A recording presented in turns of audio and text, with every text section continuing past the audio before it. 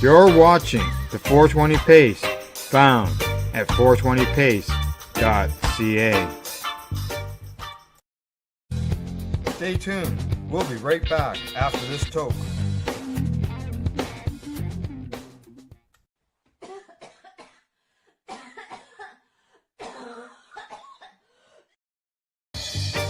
You're watching the 420 Pace Network, found at 420radio.ca and paceradio.net. Deadly free and smoking on the money. And me got some cushion on my back. So what are you doing? Nothing. Nothing? Why not? Trying to get on this Lifestyle Radio website. Sounds like a cool website. Yeah, it's alright. Oh, wait, I might have it. You might have it. You're listening to Lifestyle Radio. The opinions expressed during this show are those of the individual participants and do not necessarily reflect the opinions of their associated organizations or Lifestyle Radio. You like music, you like weed, well, we gonna be good friends indeed. This is how much I like more than smoking trees. They'll make you dance the do-si-do and teach you how the chiva grows. Smoke a bowl on the 420 radio show. On Lifestyle Radio. All right, sing it, guys. Marcel's not here yet. He will be in.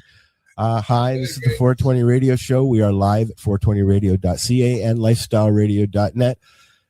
I'm gonna, Lori's here and Ross is here and Chris is here. Marcel will be in a few minutes. And the one, the only gentleman that everybody likes to call Dr. Bob, Dr. Robert Mallarmead is here with us. Hello, Dr. Bob. How are you? Hello there. It's a pleasure to hear your voice again. Sir, you have one of the most kindest voices I've ever heard speak. I think a lot of people would disagree with that, especially my 3 ex-wives. Oh, well, you know, when you're talking cannabinoids and cannabinoidal medicine, it's like music. It really is. And we've all been very, very excited about this week having a chat with you. I thought what I'd like to do is give you a minute to tell people who may not know who you are and why you're here. Well, that's a tough question. Who am I and why am I here? I have a tougher one for you later. Figure that out. but actually, what I'm going to talk about will explain all of that from the point of view of what I really am. But for just the trivial sake, I'm retired PhD in molecular genetics and biochemistry. And what I really am is an old hippie that loves to get stoned. And I'm 69 years old now. I've been smoking and using cannabis for about 53 years pretty regularly lately. And for the past number of years, you know, constantly, basically. I like to eat it. So what I've done for my whole life is try to understand what life is. And thankfully, from my perspective, I think that I now understand what life is. And that's what I try to share with people, because once you understand what's really going on from the point of view of physics, in other words, I can describe physical phenomena that will take us up to the point where we understand what life is and how it works. And at that point, we can understand the very special, unique role of the endocannabinoid system in the life of all vertebrates, and especially man, and how that's going to contribute and how it has contributed to us being here, but how it's going to contribute to where we're going. So that's it in a nutshell. I was the chairman of the bio department at the University of Colorado, and before that I was research professor, assistant professor at University of Vermont and New York Medical College. So I was a lab geek for many, many years. I love lab experiments, and I think it's safe I think it's safe to say you know your shit. Right? I know a bit of science, I must say that. I'm kind of mentally ill. What I do is I sit around stoned and read all the time. I guess I do that too. I read the news all day. I sit here and I post news all day, so I'm reading all day. And I'm dyslexic. Well, I'm ADD, so I watch television, old westerns, ADHD and here. and It's everything on else while I do all my work. Netflix and Showbox for me. I have ADHD. I'm on disability for it, so we're totally on the same wavelength. Oh, I'm very ADHD. I tell you, it's difficult often for me to read one sentence. Well, since we've brought up the ADHD, I know the guys will want to talk to you too, but they can shut up. I've been here longer. Since you brought up the ADHD, I have severe ADHD. I talk about it all the time. My life has been totally impacted by it. I'm on disability for it. I have a hard time I have social phobias before it. I've had Dr. Behrman on the show. David Behrman was on the show, and he enlightened us onto why it works from a brain point of view. But I've always been interested in that whole, when you give a hyperactive person Ritalin, it calms them down. It works the same way, cannabis, for me anyways. The sativa does one thing and the indica will do another, but it's switched with some people. Can you explain why? Yeah. I can't explain that all, but I can give you some general ideas. Okay. Actually, it's better if I talk about what life is first, because then the answer that I would give you would be more meaningful, because everything that I understand about biology and health springs forth from this underlying understanding of what life is. You have the floor, sir. You go ahead. Oh, I can go on forever. So shut me up whenever you want me to. Whenever you want to. We're not going to shut you up. So, I studied molecular biology. I was still in undergraduate school when the genetic code was discovered back in the 60s. Wow. I was in undergraduate school back then as well. And what I searched for after learning a lot about molecular biology, at that time relatively simple compared to what we know now, but at that point the big discovery was what's called irreverently called the Holy Trinity: DNA, RNA, and protein synthesis. And it linked all of those together for all living forms. By discovering the code, you knew how the linear sequence of DNA could become the linear sequence of amino acids, which make proteins. Okay. So I took a course in thermodynamics, trying to understand what made life. I mean, you can understand that we have DNA and genetics and all of that, but how did that come about? Where did that come from? So I took a course in thermodynamics. Thermodynamics is a branch of physical chemistry, and thermo, heat, energy, dynamics, flow. So flowing energy. Unfortunately, the classical thermodynamics is not about flowing energy. And it's about what's called equilibrium conditions. Conditions when things are already done, so they're not going to do anything else. So how can you look at life from that perspective? And in fact, from that perspective, life is statistically impossible. So that was kind of confusing and frustrating, especially since I'm a mathematical moron, and that course tormented the hell out of me because I'm a mathematical moron. However, along the way, I discovered the work of Ilya Prigogine, who got the Nobel Prize in 1977 for creating a new field of physics called far from equilibrium thermodynamics. And that is, in fact, what we are. We are far from equilibrium. You want to get closer to equilibrium, get sick and die. Or, wrap yourself up in a plastic bag and leave yourself rotting for 1 million years, and eventually nothing anymore will happen. So the difference between these two forms of physics, one says life is impossible, and the other basically says life must happen. So, of course, that makes a lot more sense. However, it wasn't for many years that Prigogine really kind of reached the apex of his understanding. And that came out in a book called The End of Certainty. And it's a very, very profound book. It's only, it's a short book, but my God, is it dense with, he's one of the smartest people that ever lived. No question about that.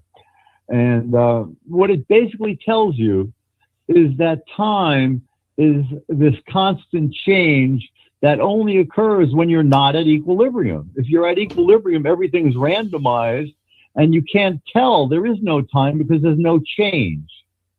So with that perspective, we go back, we have a Big Bang. We don't have to worry about where the Big Bang came from or what's going on there. What we know is that we have this expanding universe, and that as things cooled and planets formed and they cooled, that at some point on our planet, life emerged. So that's where I would like to really now focus on what's going on. I'd like to give you a whole evolutionary history lesson. Please do. As to, pardon me? Please do, but I have one question first. Before you get, yes. Do you mind if we smoke pot while you're speaking? Yeah, you got to pass it to me and All figure right. out how to do that. All right. Okay, I don't smoke very much. I'm an eater. I start my day by eating about 100 milligrams of high quality oil. Oh, wow. Yeah, and then I repeat that at least one more time during the day. Wow. I've got a lot of arthritic conditions, and when you understand what I'm talking about in this discussion today, you'll understand why I do that. Cannabis, the quick summary, the quick answer is that cannabis is an essential nutrient for modern man. Forget this drug bullshit. Yeah. It's a nutrient that if you want to live a healthy, long life, you've got to consume it regularly, period. So what I'd like to do now is explain why that's the case. Okay. All right. Please do. Please. So go ahead. Sorry. No. Please continue. That's all I said. Okay. Sometimes these late delays, scramble my brain a little. Yeah, mine too.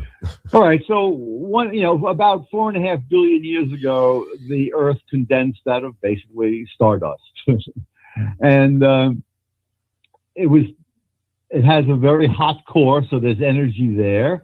And it's constantly bombarded by sunlight, as well as all the electromagnetic radiation that we're constantly bathed in, as we move through the Milky Way, et cetera, et cetera. So what Prigogine discovered are these things called dissipative structures.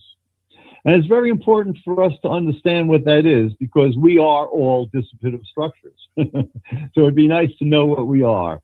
And what it basically is saying is that we extract information and energy from our surroundings, and we use that energy to maintain our integrity. And we get rid of our waste to the environment. And from a scientific point of view, what that's saying is that the entropy of the universe increases by us actually forming a collection of molecules in which information is increased. Information is the opposite of entropy. And there's this law in the basic law of the way things work called the second law of thermodynamics that says entropy must increase. All right? Which is disorder. So that always led to the paradox. How are we here? How is life here? If it's organization and if the natural tendency of the universe is to go to disorder. And what Prigogine showed is that as long as you have flowing energy, it can actually organize mass, which is then the mass is becoming more negative entropic. It's becoming organized.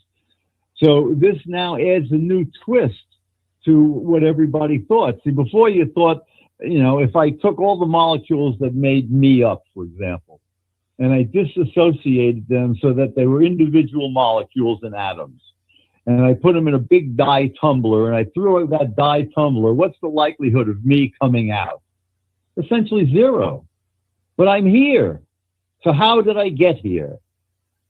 So what Prigogine discovered by creating the physics and the supporting math for verifying observations that had been previously poo-pooed because it didn't make sense from the standard view. And what these were special chemical reactions that, in particular, there's one reaction where electrons flow from where they don't want to be to where they want to be. So now you have flow. It's basically electricity, right? Electrons flowing. So you have one chemical that has a lot of them and wants to get rid of them, and you have other chemicals that would like to have more. And as soon as you provide the appropriate channels, those electrons can flow and you can convert things, okay? So what Prigogine showed is that there are a number of circumstances where flowing energy organizers matter. And that's what we are. You see, as soon as you stop the flow of a living system, the living system becomes a dead system. If we stop eating, we stop shitting and pissing, we stop breathing, we are stopping the flow that maintains our organization. Now, I'm going to give you a very simple example of that in a different context, because flowing energy can take on many different forms. And flowing electrons is exactly what powers life, but there are other examples that we're all familiar with, and yet we don't think about them in the context that I'm trying to describe, because we haven't been educated that way, because far from equilibrium thermodynamics, when it's taught, is typically in advanced physics courses and graduate courses, and it should be taught in kindergarten by giving people demonstrations of things so that they understand that what I'm going to describe to you is very special. So I'm going to give you a very simple explanation. We've all pulled the plug in our bathtub or flushed our toilet. What do you see? You see a whirlpool that forms. Well, that's a structure. The molecules are no longer random. So they're organized. And what's driving that organization is gravity. And once the toilet reaches the bottom, the water reaches the bottom, that spiral disappears. It's the same thing that accounts for tornadoes or hurricane weather patterns. When you look at those patterns, what you're seeing is a structure that's dependent on the flow of the wind and the heat to generate that structure, okay? So in that case, gravity or heat can be generating flow-dependent structures. In our case, it's the flow of electrons from chemicals that want to get rid of them, in particular hydrocarbons, the carbohydrates that we eat, the protein that we eat, the fats, they all are made out of carbon and hydrogen molecules. And in order to add those hydrogens onto the carbon, it requires energy. And that energy comes from the sunlight. And before life formed, what it did was it powered chemical reactions that formed these heterogeneities, these structures in liquids. You know, if you just pour a liquid and let it sit there, you're never going to see a whirlpool form. But as soon as you allow gravity to act on it, you can see the whirlpool forming. Okay, so flowing energy is the critical deal here. And so once life first emerged, well, let's go back. Before life emerged, you had these inorganic, meaning pre-life, chemical reactions that were forming in the prebiotic soup, the ocean. And as time went on, you had areas where the things were concentrated, and you had things coming and going, basically. Think of, you know, the sunlight's hitting it. We have daylight cycles, so you're going to change you're going to have heat gradients forming. All of these things lead to these concentrations that can eventually form these flow-dependent structures. So you had now the ability to generate prebiotic chemical organization before there was ever any life. And as that process continued, because the earth kept getting hit by more sunlight, and you had the warmth of the earth, and you had different chemistry providing sources of flow, eventually things got complicated enough that out popped life. And then the same process kept happening. Life keeps taking in more energy, creating more complexity, because what's really going on with all living systems is they're trying to survive. Well, you're trying to survive, but think about your life. Every instant is different, which means that you've got to constantly change to be alive. And what I'm trying to get at here is that change is a constant occurrence as the universe unfolds, as the chemistry, the biochemistry and chemistry on the planet continues to evolve, powered by the sunlight, basically. And as a result, we keep having instabilities in this big chemistry set called the planet Earth. And those instabilities generate higher forms of organization. In the same way that life formed, according to what I'm telling you, which nobody else will tell you, as this chemistry keeps flowing, it gets agitated, and so much energy flows that the only solution is to get more organized and create a new regime. It's a non-linear change. You go from nothing to something in terms of organization. Okay, so the first organisms were bacteria. They were called prokaryotes because they had DNA, but they didn't have nucleus and a lot of other of the complexity that characterizes our cells, which are called eukaryotic cells. Eukaryote meaning true chromosome, as opposed to prokaryotic meaning early chromosome, essentially, okay? So for 1 billion years, sunlight and the chemistry from the heat of the earth allowed those microorganisms to reproduce and to thrive. But you got to look at what was going on back then. First of all, until they appeared, there was no organic matter. And, excuse me, as they lived and died, what you now did was you generated all of these hydrocarbon corpses from all 1 billion years of dying bacteria. And these bacteria, as they were using the sunlight to make themselves as a byproduct, as a waste product, they made something rather important for us, oxygen. And what that did was it ultimately changed the entire atmosphere of the planet, from one that had virtually no oxygen to one that had a lot of oxygen. So on the one hand, we now had oxygen, and on the other hand, we had hydrocarbons, where sunlight was used to force the hydrogen onto the carbon. So that means energy was in there. And now now you can burn that. All right? So that's how life evolved to a higher complexity to generate the kinds of cells that form us. So the first eukaryotic cells that were formed were protozoa. You know, amoeba and paramecium that you all saw in high school when you looked under the microscope.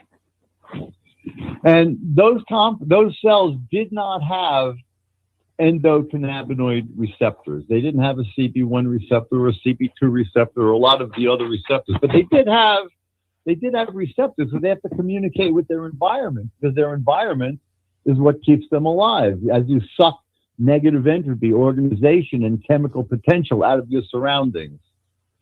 So they kept getting more complicated as well. And we went from protozoa to sponges, which are pretty unsophisticated. A sponge is not very smart, you know. It doesn't really have a nervous system or a brain. It's got some cells that start to take on those functions. So look for a second at what your nervous system does. It takes information from outside of you, and it brings that information into you. Sight, sound, smells, taste, all those things are regulated and brought into the system, the collection of molecules that is you. And on the other hand, your immune system is monitoring all the mass that comes into the system. Those are the only things that can come in, energy or mass, right? So your nervous system deals with the energy, and your immune system deals with the mass, because you're eating things from outside, and you've got to be able to bring them into you in a way that's safe and harmonious. So if you look, for example, in humans, our gut is where 70% of our immune system is, because that's where you're taking in all that mass. But we're also taking it in through our lungs and through our skin. So we have a lot of monitoring devices there to make sure that we deal with the things that are coming in such a way that they don't kill us.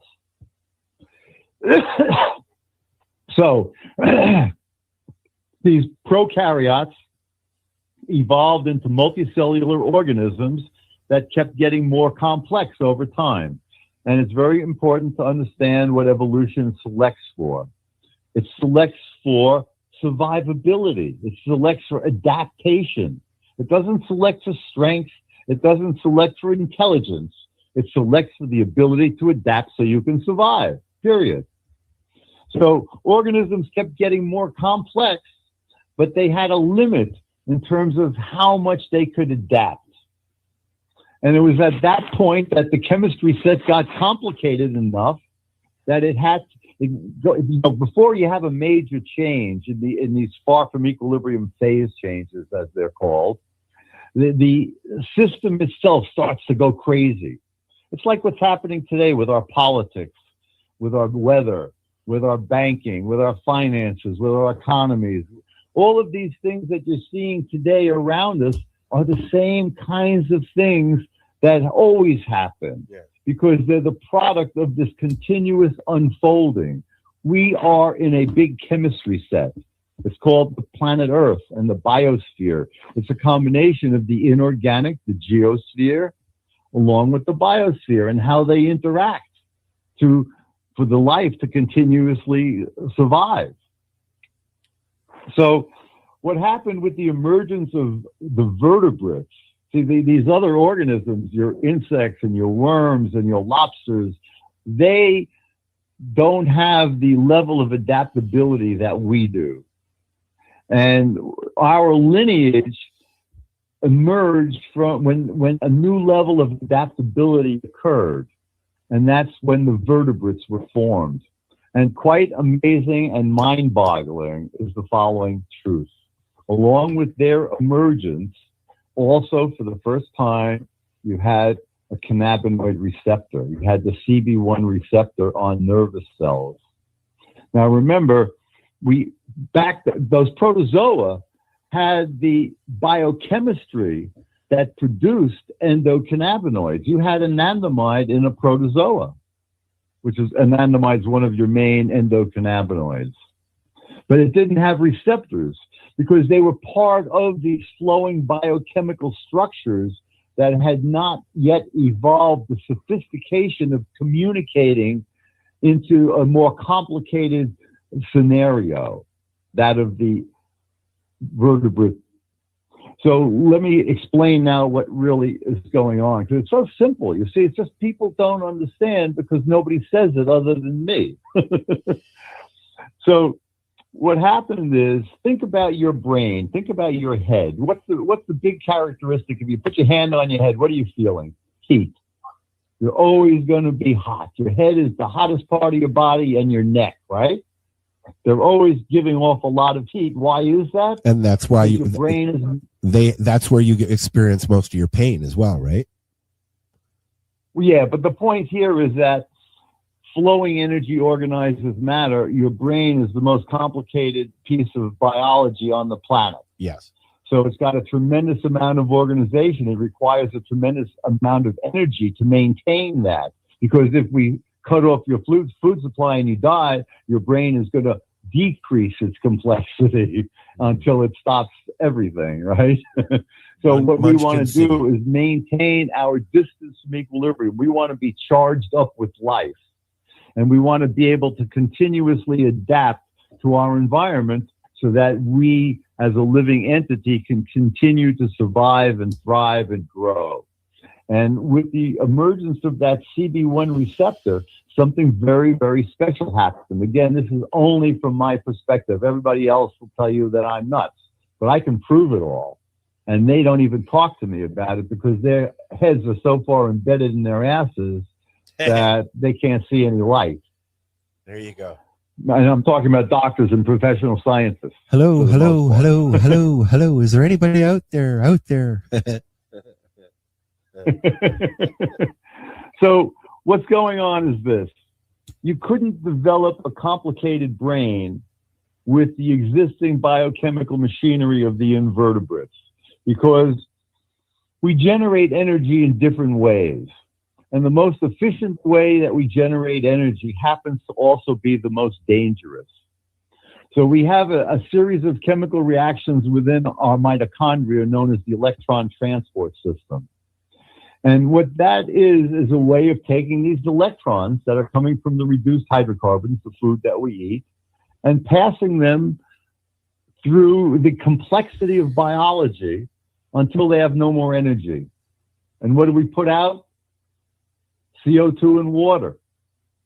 Right? That's what you're breathing out. And we get rid of our water with our urine and along with our ammonium compounds, et cetera.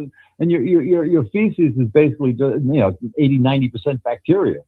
We actually have more bacteria living on us and within that tube of our digestive system because they're much smaller cells. Remember, the prokaryotes are not as complicated. We actually have more bacteria living on us and part of us than we have our own cells. How's that for bizarreness, right? We tend to, it points up the stupidity. That's scary, actually. Sterile. That's scary. Well, no, it's not scary because we need them. Oh, okay. So then it's not scary then. It sounds scary. No, it's all symbiotic. Everything has to live in harmony with everything else so that everything keeps flowing. Yes. Okay. I get you. All right. And the bacteria in your gut regulate your state of health to a tremendous degree now. It's found more and more because the right bacteria live in harmony with you and the wrong bacteria don't. Yeah, they cause inflammation, and you get all sorts of illnesses. That was the scary part. We have to live in harmony with our environment, and what you want. See that everything is so stupid because everything is driven by marketing. So every time some asshole comes up with an idea that might sell something more, the morons go and peddle shit, and we, the blind sheeple, go and buy the crap. Yeah. Let me give you a prime example, and the significance of this will become clearer later on. Okay. Today, what do we see as one of our major causes of health, disease, lack of health, is what's called metabolic syndrome. The overweight, the diabetes, the heart disease, all of these come from metabolic syndrome. Well, what is that? It's that we're eating the wrong foods, and we're making too many free radicals. And it turns out that it's because we're eating too many sugars. So what has occurred over the past decades, peddled by the government and all the wise nutritionists and all the other morons, fat-free diets. Well, when you're on a fat-free diet, you're not burning any fat, you're only burning carbohydrates. And carbohydrates are very much enjoyed by this very efficient but dangerous pathway that I'm describing to you. The electron transport system that efficiently makes ATP. We break down most of our stuff ultimately to glucose, and then we funnel that glucose through a variety of pathways ultimately to make ATP, which is kind of like the dollar bill of biology. It's used for everything. It's the energy source. Just the way a dollar can get you anything, ATP can get you anything. All right. So where are we here? We have living systems. We're making waste, which in the case of humans is we're eating hydrocarbons. Just the way you burn coal and gas, we eat our food, which are hydrocarbons, be they proteins, fats, or carbohydrates. They're still all hydrocarbons. And we burn them down to CO2 and water. And at that point, we've taken everything out of those molecules because you can't do very much with CO2 and water without putting more energy back in. Matter of fact, we use CO2 and water as a fire extinguisher because it doesn't burn anymore. It's already lost its energy, okay? So where I'm going with this is the following. The CB1 receptor that gets you stoned has a very unique role in modulating energy flow in nerve cells.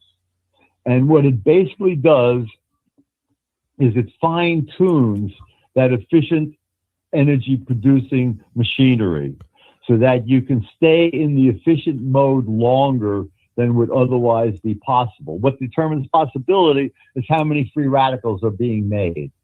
Now, is it like a battery? Back up again. Like a battery? Pardon me? Like a battery? Well, a battery is the energy flow, period. Think of the charged battery as you eating your food. Okay. And the discharge battery is when you're spitting out your hydrocarbons, your CO2 rather, and your water. Your spent energy, yeah. Yep. So that's discharging your battery. By you being alive, you're discharging your battery. Wow. And there are two components to that. One is your physical self, you got muscles and bones and all of that. But the other is the fact that you're flow dependent. and all of your chemistry is constantly flowing. And if it's not flowing harmoniously, you're making free radicals and you're aging yourself. So you reduce aging by having harmonious flow and reducing free radical production. Now I'm going to tell you something that's mind-blowing. But this is my mind's already blown, man. Mine's gone, man. Holy My crap. mind blew like 15 minutes ago, Bob. Keep going, though. Keep going. I'm like, ooh.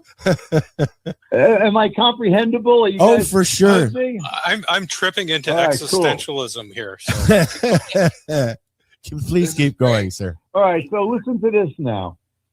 One single free radical molecule, all right? One single free radical. It could be an oxygen with an extra electron, or it could be an oxygen with a hydrogen with an extra electron. Free radicals have unpaired electrons. Electrons like to always exist in pairs.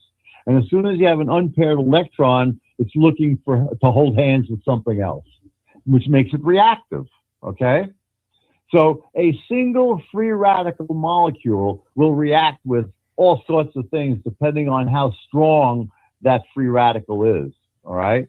Some of them are really strong and they react with anything as soon as they touch it. So a single free radical can interact with one of the bases in the DNA in one of your cells, and it can change that base. And if all of your homeostatic mechanisms don't prevent that, and then your DNA repair mechanisms can't fix it, and your immune system can't see the fact that you've created, for example, a cancer cell, that single molecule can amplify up through the organization of your biochemistry and kill you. Cancer. Okay? One fucking molecule can kill you. Now, you've got about 15 trillion cells of your kind, eukaryotic cells, making up your body. And every day, every one of those cells gets about 20,000 of these damages caused by free radicals, where one in the wrong place can kill you. And yet we're here alive talking about it. It's kind of like Pretty people. wild. It's kind of like people, eh? Some people are just bad for you. Exactly. It all depends on where they are and what they're doing, right? That's you right. Put them in a jail and they can't kill anybody. Well, but and those people that are bad for you can actually affect you. I mean, I know that I'm affected by my surroundings, and when there's what I call drama going on, it really affects me, because obviously I'm right there. I'm going to get drawn into it, but I really don't want to be there. And then when it's done, it's like I've been punched in the gut and I feel ill. I know exactly what you're saying, having had 3 ex-wives. No, so back to where we were here. A single molecule can kill you. You've got 20 million. I mean, you've got 15 trillion of these cells, each getting 20,000 damages a day. What that should be telling you is that your biochemistry has to be very specifically designed, selected for, to survive free radical damage. And that's the heart of what I'm going to talk about. Because what I'm saying is that while I'm on the one hand saying free radicals are bad for you and they damage you, on the other hand, they are critical regulators of your homeostasis. Because what happens is the complexity of your biochemistry has evolved so that you can do things on the one hand, but doing things is always going to make free radicals. So you've got to be able to do things, and you've got to be able to deal with the free radicals. And that's what all of your biochemistry is about. Letting you do things and letting you not kill yourself with free radicals. So we are constantly exposed to them, but they are what allows us to actually exist. Because in the complexity of our biochemistry, what we've selected for is the ability to self-monitor ourselves. The same way cannabis gives you awareness, your biochemistry has evolved self-awareness in that there are countless biochemical entities that detect free radical changes in otherwise normal entities. So I'll give you an example. We said a free radical could damage your DNA. Well, you have enzymes coded for by genes in your DNA that constantly slide up and down your DNA to check out if there's any screw-ups in your DNA. And if there is, they chop them out and repair it. It's called the DNA repair system. That's actually what I got my degree in. Free radical damage caused by X-rays. But now we're talking about free radical damage caused by our metabolism, by our very essential metabolism. So what I'm telling you now is that free radicals have two roles. On the one hand, they are damaging, and on the other hand, we wouldn't be here without them, because they are the constant signals that tell us anytime there's any imbalance in our biochemical flow. Because anytime there's an imbalance, we wind up generating free radicals to an excess degree, which starts to label things. And eventually, our biochemistry gets so screwed up that we have to shift into a safer mode. That safer mode is fat burning. So when we are burning fat, what you're really doing is you're recycling your biological molecules that were labeled with free radical damage. And what that allows you, it's the same, everything is a fractal. Our society is a fractal. Think about our society. The smarter we got, the more capable we were of doing things, the more waste we made. And now we're choking in our waste, so we're getting some feedback that says, hey, if you can't breathe your air or drink your water, maybe you're doing something wrong and you better fix it. And if you are living on a planet and you're making so much CO2 that you're changing the atmosphere and it's going to destabilize our polar caps and they're going to melt and they're going to flood our shorelines. And by the way, what's going to also happen is we're going to melt the permafrost in Russia and release all that methane. And that's going to give us such an incredible, effect on our weather that the planet will turn into Mars, literally. Well, we hopefully have developed enough brains so we can say we better do something about this, all right? But your biochemistry has also developed those brains, and part of that is it turns on fat burning. So instead of making things to be more differentiated, more sophisticated, and more advanced, it backs up and it says it's time to recycle our shit, get rid of the garbage that we're choking on, and clean up our act. Well, think about it. If you're recycling your parts, you don't have to make everything because you've got parts that you can use.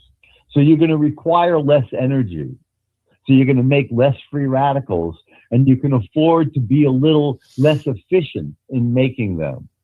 Now, let me backtrack to something that I didn't finish earlier. So here we have our brains, and let's go back to the point when we were invertebrates, and we couldn't really get a better brain because otherwise it would get too hot and it wouldn't work anymore. And now we evolved the CB1 receptor, and what it's regulating are calcium channels. And calcium was critical when you go back before life occurred. You know, you had the cliffs of Dover, calcium carbonate, and depending on the acidity of the ocean, it'll either dissolve them or not. That's exactly what's happening in you with your bones. Your bones are either releasing calcium or pulling it out. And why is calcium so critical? Because all of those flow-dependent structures that are involved in you doing anything are always activated by calcium, probably because of the role calcium played in that prebiotic soup. So if you're looking at your muscles, your immune system, your nervous system, your endocrine system, production of insulin, everything is dependent on calcium. So what that's telling you is that calcium's got to be involved in energy activation. and therefore free radical production. So once you fine-tune that with the cannabinoid receptor, it allowed for our brains to evolve more. So the early invertebrates had no ability to really fine-tune that way, so their brains were limited. Once we evolved with this new chemistry, we as vertebrates, our big deal is adaptability. Look at the difference between a vertebrate and an invertebrate. We've got that spinal cord with our nervous system, our Wi-Fi running through it, our broadband running through it, communicating from your brain to your big toe at an instant. And all of that requires energy, and all of that will generate free radicals. So we have things that will quench those free radicals, antioxidants, our vitamin C, our vitamin E, all of those goodies that we eat from our veggies. They will help negate the free radicals. But the more you do, the more you make, and eventually you make more than you can quench. So now you've got to shift your biochemistry so you don't make so much. And ultimately, the solution to doing that is to turn on fat burning. So when you turn on fat burning, you're making fewer free radicals, and it goes hand in hand with the recycling that I was talking about. In biological terms, it's known as autophagy, self-eating. You eat yourself. A cell that has damaged pieces eats its damaged pieces and recycles them so that the cell can live and do whatever it was doing, or divide if that's what it needs to do. So I guess the meaning, Right? there really is a meaning to the words "eat me." Oh yeah. So now what you have, let's jump now up the evolutionary scale. What you see is that as vertebrates kept developing more and more complexity, their brains grew in complexity. And what you see is always an increase in that CB1 receptor, to the point that the more evolutionarily advanced areas of the human brain, for example, have more receptors than a monkey or than a dog, or you go back, There's a constant increase in CB1 receptors in the most evolutionarily advanced areas of our brain. Hint, we need to get high. It's what keeps us alive. It's what allowed us to be here. Let me give you a very. I'm gonna cut you off 1 second. Let's take a quick break, and then we're gonna come back and let Dr. Bob finish, because I gotta go to the can, and I don't want to miss a thing. And we need to play a thing. My brain needs to process some of this shit. That's right. We're going to take about a 10-minute break. We're going to listen to a song and Chris's news, and because I don't want to take another break, I just want to let Dr. Bob go. But Chris did some news for us. Is that all right with you, Dr. Bob?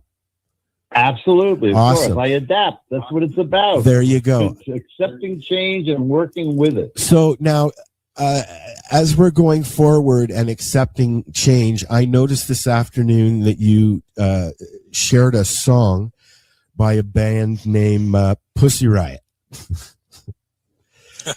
and I So I'm laughing. I heard it earlier, like really early in the evening last night, or like 1 or 2 o'clock in the morning, and then I saw you posted it. Now I've got it and I'm going to play it, but I would, if you wouldn't mind elaborating on what you posted, because I found it very interesting what you said, if you remember. He's looking. You're asking who? You. Do you remember? Do you remember what you said about the song when you posted it, the video? No, I don't. What did I say? I'm going to find it right now here. Just give me 1 second. But see, I'm very interested in that because I'm very interested in freedom, And we hear all of the stuff about Russia, and Russians hear all of the stuff about us, because you're dealing with political people peddling their loads, basically to keep their shit together. Exactly. That's the group of the Pussy Riot, the musical group of women that were arrested for Yes. performing in a church, right? Pussy Riot, they're called. Yeah, they did 2 years in jail. Yeah. I'm just so You post a lot of stuff, man. I'm trying to find it on your wall now. Go on, continue while I'm looking, please. Well, so I'm always very interested in politics and world affairs. Yeah. I guess in particular because I owe my life to Adolf Hitler and to Tojo, because my father was a GI in Germany and my mother was a young Fräulein, and I popped eye. Yeah. So, and then when I was growing up, this was in the early 50s. Yep. My father had come back from World War II. You didn't have very much TV, but what we did have on TV was Victory at Sea. So and my mom was German.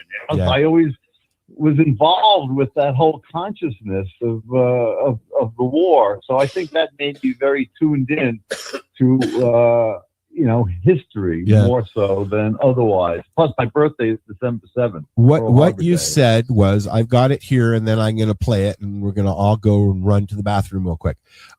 We all need to remember where we came from. Stardust and neutral selection, with a little help from I should have said natural selection.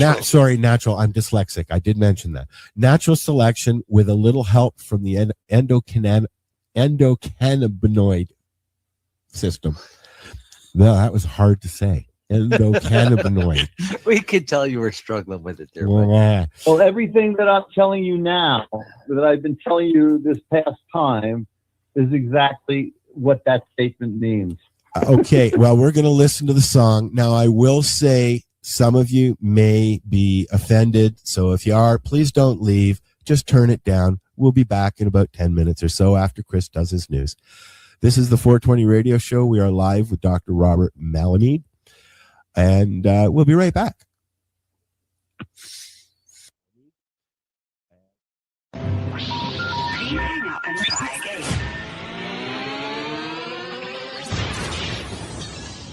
You're listening to Lifestyle Radio.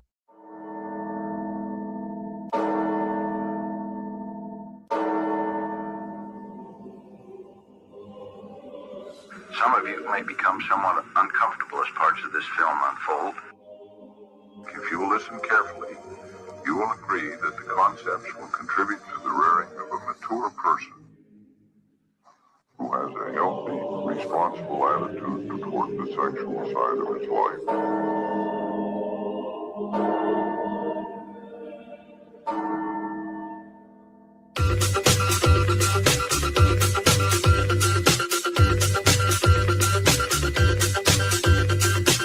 Does your vagina have a brand?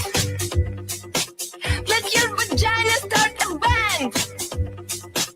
If your vagina lands in prison, then the world is gonna listen. My vagina is tough and dangerous, shaking up the major labels. Vagina gonna take the stage, 'cause vagina got a lot to say. Don't play stupid, don't play dumb, vagina's where you're really from.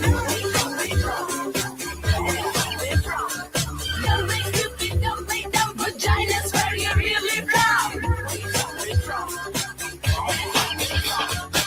Vagina's gonna win the race. Vagina gonna play in space. Vagina gonna top the charts. Vaginas fill your shopping cart. Vaginas in the art museum, and people buying tickets just to see them. Put your pussy on a diet, then paparazzi gonna start a riot. Don't play stupid, don't play dumb, vaginas where you're really from. Don't play stupid, don't play dumb, vaginas where you're really from. V-A-G-I-N-A, we got pussy for days. Back up, pussy don't play. First they come and then they stay. You gon' always go and find it when you need it. You gon' always come back and repeat beat it. Oh, cause you know what home is. Go down like you know what dome is. Whoa now, man, I'm losing focus. But JJ on hocus pocus. Don't act like you don't know this. Girls running like US Open. Throw a fit right now. Put up a fist right now. Cause you the shit right now. I'm probably acting like a bitch right now. Don't think vaginas where you really from. Don't think vaginas where you really from.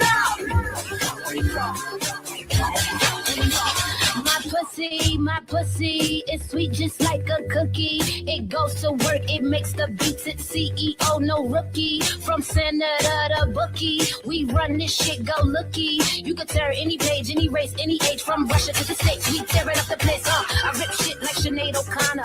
I wear my badge as a badge of honor. I take pride in the way we rise. One love to Maya Angelou, the April wonder. How we do it all, sometimes I wonder. I could play nice so I could bring that thunder. So sad I gotta end right here, but this vagina gotta go make them numbers. Don't make them vaginas where you really from. Don't make them vaginas where you really from. Don't make them vaginas where you really from. Don't make them vaginas where you really from.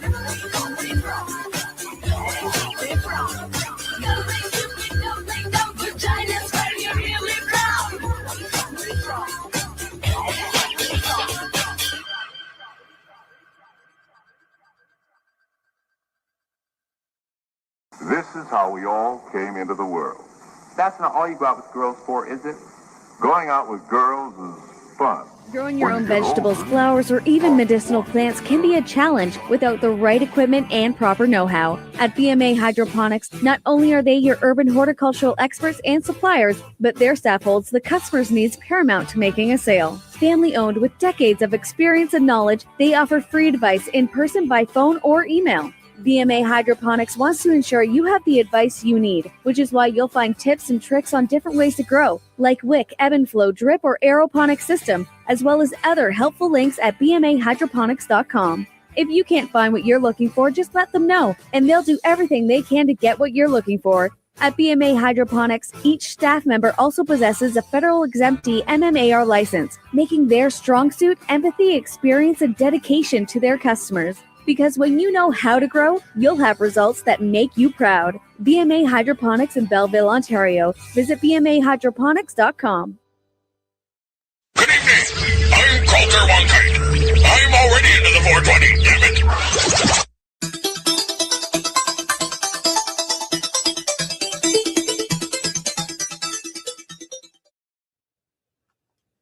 Welcome to the 420 Radio Show. This is your 420 seconds of news with Chris Backer. Richard Bergman used to investigate people in BC for cannabis grow-ops in possession of pot as a sergeant in the RCMP. But now the retired officer is fighting the war on drugs as a civilian and concerned parent in the suburban Ottawa. He pleaded with Chief Charles Bordello at the Police Services Board meeting Monday to crack down on cannabis dispensaries, especially the two that have popped up in his Orleans neighborhood, one of which is just steps away from a kids' tutoring center and a martial arts club. Loving and caring parents cry disbelief when they walk their children to tutoring clinics and taekwondo studios that have a marijuana store right beside it. Speaking on behalf of parents who didn't have time to attend the board meeting Monday evening, Bergman called the lack of police enforcement a direct assault on our children. Police across Canada are faced with the challenge of enforcing the current laws that are poised to change with legalization of cannabis, as the new federal government has pledged to do. In Toronto, police have raided countless shops over the past few months, only to see some of them reopen the next day. Cracking down on them, Bordello said, is more complicated than just showing up at the front door with a police badge. There have been no such raids targeting the 16 known shops in Ottawa, but Ottawa's police chief confirmed there are active investigations into the businesses. We don't have at the Ottawa Police Service the ability to say you can't open, Bordello said. We don't have that legal authority. The chief also suggested that the city have a role in mitigating the proliferation of these businesses by strengthening licensing bylaws to prevent them from opening in the first place. Councillor Jody Middick, whose Innes ward has 2 cannabis dispensaries, said after the meeting Monday he has received hundreds of emails and phone calls from upset residents. While he said he will support recreational cannabis once it's legalized, he said he echoes his constituents' calls for police to take action now against the illegal pot shops. And now Shoppers Drug Mart wades into the cannabis market while Justin Trudeau stands around with cold feet. With the promise of legalization around the corner, the pharmacy has decided to take advantage of the burgeoning market. A public request by shoppers to sell pot in its stores shows the pusher stigma has finally begun to fade. Shoppers is part of the Loblaws chain known across Canada for its family-friendly Canadian superstores and President's Choice brands. The move by Shoppers Drug Mart shows government inaction can't stop the evolving position of cannabis in Canadian society, but the longer Ottawa waits to make its rules, the more it loses control. Sky High Holistic of Santa Ana, California, was involved in a controversial raid over the summer in which 3 police officers with the Santa Ana Police Department were caught on Sky High's surveillance camera eating cannabis edibles and playing darts. One officer can even be heard making jokes about wanting to kick Marla James, an amputee, in her quote-unquote fucking nub. The dispensary was now applied enough legal pressure that the city of Santa Ana has agreed to pay a settlement of $100,000, money that will be split between dispensary volunteers Marla and David James and a physician who lost the use of his utilities as a result of the raid. The city has also agreed to drop all charges. The 3 police officers responsible for embarrassing the entire Santa Ana police force had either resigned or been terminated at this point. This is because the Orange County District Attorney's Office went after them, slapping all 3 with a variety of charges ranging from misdemeanor theft to vandalism. They have since pled not guilty and are due back in court some point next month. Not long after being charged, the cops filed a lawsuit with the Orange County Superior Court in an attempt to get the video suppressed as evidence, claiming their privacy rights had been violated. However, the complaint was tossed out of court because the judge said cops should not expect privacy in their on-duty performance of an official function at a cannabis dispensary. The Bolivian government's Special Force for the Struggle Against Narco-Trafficking, FELCN, have seized 8 metric tons of cannabis across the region this October. Several campesinos were arrested and crops burned in the fields at various locations. The Bolivian newspaper La Razón named the site of major raids. Both lie on the edge of the rainforest just where the plateau drops down into the Amazon. This transition zone is the country's key cocoa production area, but now more and more cocaliers, or cocoa leaf growers, are apparently turning to cannabis. According to the official reports by the Prensa Latina, from January to August, the FELCN seized 114 tons of drugs in 7,874 raids across the country. But unfortunately, they don't break the stats down by the drug. And British Sugar will be swapping tomato plants for cannabis seedlings after signing a long-term contract to supply this crop to the drug company GW Pharmaceuticals. The cannabis plants, which are of a non-psychoactive variety, will be grown in British Sugar's 18-hectare glasshouse in Wissington, Norfolk, where the company, a subsidiary of Associated British Foods, is currently cultivating tomatoes. The space is the equivalent of 23 football fields. Every year we try to work out the best commercial assets for the glass house. Paul Kenward, managing director of British Sugar. Our glass house is very well suited for growing that particular variety of cannabis plant family, and it's fair to say that the return will be better than on tomatoes. We're confident of decent yields. GW Pharmaceuticals, a UK biotech, has developed an experimental treatment called Epidiolex for severe forms of childhood epilepsy. It is derived from compounds in the cannabis plant that have achieved stellar results in the final stage trials. The glass house will provide enough raw crop a year to treat 40,000 children globally, making British Sugar a major supplier to GW. GW wanted a very professional grower, and we have that expertise. This is a crop that grows into medicines. We need to be grown consistently and reliably, said Mr. Kenward. By growing this crop, we are indirectly helping sick children and doing something socially worthwhile.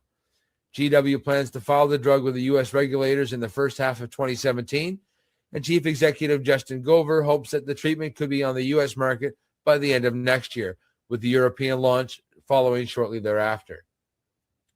And the number of cannabis and hemp fairs in Italy has skyrocketed in recent years. The biggest in southern Italy, the Canepa in Mostra, was held in Naples this month under the shadow of Vesuvius, the region's 1,277-meter tall active volcano. Crowds flocked to the event for entertainment, dynamic conference speakers, and roughly 90 different exhibitors.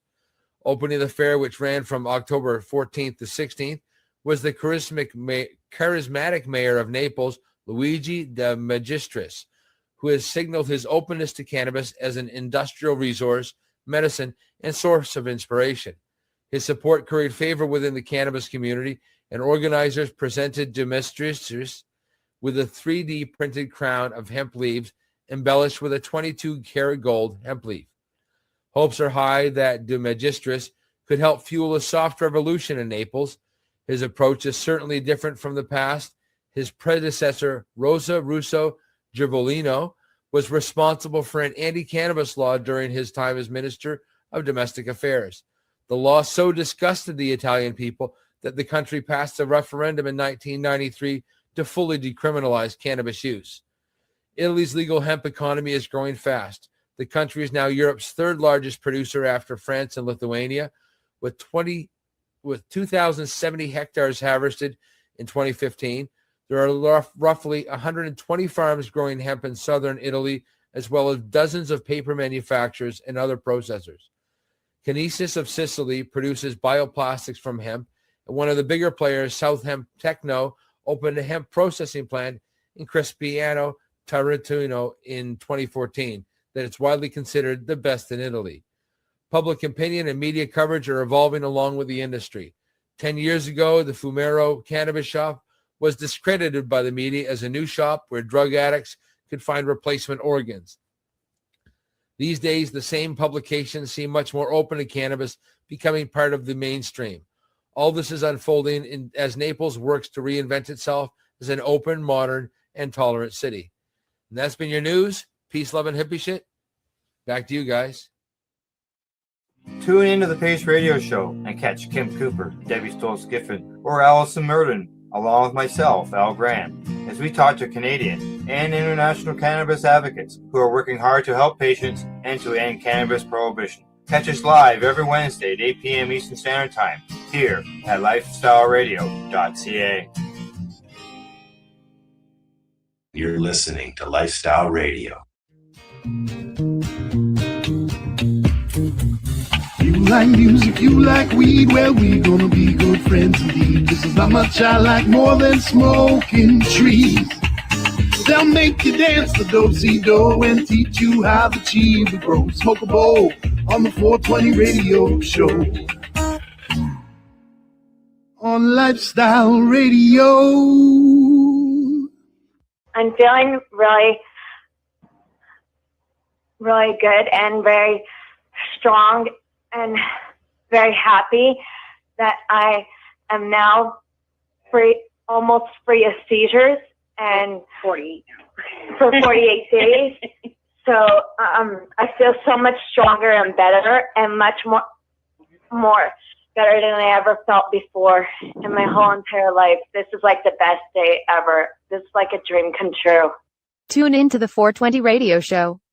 Fridays at 7 p.m. Eastern Time. With Marcel, Lori, and Al. Along with their guests. Tunes. 420 seconds of news with Chris Backer. And weekly grow tips from Ross Middleton of BMA Hydroponics. Pull up your couch. Grab a coffee. Light up and join us right here on lifestyleradio.ca. And we are back. This is the 420 radio show, probably one of the most stimulating shows I've had in a few years. We're talking with Dr. Robert Malamute, or as we in the community lovingly call him as Dr. Bob. And Dr. Bob, crazy Dr. Bob.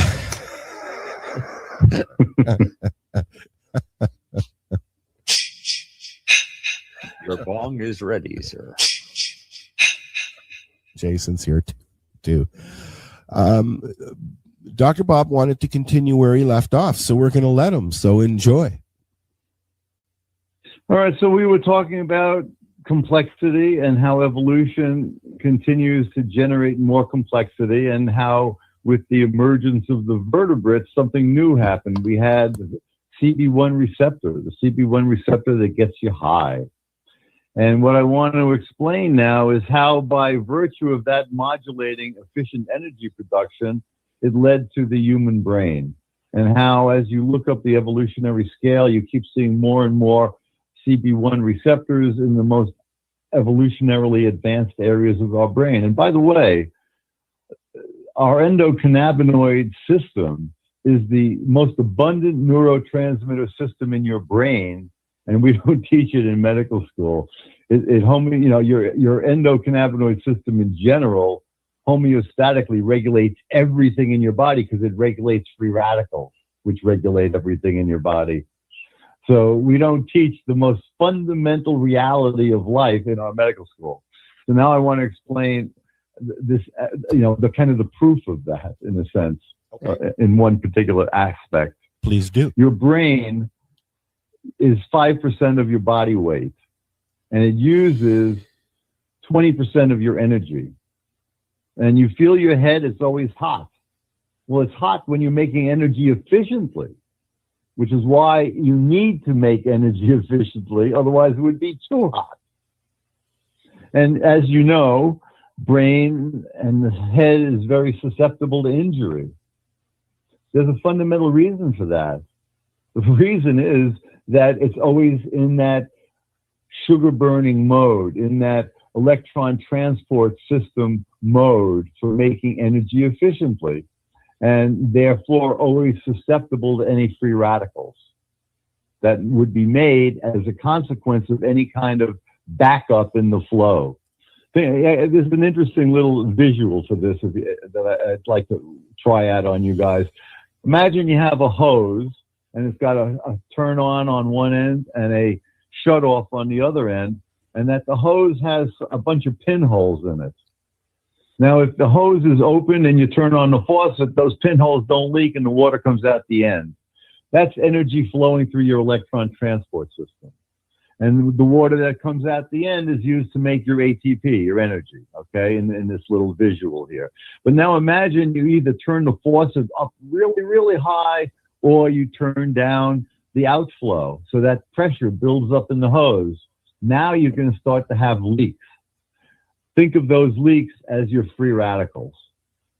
So that's what goes on. As soon as too much goes in, like you're eating too much, or not enough is going out because you're not exercising and using the fuel, then you wind up making extra free radicals. But because these free radicals, remember, one molecule can kill you, and you're making this incredible number in all of your cells, what I'm saying is that most of your biochemistry is simply designed to keep the energy flowing and to keep you keep the cells from self-destroying with too many free radicals. In other words, apoptosis or necrosis, which are the two general forms of cell death. Apoptosis is kind of a slow unbubbling. It forms little balls that are membrane bound, and they can be eaten up by your immune system, as opposed to if you poke open a cell and it bursts all its guts out, because then it's extremely inflammatory.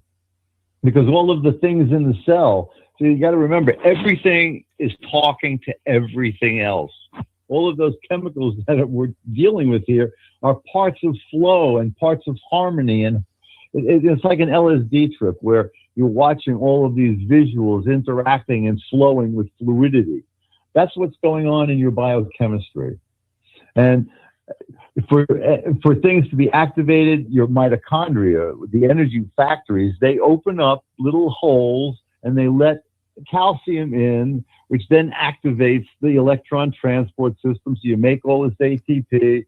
But if there's any impairment in the flow, then you make more free radicals, which then homeostatically tell the system to do something differently, because otherwise you're going to make too many free radicals and the cell will die. And ultimately an organism will die if enough cells die. So anyway, 20% of your energy usage comes from your brain, which is only 5%, which is why your brain has to be in that energy efficient mode, which is why it's so susceptible to damage. In contrast, you look at your heart, 70% of its energy production, 60-70% comes from burning fat. So that means it's in the recycling mode. So, your heart goes through a burst where it needs a lot of energy makes electron transport system, makes free radicals, damages things, and then it goes back to fat burning, recycles the problem, and everything is cool, except if you're eating the wrong foods. And for example, all that fat that clogs up people's arteries, it's not because they're eating fat, because they're eating carbohydrates. The carbohydrates are turned into saturated fats. You cannot make unsaturated fats. They are essential nutrients. We get them out of fish and seed oils, things like that. And they happen to have the ability to turn down inflammation. How do they do that? They turn on fat burning. So there's a lot of nutraceuticals that are very good for you. Vitamin D turns on fat burning. Resveratrol, that comes from red wine, turns on fat burning. Your polyunsaturated fatty acids, your omega-3s. Again, the stupidity of the medical industry. Every doctor will tell you, eat fish oil and polyunsaturated fatty acids. They're good for you. Take in your omega-3s. And then they'll turn around and they'll say, marijuana is no good for you. We don't know what it does. We know what it does, but they don't know what it does because they don't read the literature. Those fish oils are how your body makes pot. That's why it's good for you. Those same doctors don't understand that every time they get hungry, it's because their brain made some pot and they gave themselves the munchies. They don't understand that your endocannabinoid system regulates everything in your body from conception until death. Your immune system, digestive system, endocrine system, cardiovascular system, nervous system, digestive system, reproductive system, muscle, skin, bones, everything in your body is regulated and kept in balance by the pot that you make and the pot that you eat. If you don't have pain, chronic pain, your body makes enough pot. If you are in chronic pain, you need to take in some more, and you need to change your diet so you're not screwing yourself by what you're eating. And that goes back again to the insanity that's been perpetrated on the public with fat-free diets. You know, just think, use simple little logic here. You think your arteries are going to clog up with fat if you're burning fat or if you're making fat? You know, it's that simple. And that simplicity holds everywhere. You know, for example, let's look at diabetes quick. You know, here you have either insulin-resistant diabetes or you have type 1 where you don't make any insulin at all. All right? Well, let's look what's going on. You're eating all these carbohydrates. You're making all these free radicals. Your sugar levels in your blood goes up. That alone, for physiological reasons, is not good. You know, too much sugar changes the osmotic activity of your blood. It's not healthy, okay? So your pancreas senses that and makes insulin. And what's that insulin do? It binds to receptors on cells throughout your body and tells them to take up the sugar and burn it. Well, what if they've been burning too much and they've been making too many free radicals and the cell has said, too many free radicals, shift pathways, do not burn any more sugar. Well, guess what? That's what's called type 2 diabetes, insulin-resistant diabetes. And what is it? It's simply your cells saying, stop killing me. I don't want any more sugar. But being stupid as we are, we ignore that and we keep giving them the shitty diet until the pancreas is burnt out making insulin. Because it keeps trying to make insulin because the sugar levels are too high in your blood, but the cells are saying, I ain't going to help you anymore because you're killing me. And then finally the cells stop producing any insulin because they undergo apoptosis because they made too many free radicals trying. It's crazy. And if you have type 1 diabetes or if you're insulin dependent, I have many friends now who no longer use insulin. Why? Because they go on a ketogenic diet. A ketogenic diet, you make ketone bodies when you burn fat. And if you make enough of them, then it shows up in your blood. So it's a big fad right now, a ketogenic diet. Why? Because guess what? You lose weight when you're burning fat. So my one friend who's like 300 pounds. He just lost 20. He hasn't been taking insulin for about 3 months now. His sugar levels are normal because he uses oil every day, which turns on fat burning. See what's going on. I didn't get into the CB2 receptor yet. Let me back up and try to dissect this further. Your CB1 receptor regulates your calcium channels so that you can stay in the sugar burning mode and make energy efficiently so that you can have a brain. In contrast, and it evolved later, your CB2 receptor turns on fat burning. Now, the more your brain's advanced, the more, those early vertebrates were able to run around, which means they were exposed to more things, which meant that they needed to develop their immune system in order to survive the greater levels of exposure by being more alive because they were using a CB1 receptor, okay? So, because remember, your immune system is monitoring mass that comes into the system. Well, it turns out that CB2 was first discovered in the immune system and was called the peripheral receptor or the immune receptor. But after all this time, and I've been talking about this for years, the scientific literature never really talks about what I'm telling you. CB2 turns on fat burning. It turns on autophagy, self-eating, okay? Now, let's look at what goes on with viruses. Let's look at HIV, okay? HIV developed in a differentiated environment. It's developed, in humans, and we have this very complicated system of everything, us, and yet this virus has evolved the ability to kill us. Well, that virus evolved, all of its adaptability evolved in the differentiated sugar-burning mode of our cells, of our immune cells, that for the most part, when they're making antibodies or doing these other things, they have to turn on sugar burning, all right? Because they need to make the energy efficiently. So HIV has evolved and lives in a world of sugar burning, where cells are communicating with each other because they're differentiated and sophisticated because they make energy efficiently. Well, guess what happens if you turn on fat burning by eating lots of cannabis and taking nutrients like I described that turn on fat burning? You control HIV.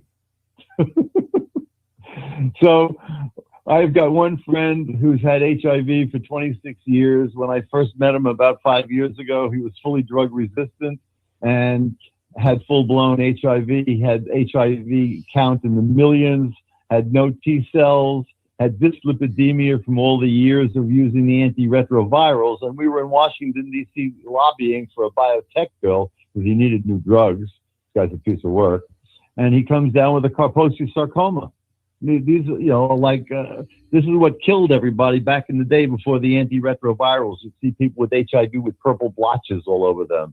It's basically a blood cancer. It looks like a skin cancer, but it's really blood vessels that are growing cancerously. And eventually it hits your organs inside and you die. There's no cure. It's all bullshit. The doctors say, we can treat it. Yeah, they pick off a couple of your scabs and then you die. That's treatment. How ridiculous can you be? This is the #1 cancer in Africa. Wow. Because you got so much untreated AIDS. Okay. Yeah. And they just let the people die horrible, painful deaths.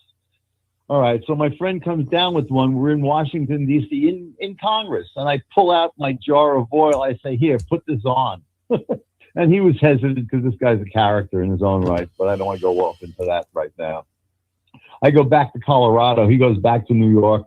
3 days later, I get a phone call. He goes, Bob, what the fuck is going on here? I'm holding a Kaposi sarcoma in my hand. They're not supposed to fall off. So now it's 5 years later. He's got undetectable viral load, even with a spinal tap. He has normal levels of T cells, although they're not all functional. And he got rid of the dyslipidemia on his back. You should already know what's going on here. You're not going to deposit fat on your back or in your gut, in your organs. If you're burning fat, you're not storing fat. You're only storing fat when you're eating all those carbohydrates and burning all those sugars. All of that fat is there because your body is trying to protect your cells from you killing them with all the sugar. So we can control viral infections. We can control cancers. It's all the same kind of a story. You see, when you're always in the sugar burning mode, that's normal for us because we eat too many sugars. You know, 100 years ago, we ate much more fat, and that's why the ketogenic diets are so healthy for people. So we're able to promote health by reducing free radical production. And again, free radicals are the heart of aging. They're the heart of all age-related illnesses. So whether you're talking about cognitive dysfunction, you know, Alzheimer's, or you're talking about autoimmunity, multiple sclerosis, you're talking about heart disease, cancer, all of these things tend to start, for the most part, as sugar-burning cells, making too many free radicals, and then, and now I'll tell you some very radical things now that nobody in the scientific world believes except for me, but they don't even know it because they don't want to hear it. The metabolism that changes between fat and sugar burning changes by virtue of chromosomal architecture. You know, you've got, every one of your cells has 1 yard's worth of DNA in it. That's crazy. When you think you can't even see the cell and it's got a yard's worth of DNA, and it's got to duplicate that and then partition it into dividing cells. That's just insane. You know, it's beyond comprehension to visualize that. Anyway, where was I going? I forgot where I was going. While you're thinking, I have a question, actually. Yes. Al Graham of the Pace Radio Show here on Wednesday nights asks, are autoimmune conditions... Oh, Al, he asked me something else. I got to find it again here. 1 second here. Sorry. Are autoimmune conditions related cannabinoid deficiencies? Yes, because they're related to free radical excess. Okay. I hope that answered your question. Did you remember what you were saying? No, of course not. I don't remember what else. I don't remember saying anything. Marcel, maybe we should take a second here. Marcel, why don't we were talking off break about the fact that Marcel had MS. Why don't you elaborate, Marcel? Oh, actually, that's a perfect thing to talk about here. What was that? So that's a perfect thing to talk about. MS is an autoimmune disease, and it winds up basically destroying the myelin sheaths, which is basically insulation over your wires, your nerves. And without that insulation, your nerves don't conduct properly. And as a result of not conducting properly, they make more free radicals and they eventually die. So that's why you progress from bad to worse, typically. So when you take enough cannabis, you turn on fat burning, and your nerves can burn fats as well. They just normally are not doing that. But when you burn fat, you produce ketones. And ketones, ketosis, can serve as a replacement for glucose in your brain. And it turns on the recycling. But the other thing that it does is it turns on stem cells. Think about it. Stem cells are cells that can replace your other cells when they're aged and damaged. So, for example, in your brain, your cannabinoid receptors, your CB1 receptor, is responsible for neurogenesis, making new neurons. Okay? What does it make new neurons from? Stem cells. So you want to have enough stem cells that you can make enough neurons to replace the ones that are dying. Okay? Now, you take the high doses of cannabis, the neurons that are dying are going to stop dying because they're going to not be making as many free radicals because they're going to be burning fat. And you're going to be expanding your stem cells because stem cells divide by burning fat. Stem cells have two different modes of division. They can do what's called symmetrical division, where they make one stem cell turns into two stem cells, turns into four stem cells, and you're only making stem cells. That's all driven by fat burning. That's all driven by the CB2 receptor. We know that that hemopoiesis, the production of new blood cells, is promoted by cannabis. We know that in the nervous system, you generate new nerves, neurogenesis, and you make new connections, plasticity, driven by the CB1 receptor. But what you need to be able to do as you turn on sugar burning in the fat burning stem cells is you need to have enough stem cells. So the fat burning expands the stem cells, and then the CB1 differentiates them, and that's why you've overcome your neurological deficiencies. Now, there is a school of thought, and this may be the situation where we're seeing different people essentially curing themselves of MS. Because I've seen that as well now with people who've taken the high doses. And what I think is going on is the high doses are expanding your stem cells, and because you're using cannabis, your CB1 are then differentiating them. And I think there's probably a lot of different ways, a lot of insults that could trigger the immune response that leads to MS. And there is a whole school of thought that MS is caused by things like Lyme disease, Burgdorfia, the bacteria that causes Lyme disease, or other viruses or bacteria that wind up promoting this neurological deterioration as a result of immune cells acting on inflamed and in an inflammatory situation. So taking the high doses of cannabis could have actually killed whatever pathogens were leading to the immune response that led to the MS. So that would be my take on what's going on there. Right. Chlamydia pneumoniae is the one in the lungs that's been associated with MS, and that was back in the 1800s. So there's a variety of things that have been implicated, but and I know of one doctor that I haven't spoken with him for 20, 30 years, but he was down in Tennessee there. I forgot the University of Vanderbilt, and he believed that all MS came from different kinds of pathological infections. And he was using PCR, which is a very sensitive technique to amplify DNA or RNA, if you're looking at an RNA virus, for example, so that you could detect things that you couldn't detect by other means. It's extremely sensitive. So this has been going around for a while here. And I was actually on the phone the other day with an alternative physician friend of mine who hasn't drank the pharmaceutical Kool-Aid. And she was saying as well that a lot of this MS is again, just a variant on certain types of infection. So it's out there, and that would certainly be an easy way of explaining how cannabis was able to reverse it. Oh, I figured that out a long time ago. Oh, no, that's awesome. Yeah, but you didn't explain it like that, Marcel. No. But see, here was my take on You've MS, never read out. No. I was told that it was an autoimmune disorder. I was told that it was by, of course, neurologists. No, but it is autoimmune because your immune cell system is doing it on your cells.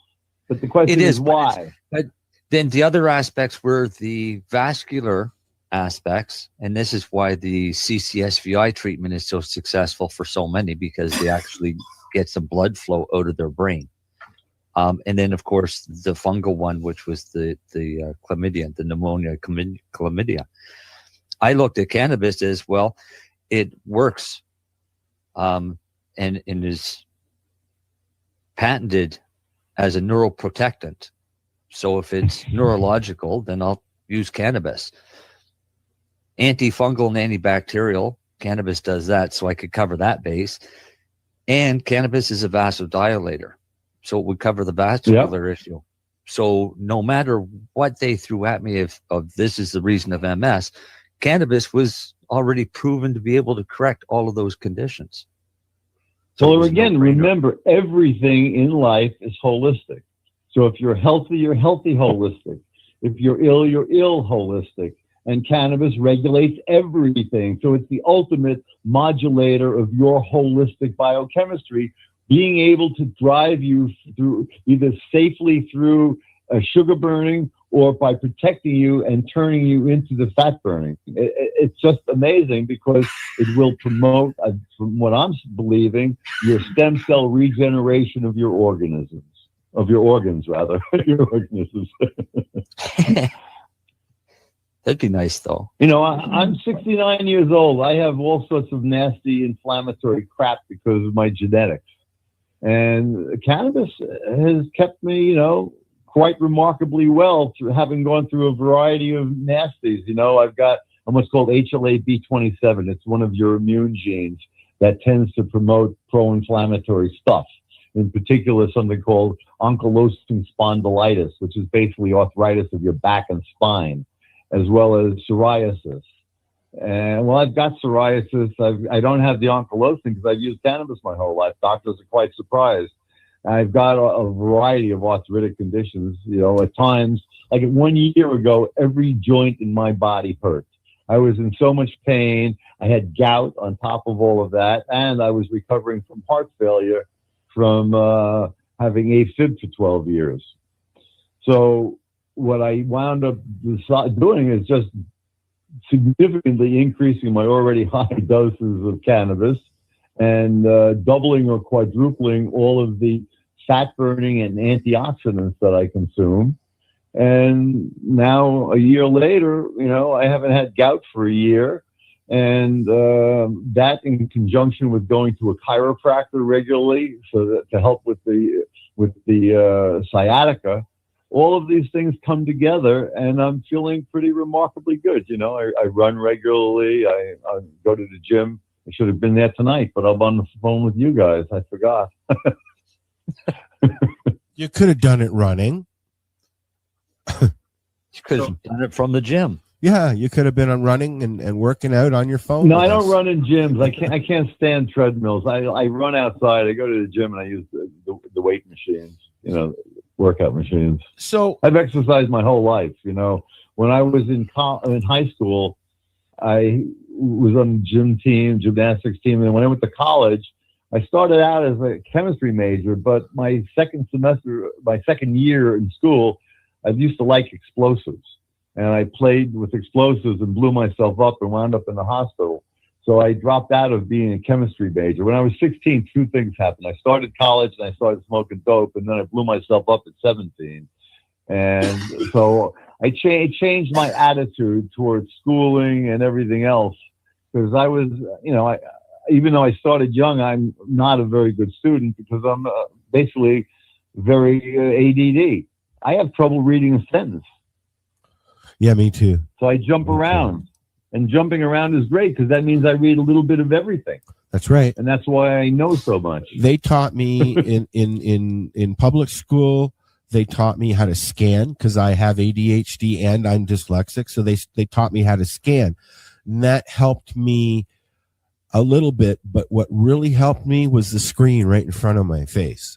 I mean, I get an exam and I freeze up. I have a hard time. I forget everything. I fail automatically. But you give me a practical exam, a hands-on exam, and, you know, 90s. Yep. Right. The computer screen has helped me. I sit in front of 3 computer screens all the time. I read news. I won't say for a living because I don't make a living at this, but I read the news 99% of the day. And I was never able to do that as a kid. I don't think I've ever read through a book completely in my life. Yeah, I don't read books either. I can't. Movies, yeah. And I don't read whole scientific articles either, because I can't. You know, plus at this point I know everything they say. As soon as I read the beginning, I know where they're going, and as long as I know the techniques, I understand it all. You see, but it allows me to just jump around. You take it from a different perspective, though. You take it. Your brain works science all the time. It's you're always thinking about a solution, yep. Right?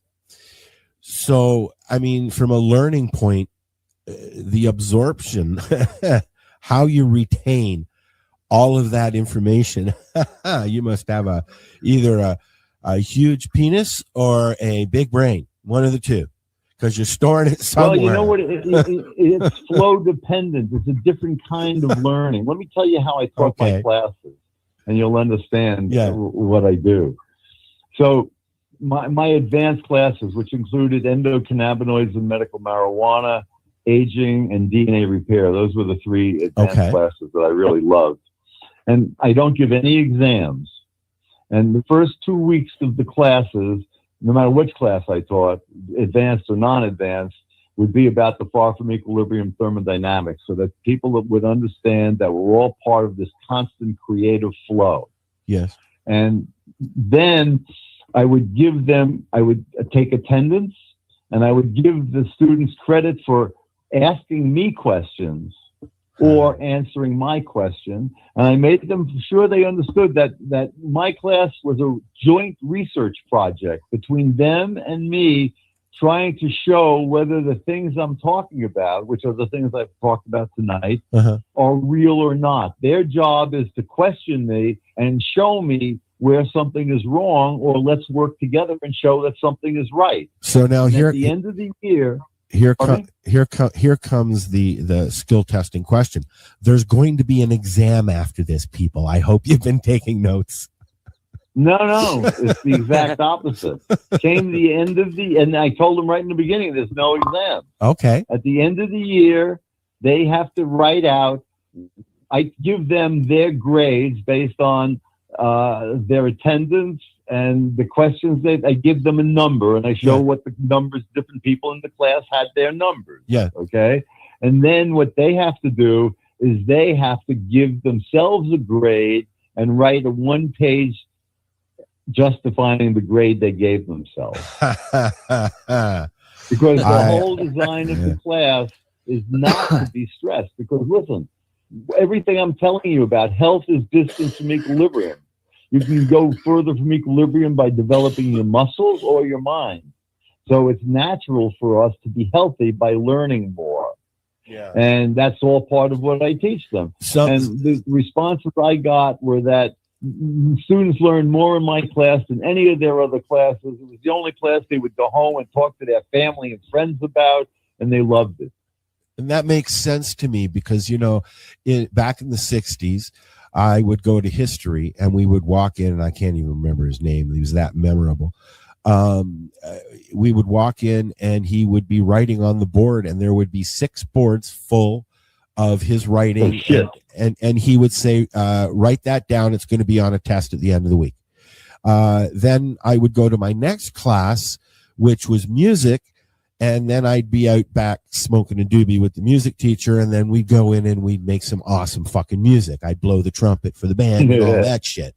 Like totally different teaching styles. You can't get away with that now. I'm the son of a doctor and a vice principal / teacher. So, both things are done totally differently now, Well, I know that it worked for me because the stuff that I've learned and that I explain to you people is because my students have asked me the hard questions. You see, we spent years with teaching those classes so that they verified it all with me. It really was a joint, no pun intended, the research development project in all of my classes. I wasn't there to teach them. Yeah. We were there to learn together. And at the top of the show, I don't remember if I actually said it, but I know I was joking with everybody just before we started the show. The one question I wanted to ask you was, why? And you explained why. You really did. I got it. Why what? Why does it work? Oh, yeah, because it's the essence of our life. Do you think that cannabis could be considered the tree of life? Absolutely. I work, my friends, I work with people all over the world. I have a lot of crazy friends. And in Jamaica, my friends are the Ethiopian Zion Coptic Church, leaders of the church. I'm involved in a $350 million project there because they're reorienting the entire economy of the country. It's a whole deal. But anyway, for them, cannabis is the sacrament.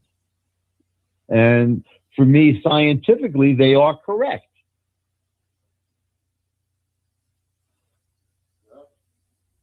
I have to agree. Doctor, here in Canada, I don't know if you're aware, Health Canada is taking it upon themselves to think that 3 to 5 grams is the maximum amount that any patient really would need in the way of cannabis. And I'm thinking you probably disagree with that, huh? Well, let's see, if they had 5 grams and you had an efficient extraction, that would give you, a tenth, let's say. So you'd get 1/5 of a gram of oil.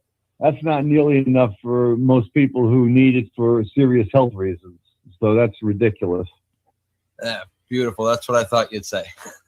Especially when at one point I was using 5 grams a day.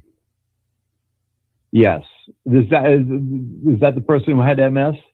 Yeah, that was 5 grams of oil per day. Yep. So you don't need to take that anymore, 5 grams, do you? No. Actually, I'm taking. How long did you take it for before things got fixed? I was researching it and changing formulations to find better way to work, and that didn't happen until about 2012. So from 2012 is when I figured it out. 2013 is when I started implementing it, and I started cutting back on my dosage in 2015 because the neurological damage was already repaired, and I was starting to get high. And what I found is my body was repairing. I was starting to get high where I was never high before. Now I'm taking maybe 1/50th of a gram a day. Oh, in 20 a different milligrams formulation. Very little. Yeah, I'm taking an extremely small amount.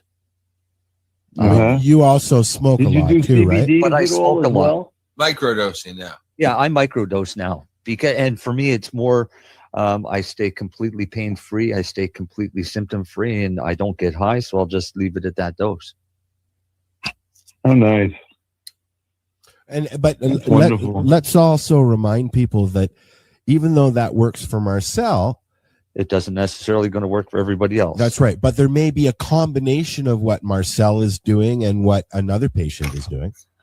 That's why that's one of the things clinical trials. I always emphasize. We as individuals, even if you took twins, the biochemistry of 2 twins is not the same. No way in one cell is it the same, let alone in 15 trillion cells. So we are all completely different. Even if we have the same genetics, our biochemistry is completely different. And the cannabis plant is so unique in its ability, not just with THC and CBD and the other cannabinoids, but all the other terpenes that are in there are all profoundly important in terms of modifying these biochemical pathways. Something that I've come to realize, and I now absolutely am convinced it's true, is that when you look at other herbal medicines, when you look at all of the Chinese medicines, almost every medicine you look at, when you look at what the active ingredient is, you will find that active ingredient turns on fat burning and hence is anti-inflammatory. And all of these terpenes that we can get out of all of these different fruits and vegetables are in cannabis. So different strains emphasize different cannabinoids, different terpenes, and different other things. And the key is to match up the plant with the person. There's no way to do that up front. People should just get out there, get stoned, use different ones, find what works, and then, live a happy life. I'm glad you said that. Amen. Amen. Hear, hear. If I had a hand clapping machine right now, it would be going off. Everybody's saying, what's the ratio of C? That's bullshit. There's no magic ratio. How much do I take is the question that I got. How much do I take every day? That's becoming stupid like the FDA. The FDA is the biggest farce. The fact that these assholes talk about the double-blind standard as the golden standard, the double-blind control. Think of what they're doing. They take some poison pill and they figure out that you can take certain amount of this and not die, and that they can demonstrate some statistically significant change in some parameter that may be so insignificant as to have nothing to do with your health, but it was still statistically significant. And makes it justifiable. And it's just insane. They're going to test it in some subset of people, and then magically, you take this quantity, this amount of times every day. We don't care if you're man, woman, young, old. We don't care what your diet is. None of that matters because we did the triple blind. What a bunch of fucking idiots. But there I'll we go. jump in here on this one. Here we go. We kind of have no choice but to do those types of studies to appease government like Health Canada. So we're doing double-blind studies using a cannabis product. We're doing what fucking Health Canada should be doing. Right. And we're Of getting course, but they won't do astounding it. results, and we're starting our PTSD trial this week. Sweet. Well, you know what? Listen to this. This is what's going on, and this is what's going to happen if Canada's as stupid as the U.S.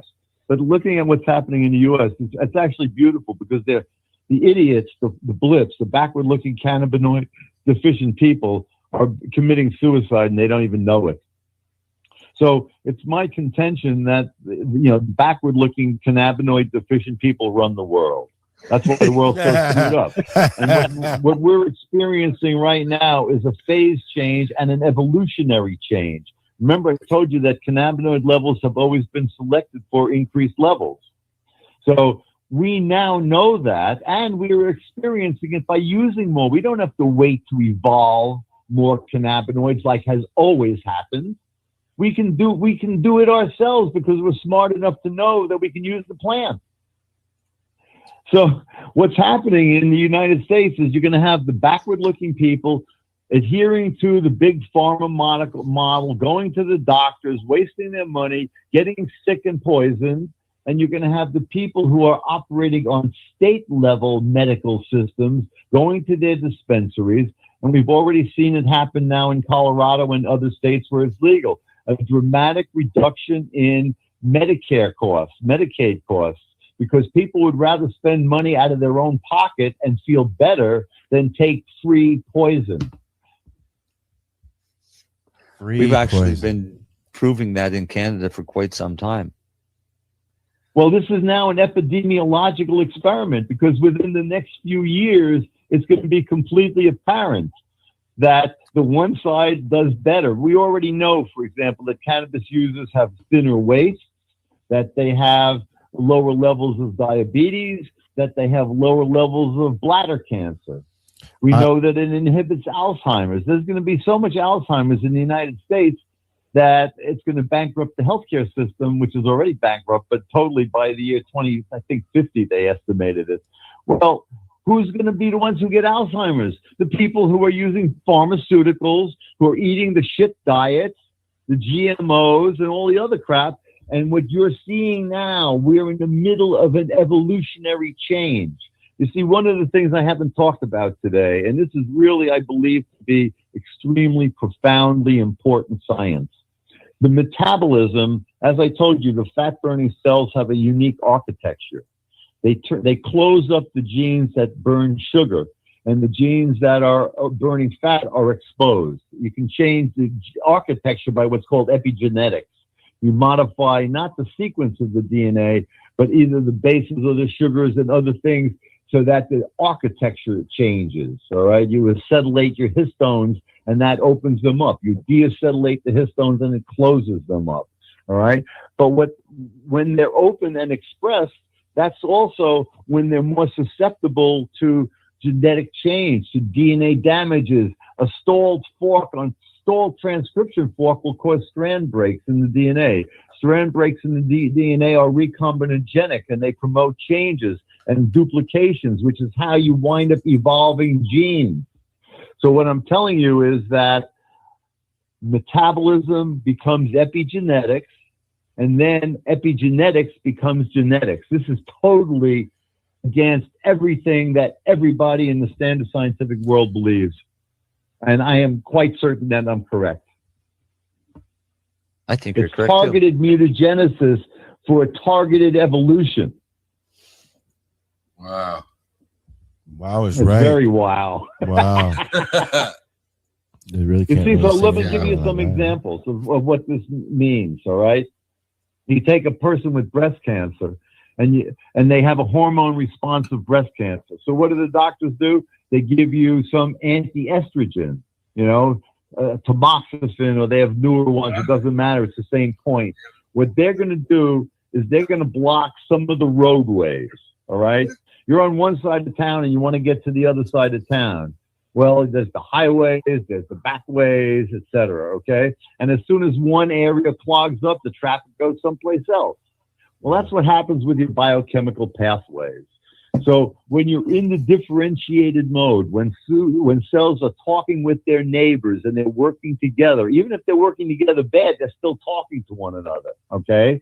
And when you have a cancer, they're working together bad and they're promoting a solution for the cell to survive. Guess what that solution is? Cell division. They're dividing to live. And when you have drug-resistant cancers and you treat them with chemo or radiation, guess what? They grow faster because that's how they're surviving. Instead of just burning and making the free radicals, they're shifting synthesis so that they're making more. There's always a balance between synthesis and degradation and energy use and energy burning. And if they're not appropriately harmonious, that's when you make too many free radicals. So cells select different roadways, All right, let me back up and give you another story here. Okay. All of these different roadways are used at different times. So one of the characteristics of cancer cells is what's called the Warburg effect. Everybody hears that cancer cells like sugar and cancer cells are acidic. Well, they're acidic because they're burning sugar, but they're not burning sugar down to CO2. They only burn them down to make lactic acid, which is acidic, okay? Because by doing that, they're bypassing the electron transport system. They're making energy inefficiently but safely, all right? So I forgot where I was going with this. Now there's one downfall. I know where. That's the one downfall. Memory. Well, but that's actually a good thing. Because if you didn't forget, you would be hardwired. If you're hardwired, you don't have creation. Fair enough. Stuck. I get that. It's anti-life. There you have you to go. learn. You have to remember and forget, because it's only by forgetting that you have creation. So kids, remember when your dad is telling you fucked up, he's telling you he loves you. Yeah. It depends on the dad. I guess. Yeah, I suppose. I guess so. Yeah. You see, I've one of my sons is very normal and linear and remembers and knows everything. My other one is as big of an airhead as I am, and it's only by the grace of God, so to speak, that I survived in the world and succeeded, because I'm such an airhead, I was suspended in 6th grade, and then they skipped me, so I never did the 8th grade. I always felt stupid, though, because people would learn things. People get to learn a song. They come back the next day. They'd know songs and poems. I could never do that. Crazy. So anyway, I hope I've given you a lot of stuff to think about. Certainly have. It's been really mind-bending.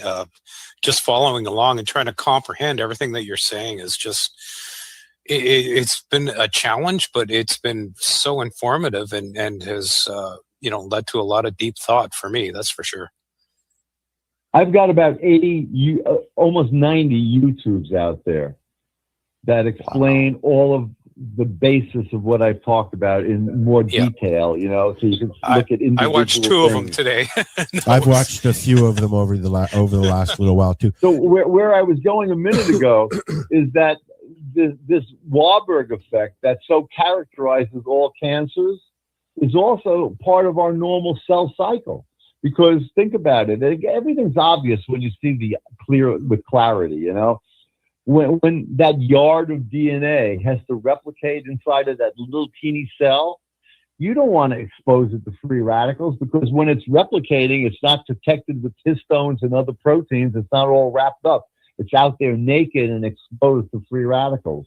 So guess what? cells don't use the electron transport system when they're replicating their DNA. They use aerobic glycolysis, the Warburg effect. So it's a normal part of our cell fluidity. The problem comes when you select for the wrong stuff in the wrong place.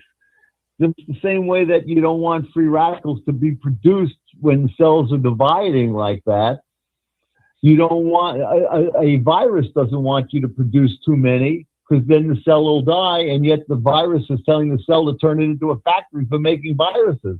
So they have to have ways of controlling this free radical production. And it's the same thing, the cells, if you have enough cells that are existing in all of these different states, because they're in different states of replication and other challenges, you know, they're in all of these different adapted states. And now you go and you hit them with chemo. Well, some of those cells will die, and some of those cells will be in a state that allows them to survive. Their metabolic pattern at that time allows them to survive. They have an epigenetic platform that is consistent with their survival. And that epigenetic platform over time will mutate and turn that platform into the future genetics. That's why you see cancer cells. Like if you look at a breast cancer tumor, it's got like 100 different mutations in it. Well, those mutations came because you selected different roadways as you tried to block with tamoxifen. You see, you tried to block that end. So all you're doing with all of these therapies is selecting for drug resistance, the ones that you can't kill.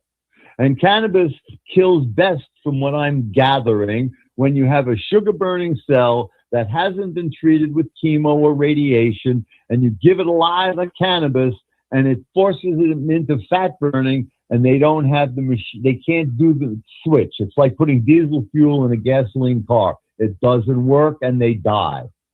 However, if some of them survive, because they're in a metabolic state that allows for survival, then you got to deal with that. But now they already know how to go back and forth between these different metabolic platforms.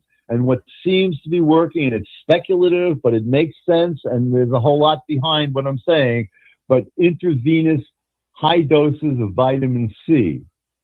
Vitamin C in high doses doesn't act as an antioxidant the way it does when you eat a little bit of it, or even if you eat a lot of it. When you inject it into the blood, it interacts with the iron and generates free radicals. So cells like cancer cells or virally infected cells or bacterial cells, infected cells, they have all dealt with different ways of protecting themselves from the excess free radicals that occurred from the perturbation. So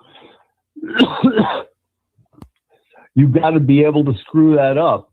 And when you add the vitamin C intravenously, when it interacts with the iron and generates all of these free radicals, that causes the drug-resistant cells to overload and kills them.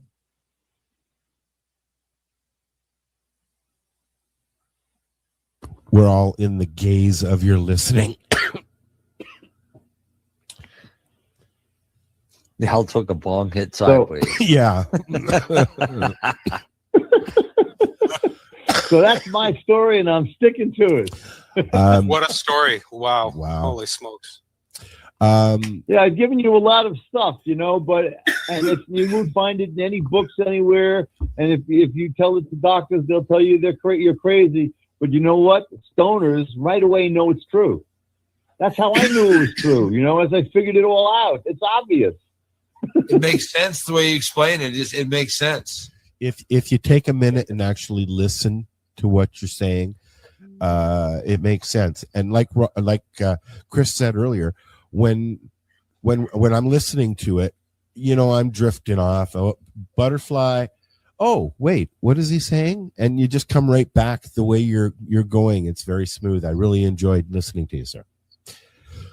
Well, I'm glad it was enjoyable, and hopefully it's some use, and hopefully some of your listeners. You know, I put all this stuff on my Facebook page too, but I'm saturated, and I have to set up a fan page or something. But I'm just, it takes me time to get anything done because I'm so nuts. You know? Of course. I feel smarter already. So please tell people where Oh, yeah, where that they would can be find you, awesome. though. Tell people where they can find you, where your website is. Well, if you go to Facebook, you know, I got a Facebook page. I will set up a fan page so I can mirror things to that. I just am lame.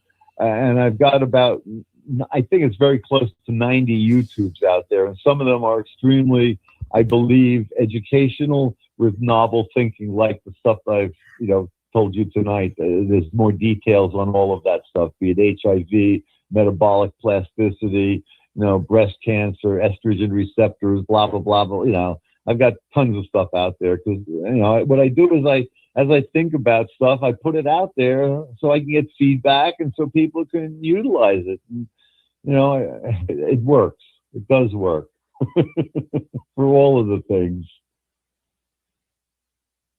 I think that we could be here all night if we wanted to, getting high and listening to Dr. Bob. But 2 hours has gone by. I wanted to make sure that people know we already did the where they can find you. You just did that, didn't you? Yep. Did you tape this? I hope.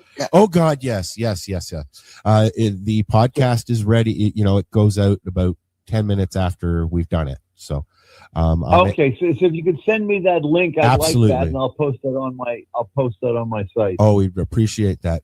I also have I set up a foundation, a nonprofit foundation to try and help people like Shona, where, you know, the law is fucking sick people. Yeah, we didn't even get to talk to her about that. Pardon me? We didn't even get to that conversation. That'll have to be a whole other conversation. Well, we can do this again sometime. But there's a lot. What I want to do is I want to go to the World Court and charge the various governments and agencies with crimes against humanity. And I lay out my arguments for that, which is based on all the stuff that we talked about tonight. Wow. And how is Shauna doing? She had surgery on Monday. I did speak with her today. Yesterday, she was looking better and feeling a bit better. A number of people have volunteered to bring her medicine. Hopefully they have. So we'll see. But at least she's feeling better. You know, she has all these adhesions from various surgeries in the past, and the doctors tried to tell her that, you know, she's a hypochondriac. And I mean, you're just dealing with idiots out there. I'm telling you, the medical profession really is criminally insane. I agree. Totally. 100%. I know more crazy doctors than you can shake a stick at. And ones that just plug their ears and go, nah, nah, nah, nah, nah, nah, nah, nah, nah, when you try to tell them the truth. It took me 5 years to talk my doctor into signing me for 3 grams. And he just kept, I know nothing about doses. So between conversations with me and other patients slowly started coming in, by the time I actually asked him, I waited a year, and he said, well, you never brought me the papers. You know, Yeah, the only thing a doctor has to really know is that there's no lethal dose. Yeah. And to verify that, my friend who I told you about with HIV, he also happens to have a PhD in molecular epidemiology. And when he went to South Africa to the HIV conference earlier this year, he didn't take any medicine for 2 weeks. If he doesn't take his medicine, he comes down with Kaposi's. He came back from there sick as a dog. He had, I think, 16 Kaposi's popping up on his body. This guy is a real piece of work, let me tell you. It's a story, and you can have a show just about him. No. But in any event, he took, and this is the second time he's done this, about 50 grams of high concentrated oil orally in one day. Wow. That's a lot. He goes into a cannabis coma for a few days and comes back and the Kaposi's gone. I you know, unfortunately, I never gotten over that hump, you know, that get rid of the high and just feel better point, because I don't have enough. It's a constant roller coaster of having some, don't having some. There's no 50 gram hump, Al. No, of course not. No. Well, that's the crime. That's the crimes against humanity right there. That's the whole point. This is an essential nutrient. If we don't consume enough of it, we die younger and we suffer along the way to a greater degree with all of the age-related illnesses. And this is the condition our government wants us in. fuck them. That's There all you I got to go. say. And Fuck them. on that note, Fuck them for sure. Dr. Bob, it has been a complete pleasure talking to you, and I hope you'll come back and do All it right, again. guys. You be well. We're gonna Yes, thank you, Doctor. say goodbye. Thank and you very much. I got one Halloween song we're gonna listen to before we leave, and then we'll be back next week. I don't know what's going on. Does anybody else? I don't know. We'll figure it out. Not next week. I got the week after that. I don't know. We'll figure it out. This is the 420 radio show. Again, thank you very much, Dr. Bob, for spending the last couple of hours enlightening us. The podcast. Thank you for having me. The podcast will be literally up when I push the button. And we'll be back next week. Thanks for listening. Have fun, guys. Take care. Night, everybody. Peace. Yep. This is Bubbles from the trailer park, and they're playing some fucking excellent music on lifestyleradio.ca. I hope I didn't sound too nervous there.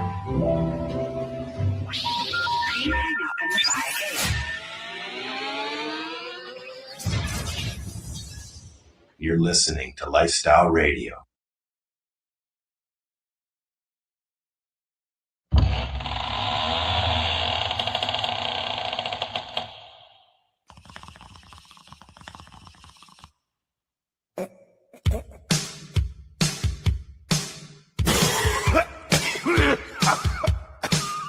I was working in the lab late one night when I heard the gurgle of a water pipe. So I turned to see my monster in a cloud of smoke, who said, "This shit ain't bad. Here, have a toke." We smoked some hash, We smoked some monster hash. some monster hash. It was his personal We stash. smoked some hash, We got completely trashed. on monster hash. We smoked some monster hash as we partied in the castle with the living dead. Mouths were dry and eyes were red. The ghouls and goblins shrieked and screamed. Won't somebody please pass the They Visine? smoked some hash, They smoked some monster some hash monster hash. from Frankie's personal We stash. smoked some hash, And they all were on smashed. monster hash. They smoked some monster hash. The mummy was toking on a ball. Take a toke, Wolfman said, "Don't bogart that, pass it along." The swamp thing was toasted, rolling on the floor, laughing hysterically and pleading for more. The scene was rocking as the werewolves moved to the undead reggae band's dance hall grooves. Meanwhile, in the kitchen, Frankenstein baked some Alice B. Tokelets, brownies and cakes. we ate some hash, We ate some monster some hash. monster hash. It had the graveyard We smash. ate some hash, And we all got on trashed. monster hash. We ate some monster hash. The party would have gone on till we all passed out. But just then we heard a blood-curdling shout. "Watch out! Beware! Cover your necks! Dracula's got the munchies and he's totally We wrecked." smoked some hash, He smoked some monster some hash. monster hash. He was completely We smashed. smoked some hash, That Transylvanian's on trash. monster hash. He smoked some monster hash. Now every night the dead rise up from the grave to partake in a happening THC rave. For you, the living, this hash was meant to.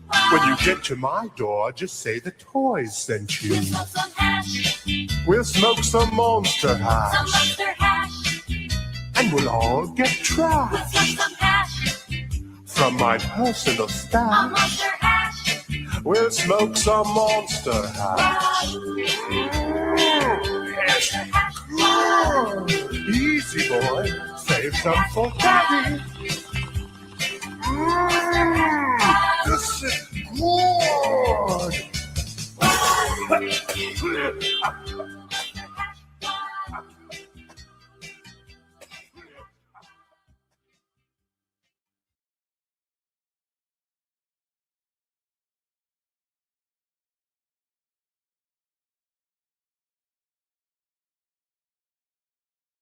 Tune into the Pace Radio Show and catch Kim Cooper, Debbie Stoll-Skiffin, or Allison Murden, along with myself, Al Graham, as we talk to Canadian and international cannabis advocates who are working hard to help patients and to end cannabis prohibition. Catch us live every Wednesday at 8 p.m. Eastern Standard Time here at lifestyleradio.ca.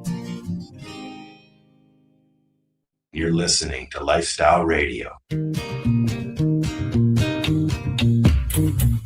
You like music, you like weed, well, we gonna be good friends indeed. This is not much I like more than smoking trees. They'll make you dance the do-si-do and teach you how the cheese grows. Smoke a bowl on the 420 radio show.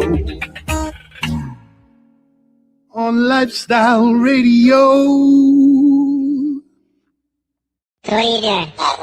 Nothing. Why not? Are you looking for non-stop, continuous cannabis and psychedelic programming? If you are, then turn your browsers to 420radio.ca or paceradio.net, where you will find the 420 Pace pre-rolled Saturday.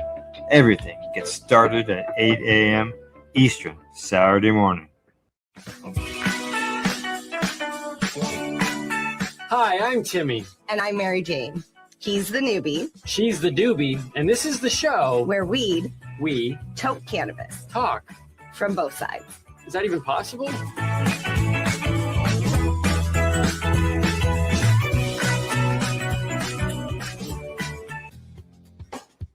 Stay tuned.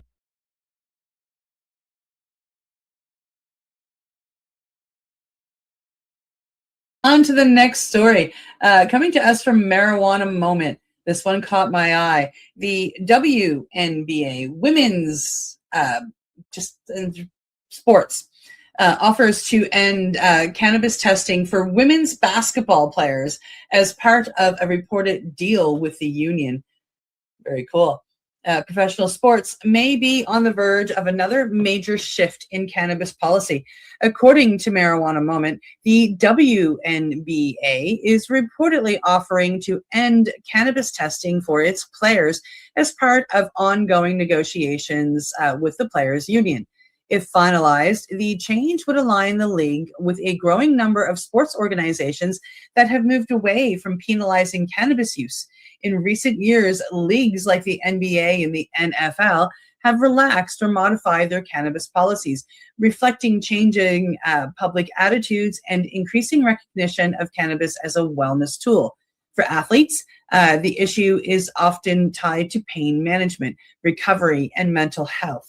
Some players have advocated for cannabis as an alternative to prescription medications, particularly instead of opiates and sleep aids. Supporters of the proposed change argue that cannabis use off the court should not be grounds for discipline, especially in jurisdictions where it's legal. Critics, however, continue to raise concerns about performance, safety, and league image. The reported agreement signals a broader cultural shift, one where cannabis is increasingly viewed less as a prohibited substance and more as a personal health choice. If the policy is adopted, it would mark another step towards normalization of cannabis use in professional sports and reflect the ongoing evolution of how institutions approach both player wellness and substance regulation.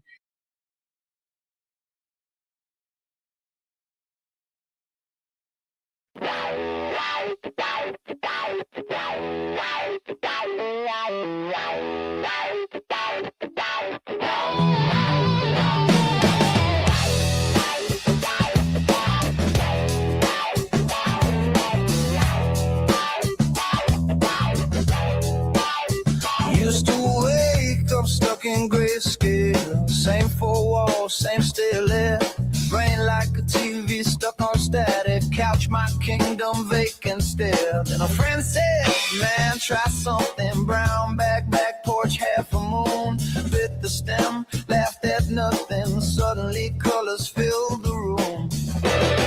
Weed and mushrooms made my depression walk out the door, left its keys on the table, said I don't live here anymore. I shook hands with all my monsters and watched them melt right into the floor. Weed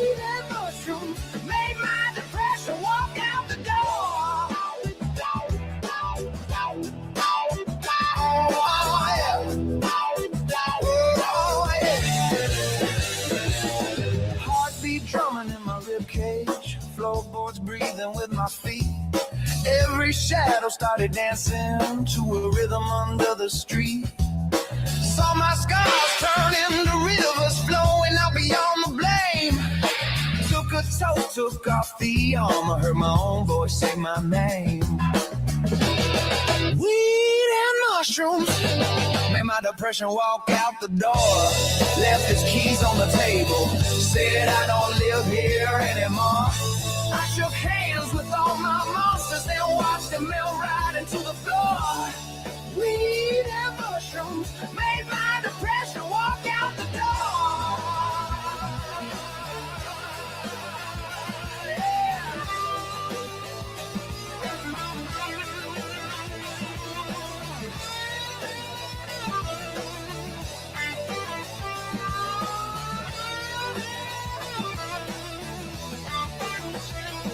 Yeah, I talked with the ceiling.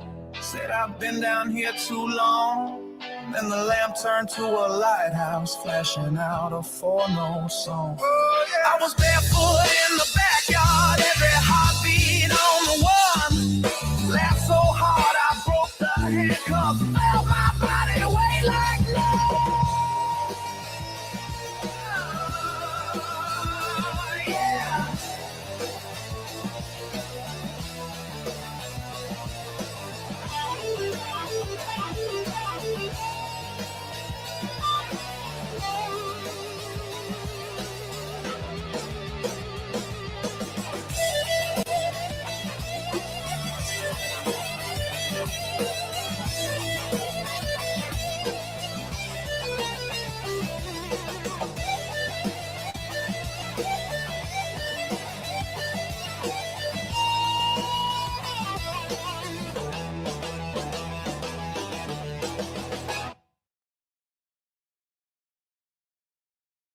You're listening to the Pace Radio Network here at paceradio.net.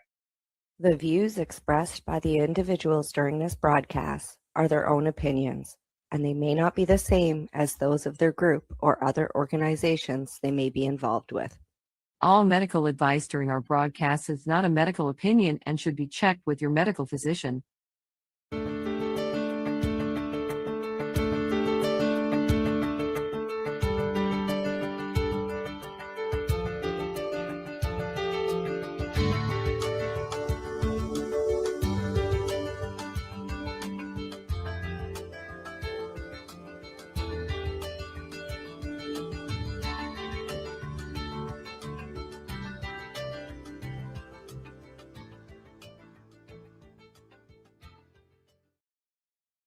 Hello, everyone, and welcome to VAC Roundtable number 83. As we continue to our discussions with people who we respect and have been helping the veterans community as a whole, we're interviewing one of our own today, which is a gentleman who would years ago worked for Harborside, and has been in the medical cannabis space for over a decade. And he has been contributing. He originally had an organization called Operation EVAC, now called Compassionate Veterans. And we would like to welcome the one and only Venerable Ryan Miller. Thank you for joining us today, Ryan. Thank you so much for including me. Glad to be here. So I'm just going to get right into the brass tacks of things.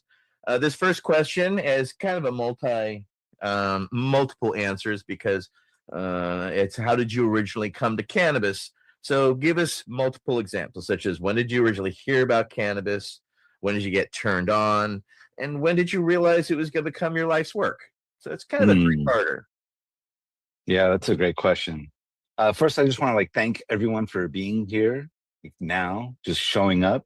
I believe sharing space is sacred, and we will never have this moment ever again.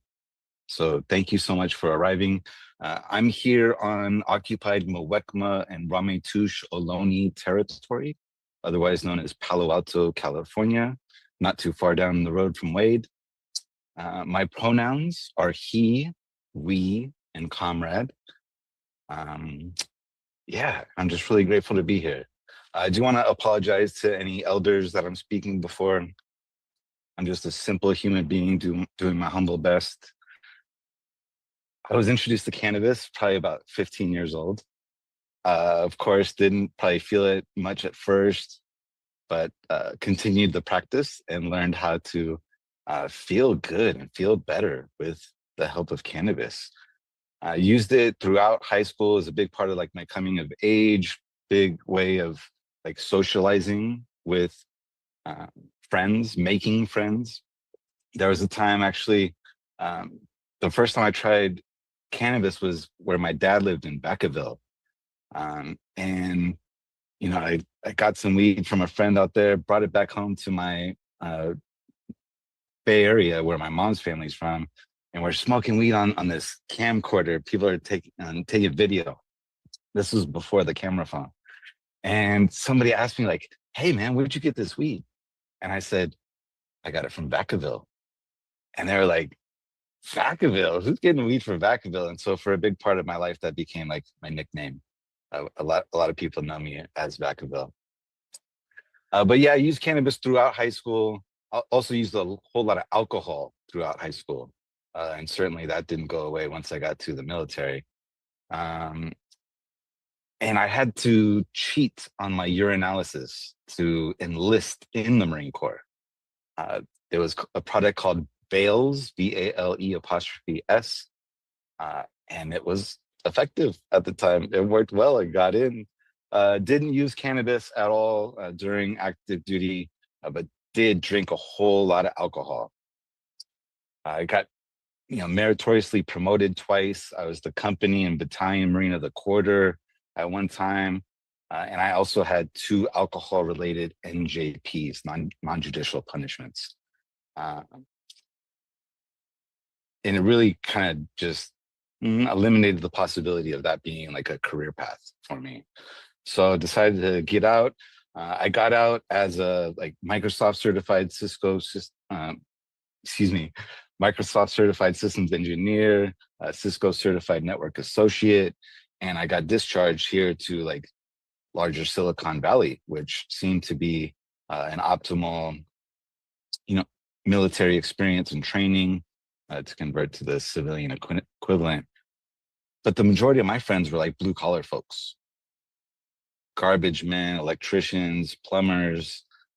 I didn't have any really network in tech, and I had a lot of social anxiety. So it really prevented me from having the skills to network.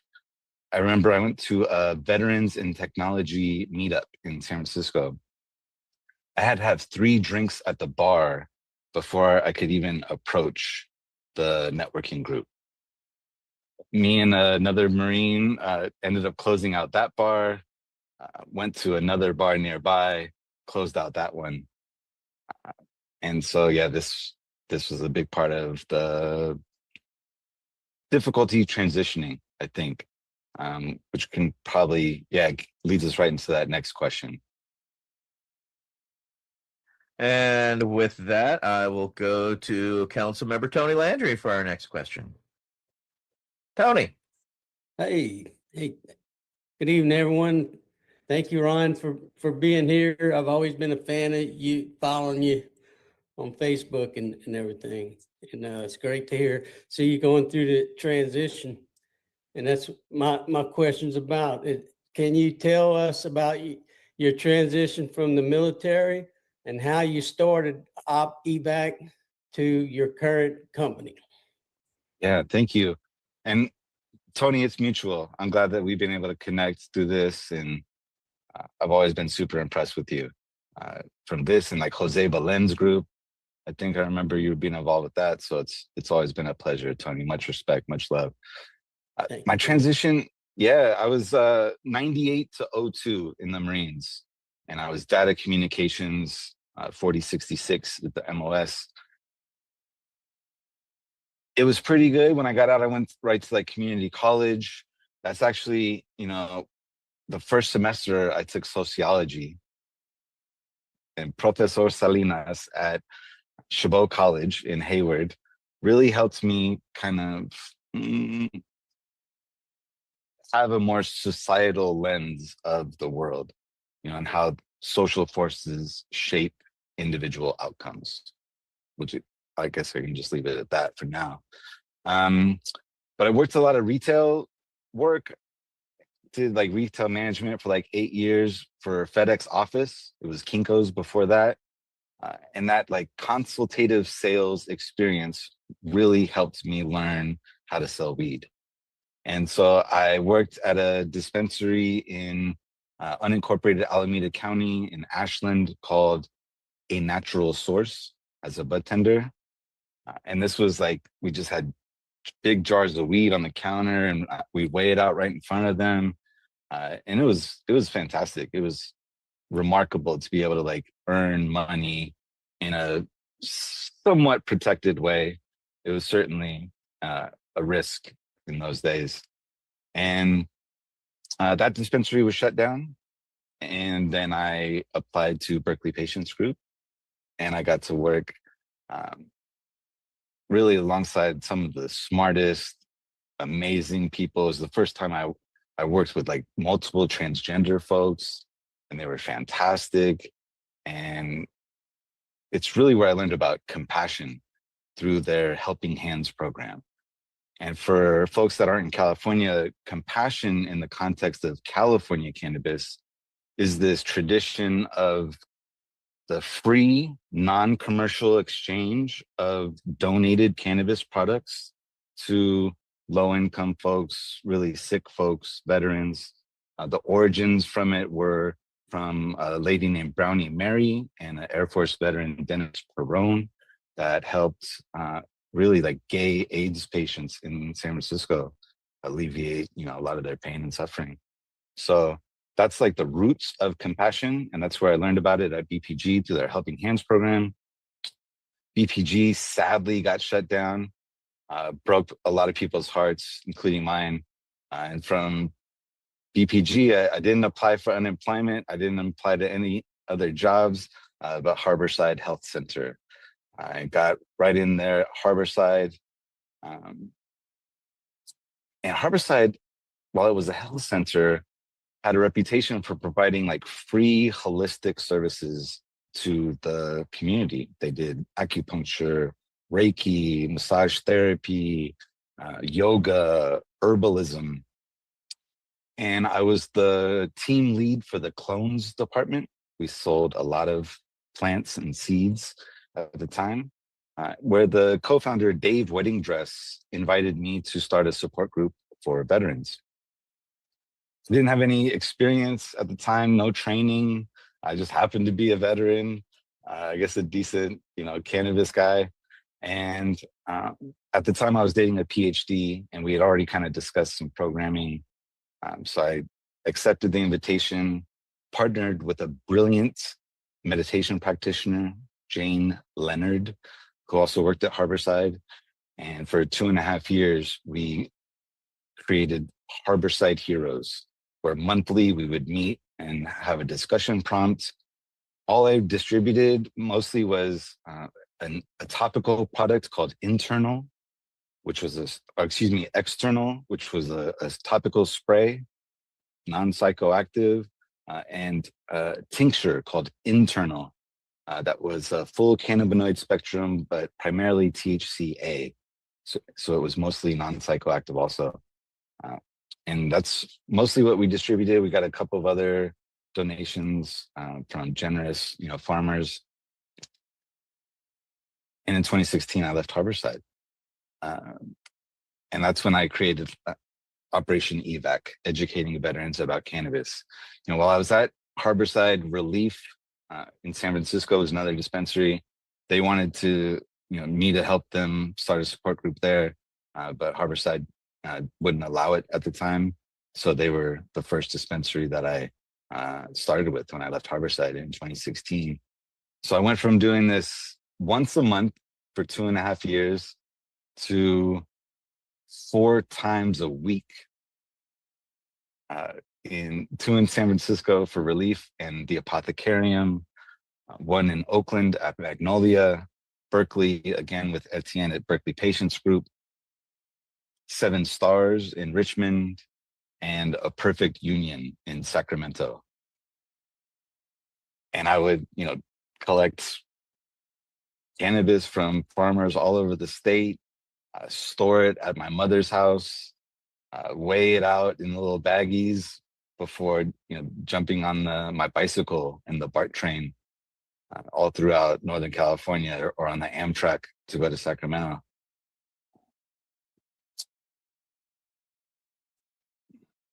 What else can I say about that? Yeah, it was really, cannabis helped me get to, a better mental health experience. I don't think we've kind of dipped into that. We'll probably get into that maybe at some point.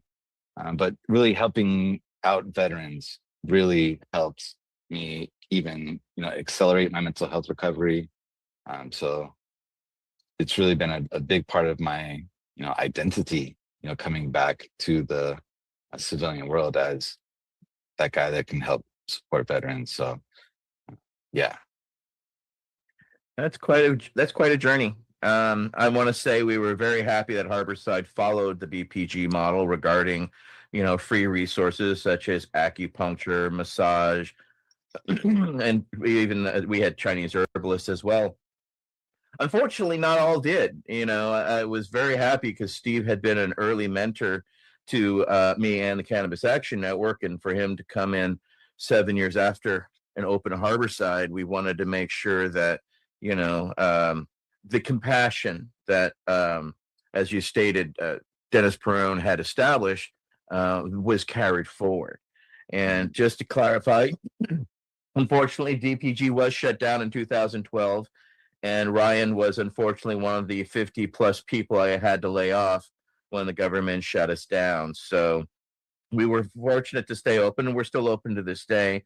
But when we downsized, we were not able to go back to those original services just because space didn't allow for it. So I just wanted to clarify that. Next up will be Councilmember Michael Davis with our next question. Councilmember Davis. Yeah. Hey, Ryan. I think that is important. What you said about improving your own mental health, being a veteran and helping out. I'm a veteran also, and I think that, through cannabis and, helping, other veterans and just helping out, through like my photography and trying to help out through that way is also kind of help my mental health out as well. And I feel like through this activism and through the Veterans Action Council, my mental health has significantly improved as well. And I think that, this is something that, veterans, more veterans should seek out. And I thought I would just mention that real quick before I ask you your question. So I'm glad that you mentioned that. And if you don't mind, like, I love that you're involved in art, and it's a couple questions later, but it's been a big part of my transformation also. And I just think like art therapy is super real and important for veterans to take practice, tap into the creative part of our brains when we've really been trained to engage the destructive parts. Absolutely. Yeah. Your question that I have for you is, what inspired the transition from Operation Evac to Compassionate Veterans? And then how does that new name reflect the organization's missions and goals? Yeah, this is a great question too. So Operation Evac, educating veterans about cannabis. My co-founder, Taryn Buxton, who was also a Harborside employee that left and started Oakland Extracts with a Navy veteran, Aaron Tran, came up with that name. And our logo was like a helicopter. And the evac was like stencil, militaristic kind of lettering, right? And pandemic kind of really changed our practice. We used to meet in all those cities, like I said, 4 times a week. And we shut down and went to Zoom. At one point in San Francisco, we'd have like 85 troops show up to our meeting. And our online practice, the most we've had is about 35. So the digital divide is been devastating, absolutely. But we have been able to kind of rebuild in terms of having access to veterans in, I think, 14 states now. We've had an active duty Marine join our support groups from a barracks room in Camp Lejeune, North Carolina. He also logged in while he was on deployment. I don't want to say where, but it was in Eastern Europe at the time. So we've gone international. We have a Canadian veteran that joins us.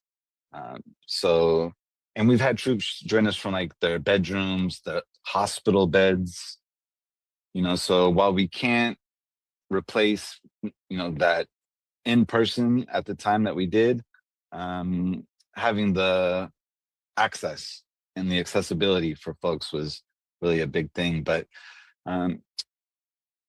compassion was like banned with Prop 64 in 2016, and we had to lobby for like 3 years to get it, to make it happen, essentially. We had a bill that passed the Assembly nearly unanimously, the Senate nearly unanimously, and then Governor Brown vetoed it. And it really like devastated me, broke my heart. I thought about, self-immolation at the time. I called 988 and they didn't know what to do, because self-immolation is not a, stress or depression related. It's a political act. So long story short, I guess, was, one of our first distributions, because we meet online 3 times a week and we meet up 4 times a year to distribute the maximum daily limit.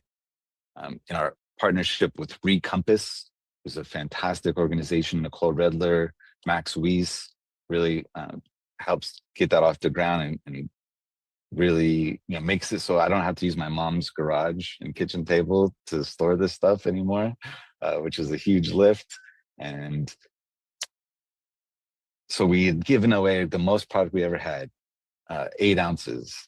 I even gave away an ounce from the traditional market on the side.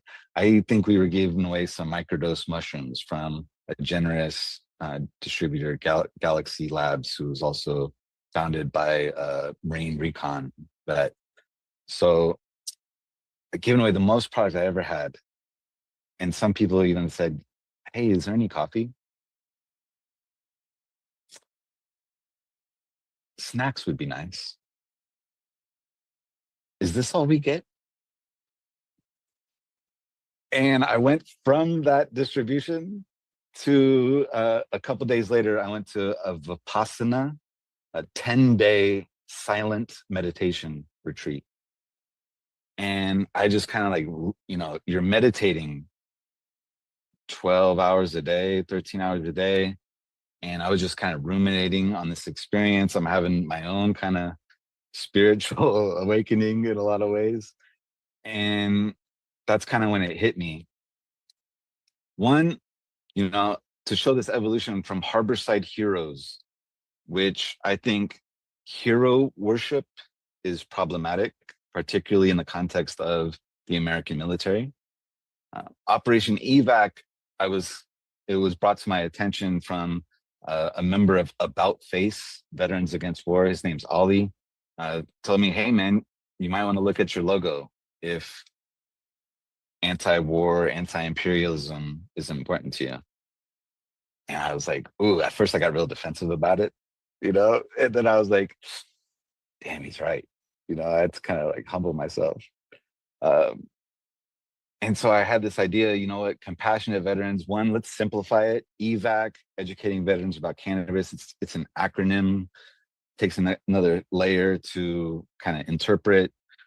Compassion is what I wanted to center on in terms of this culture of cannabis redistribution and donation of free, medicine for folks, and really kind of shifted into this, what I this mission and goals about the next part.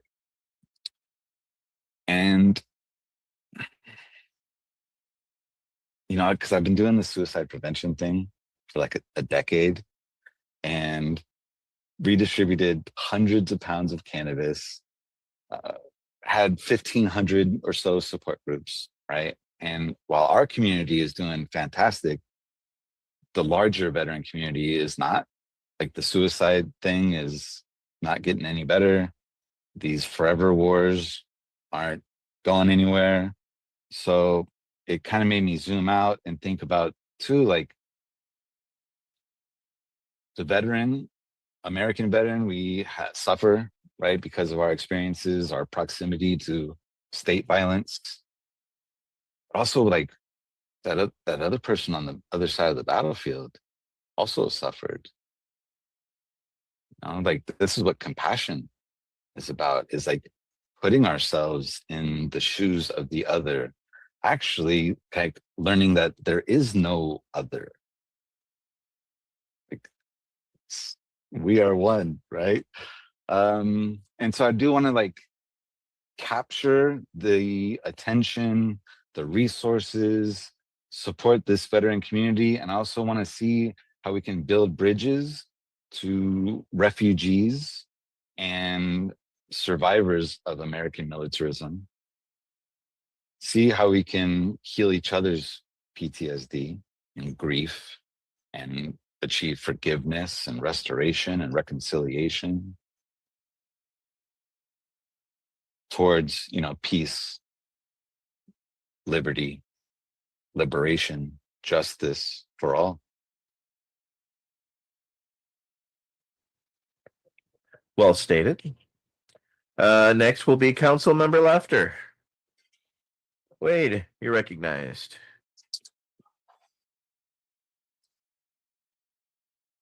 Wow, Ryan, I gotta say, this has been an amazing conversation so far. I'll just do a quick recap of what I remember. We started off talking about your time in the Marine Corps and your issues with alcohol. And somehow, you made a transition from alcohol into cannabis that led you into not so much a commercial slice of the cannabis work, but a compassionate side of cannabis. And I was fascinated by your way of stretching the definition of compassion. And I liked what you said. I've always thought of compassion as what a lot of people are capable of walking a mile in someone else's shoes and feeling what I call empathy for their situation. But compassion is when a person who experiences that empathy decides to do something about it, to act, to make a difference in the world. And I see you, Ryan, just one up one side and down the other. I love it. I feel like you might have already answered the question I'm going to ask you, but I'll throw it out there and let's see what you come up with. Can you share the most transformative moment in your life journey and how it shaped your mission today? Thank you, brother. Damn. Yes, thank you so much, Wade. I appreciate that. I kind of touched on the mental health piece a little bit before, but let's go there a bit, into the darkness, if you will, for a moment. I did get out in 2002. I was doing okay, community college, retail work, whatever.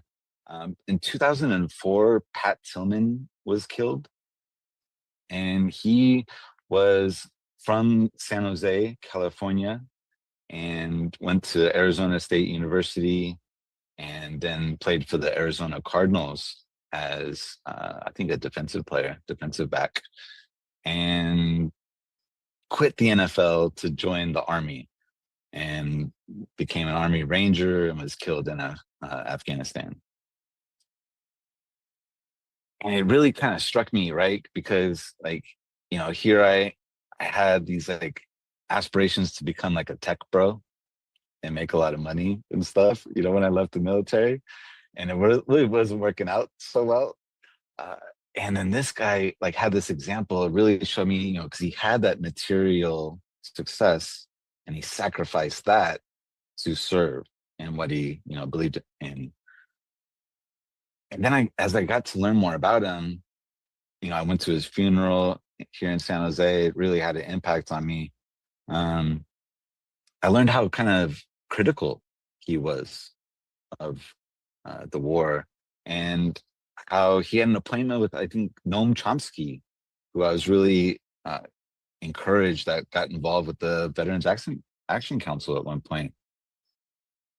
And so it kind of really invited me to start looking like with a more critical lens at these things. And there's something that was happening too at this time, when I would self-identify as a veteran. I deployed to Okinawa, Japan was where I was stationed at, deployed to Brunei, Bali, Indonesia, Malaysia, Singapore, Philippines, Hong Kong, Thailand, Australia, Korea twice. I'm a shellback, if the sailors know what that's about. But when I got home, everyone was only interested in Iraq or Afghanistan.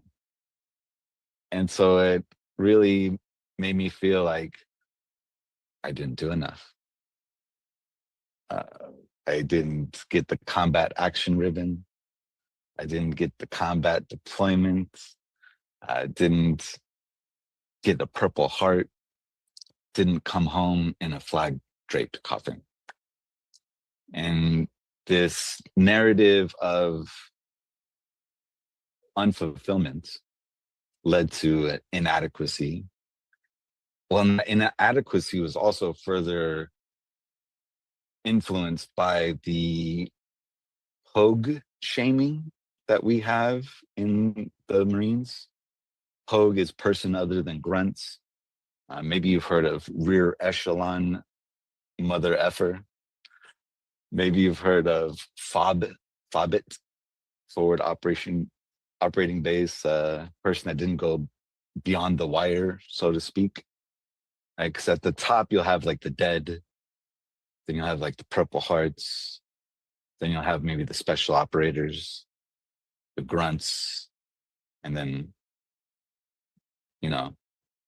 me, the non-combat, non-infantry. I'm a 0%, right? Veterans' guilt for not doing enough is not a disability qualifying condition. It is a form of PTSD, veterans' guilt, but not according to any sort of disability rating benefit. So basically, like, the most transformative moment was when I smoked the venom of the Sonoran desert toad. And this is 5-MeO DMT. I think about 2014. No, excuse me, 2018. 2018. And so I'm in the Mendocino forest. If anybody's heard of Swami, he's a popular, California cannabis farmer, spiritual leader, awesome dude.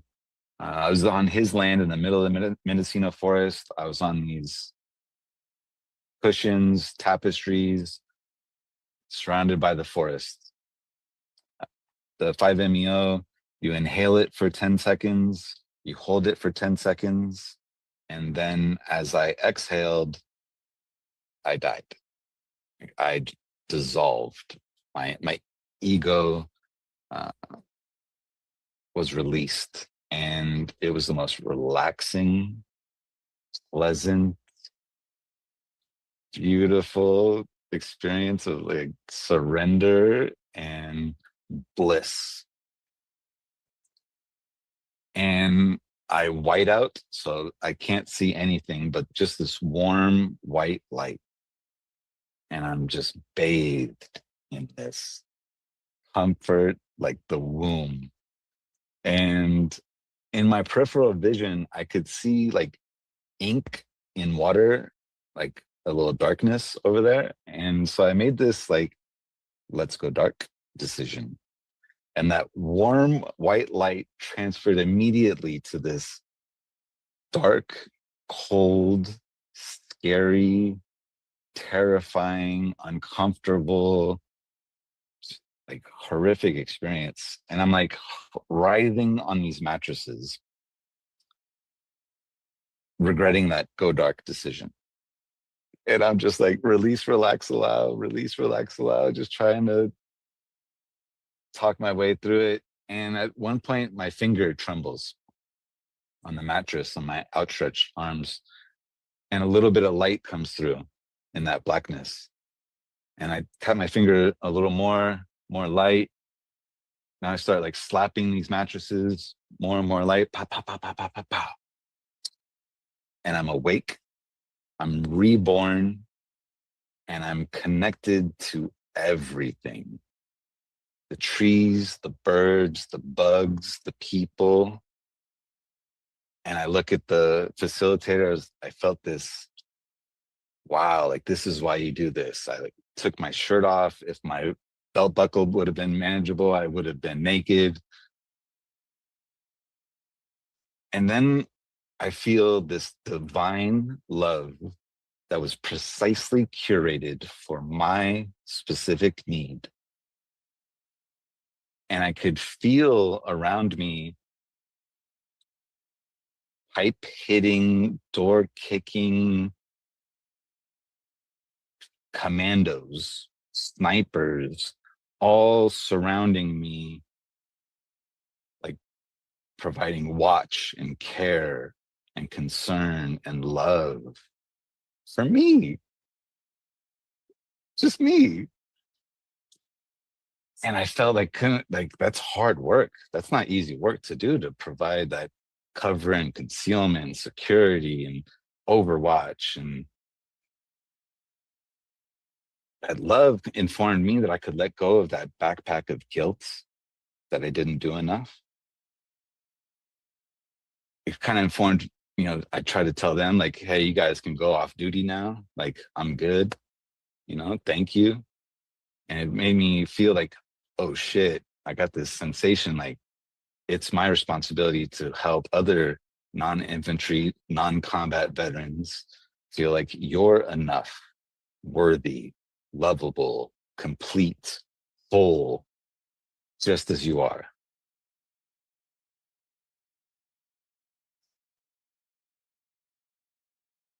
Let that just soak in a little bit before I go to that next transformative experience that I had was at last year's Veteran Art Triennial in Chicago. And this was multiple exhibits throughout the city that curated American military veterans, Native American artists, and Iraqi artists. And its intention was to commemorate the 20-year anniversary of the illegal and immoral 2003 invasion in Iraq, and to illustrate that the modern forever wars are rooted in the Indian wars that were right here on Turtle Island. The counterinsurgency tactics were learned here against like elders, women, children on the genocide here in America. So at the end of this art exhibit in Chicago, I witnessed a Native American person smudging an Iraqi artist.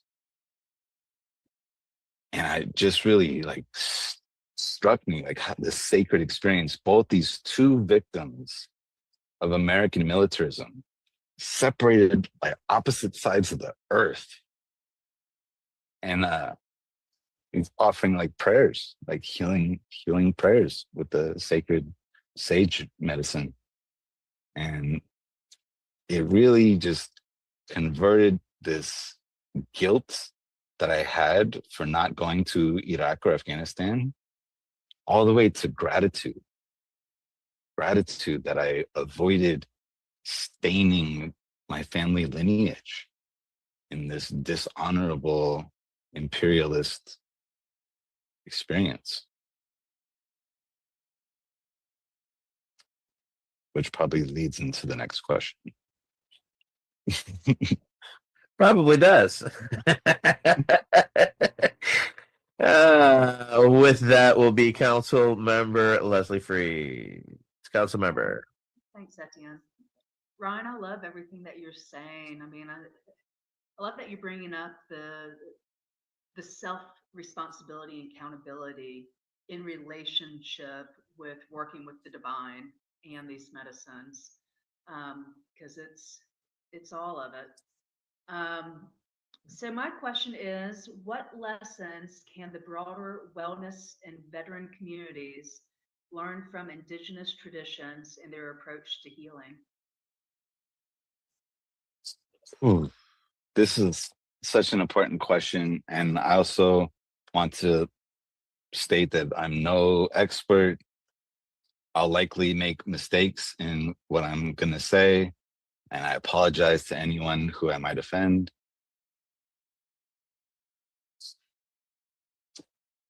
I was first exposed to Native American traditions on Alcatraz in about 12 years ago. I think it was my first time I went there.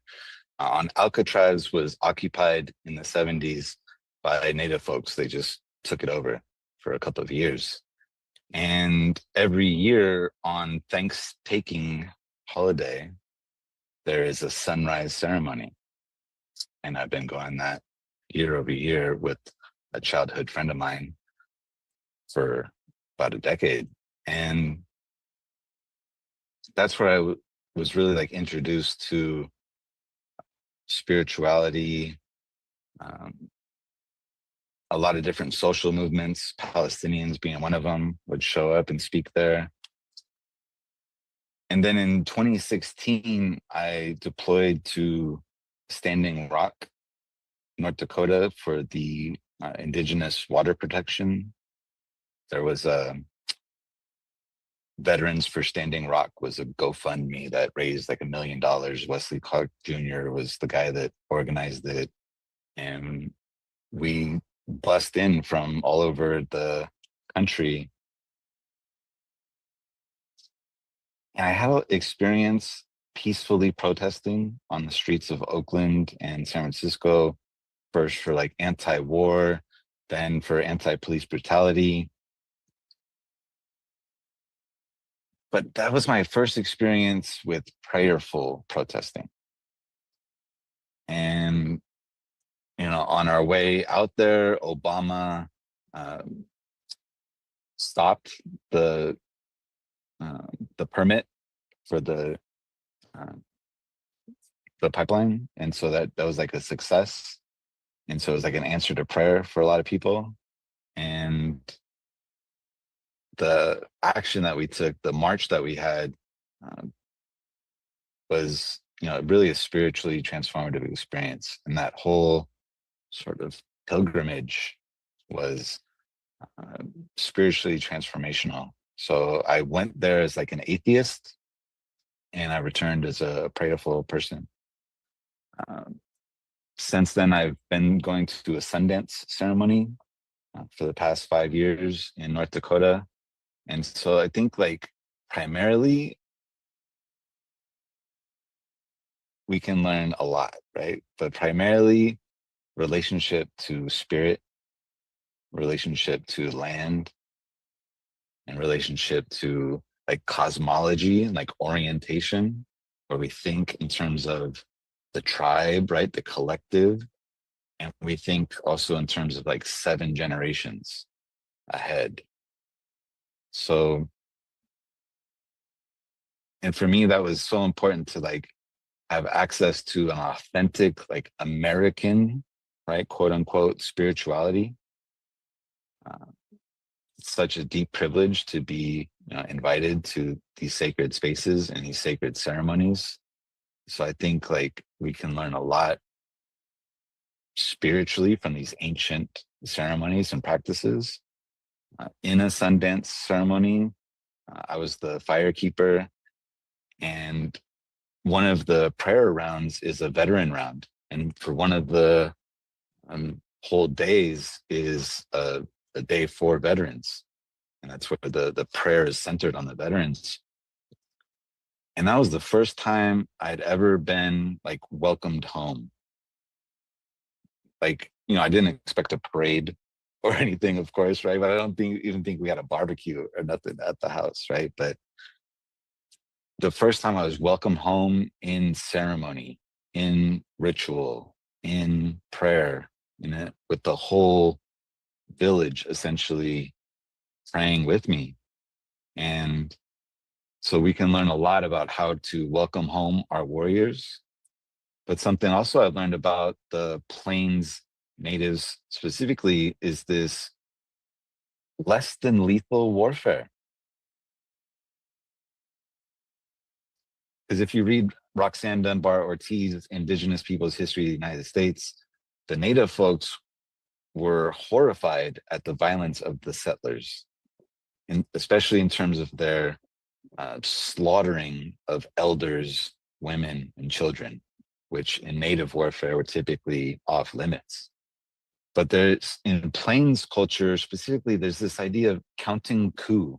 And this is basically where you sneak up on your enemy and touch them on the head. And then that person basically owes you their life. You know, and it was basically, I could have killed you, but I showed compassion and I spared your life because all life is sacred. And so a lot of their fighting would be like less than lethal warfare. And so we have this sort of like mythology in America and maybe even Western philosophy that's like, oh, this is just part of human nature, which I think is propaganda, you know, mythology bullshit. So one, like spirituality, relationship to the land, right? If you ever heard of permaculture, that's basically appropriated and rebranded indigenous land stewardship practices.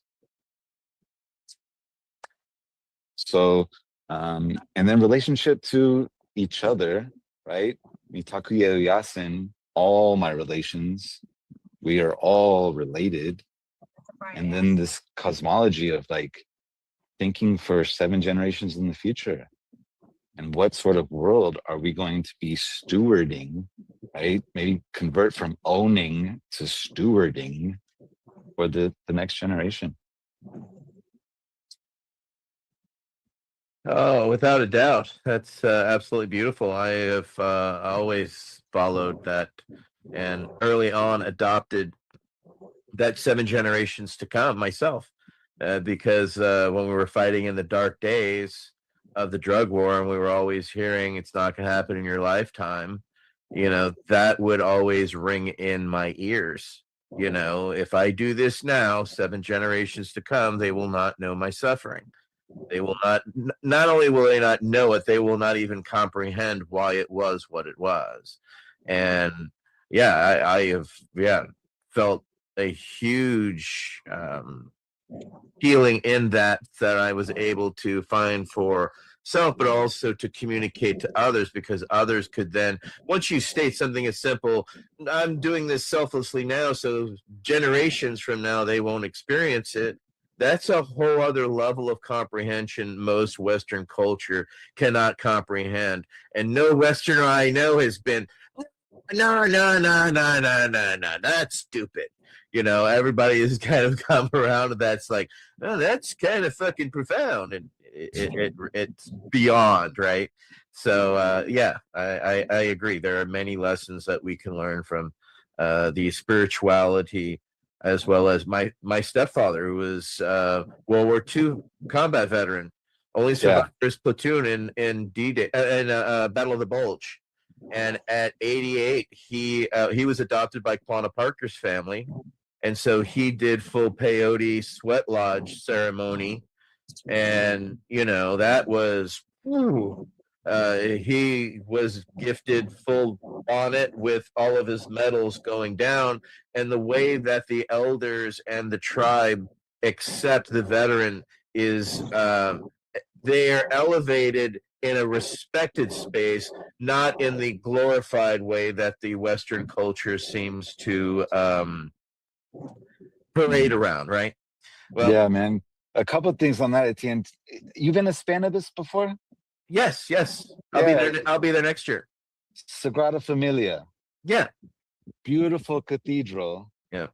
Been under construction for how long? 140 years will be finished next couple of years. Right. And so what was that, Gaudi? Gaudi started it. It's 4 different artists. Each Right. you face is a different artist, but he has the full outside design. And having that sort of beyond my lifetime mentality. You know, I asked my mom, because we kind of live on the flatlands in San Leandro. Are you worried about climate change? You know, we're not too far from the marina over there, and being flooded. And she said, "Oh no, not in my lifetime." And that's kind of like a lot of the mentality, God bless them, that we've inherited from our ancestors. I'll just say, right? Oh shit! And then the second part of what you said was so important. I wanted to. I was speaking about my father being in a sweat lodge. Yeah. No, it's changed my life. Great medicine. I cry every time in the sweat lodge. Like, it's a beautiful way to pray, like in the dirt, connected to the land, right? And not, the Sagrada Familia is beautiful, right? Beautiful cathedral, but I never felt as close to God and the universe and creator as I have in sweat. So, sacred, so grateful to be, and really, like, if there's veterans listening that are curious about this, please tap in. Part of the chief's vision is a veteran camp. And so tap in. See you then. Yeah. My father and my mother were adopted in Texas, so I don't have that privilege, and I would love to experience that someday myself. Next up will be Michael Crowitz with the next question. Councilmember Crowitz, you're recognized. Thank you, Etienne. It's just so good to see Ryan. I'm driving, so hopefully you can hear me well. Drive safe, brother. Thanks. It's funny, our good friend with the Mango video, he was out sitting in traffic and sweating, and he was so depressed, and it was just, this endless traffic. And then he realized he had been in a sweat lodge and he was not going anywhere, and he was sweating, and he was very happy. Like, what's the difference? And he realized the only difference was his mental attitude. So he decided to look at that traffic jam as a sweat lodge opportunity, and all of a sudden his mood completely changed. I thought that was the cutest story. And on the second front, I was talking at the Emerald Cup, and I realized we were just being so heavy. I was trying to come up with something positive to say. And I realized that, all these time travel movies, they always, are in fear of doing something as small as stepping on and killing a butterfly, because it might just totally adversely affect the future. And I told everybody, heck, we're doing a lot more than protecting butterflies here. I think that we're making an impact. So thank you for that. And I think the future will tell. So, but my question, if I can get it to come up again, is sort of looking at the future, right? So you emphasize that cannabis and psychedelics are essentially what you called fancy band-aids. That stuck in our brain when you said that. Without addressing the poverty, the draft military industrial complex, how can advocacy and activism better tackle these root issues? What are your thoughts about underlying issues that we're just dealing with the symptoms of? Yeah, man. Thank you so much for this question. I think it's like really the military industrial complex and like capitalism and imperialism are like the 500-pound elephants in the room that we don't really talk about much as a veteran community. I think it's really important that we have to like center the economic, the political, the historical incentives for how our military is deployed, right? And like I said, I've been doing this suicide prevention thing, right? Because really preventing veteran suicide has prevented my own suicide. And cannabis has been great, right? It's been awesome. Harm reduction approach. It's helped convert troops from some pharmaceuticals, polypharmaceutical approaches to cannabis. That's been awesome.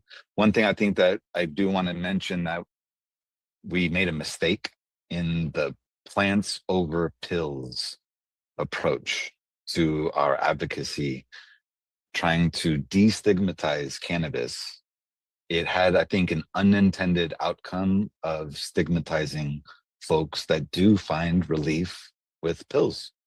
And I just want to acknowledge that, right? But, being exposed to that sociology class on the GI Bill when I first got out at community college, that was what, 20 years ago, right? Just recently, I finished a master's in counseling psychology, and I learned about this thing called liberation psychology that was founded in El Salvador in the 80s. And I think a lot of us could probably remember what America was doing in El Salvador in the 80s that led to horrific right-wing death squads. And there was a lot of violence. The person that founded liberation psychology, Ignacio Martin Baró, was killed and assassinated by a right-wing death squad, a US-backed. I like to say that more often, US-backed right-wing death squad in El Salvador. But it was essentially, informed by liberation theology. That was basically, we got to do more than pray. We have to take action. So I have to do more than be your therapist. I have to invite you to kind of organize, advocate, speak truth to power, act as an agent of change, but also look at the historical, political, economic, cultural factors that have contributed to your individual outcomes. So I say this because, the socioeconomic poverty draft replaced compulsory service in the Vietnam era draft, right? Where it's tuition rates are so high, unemployment rates are so high. The military industrial complex and the prison industrial complex intersect in the same low-income communities, where those of us based on our privilege or luck avoid the school to prison pipeline. We're funneled into violent servitude to clamber toward the myth of upward social mobility. And if we are recruiting predatorily from lower income communities, kids like me, 50% of us have an experience with childhood sexual trauma. Other, high, I would say, adverse childhood experience scores. So we come to the military, a traumatizing experience from traumatized childhoods often. So this is like the socioeconomic poverty draft, where this huge $1 trillion war machine is fueled by the lowest rung of our social ladders, right? And then the military industrial complex has to be centered not only in this idea of like peace and liberation, but if we want a livable planet. And so like I served capitalist imperialism in the Marine Corps from 1998 to 2002. And the military is the #1 consumer of oil. The majority of toxic Superfund sites are former or current military bases. And we have 1,000+ bases around the world. So any conversation about the environment is hollow unless we center the military industrial complex. which is excluded, by the way, from global climate agreements. The military is not even discussed. And if we really want to get serious about this veteran suicide problem, we have to critically examine unjust intervention just as much as we want to investigate the Afghanistan withdrawal.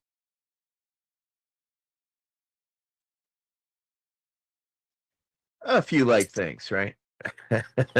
You feel me? Like, no, I so do the 100%. No, I'm just adding a little bit of levity to. Next up will be Tony Landry, recommended for everybody. Mr. Landry, he recognized. All right. Yeah, it's great conversation flow. I'm enjoying listening to you, Ron. And I'm advocate for psychedelic down here. So this question is kind of along those lines. It says you contributed to reforms in like California's cannabis laws and Oakland's decriminalization of psychedelics. What policy changes do you see at the most urgent to help veterans heal? Man, thank you so much, Tony, for this question. All right. And yeah, like helping change policy is some of my most proudest accomplishments.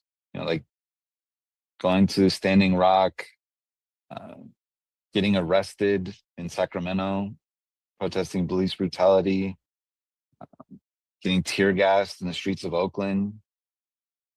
These are like some of my proudest accomplishments. I got fired from my therapy internship this summer for wearing a keffiyeh bandana to group supervision and then a watermelon t-shirt. I'll take it. Thank you. And when that compassion bill that Governor Brown vetoed broke my heart, it brought me to one of the lowest parts of my life. Right. So I'm curious about this, like veteran involvement in groups like the Veteran Action Council, I believe could lead to improved mental health because you're in a community that's involved in affecting change. The shadow side of that, though, is that what I've noticed in reform style political action, there's more losses than there is wins because it's not really designed for like working class people to benefit. I'm curious if institutions like voting and public comment are anything more than the illusion of proletariat participation. Like, okay, here's your vote. Okay, you have 2 minutes. Get back to work. So most urgent, right? Citizens United. Right? What is a democracy when a corporation can contribute the same amount to a political campaign as an individual human being? Right? When there's no accountability for corporations. Citizens United, the nearly $1 trillion a year out of control defense budget, where they're overpaying for things like trash cans. You could see Google, like I think they're $40,000 trash cans.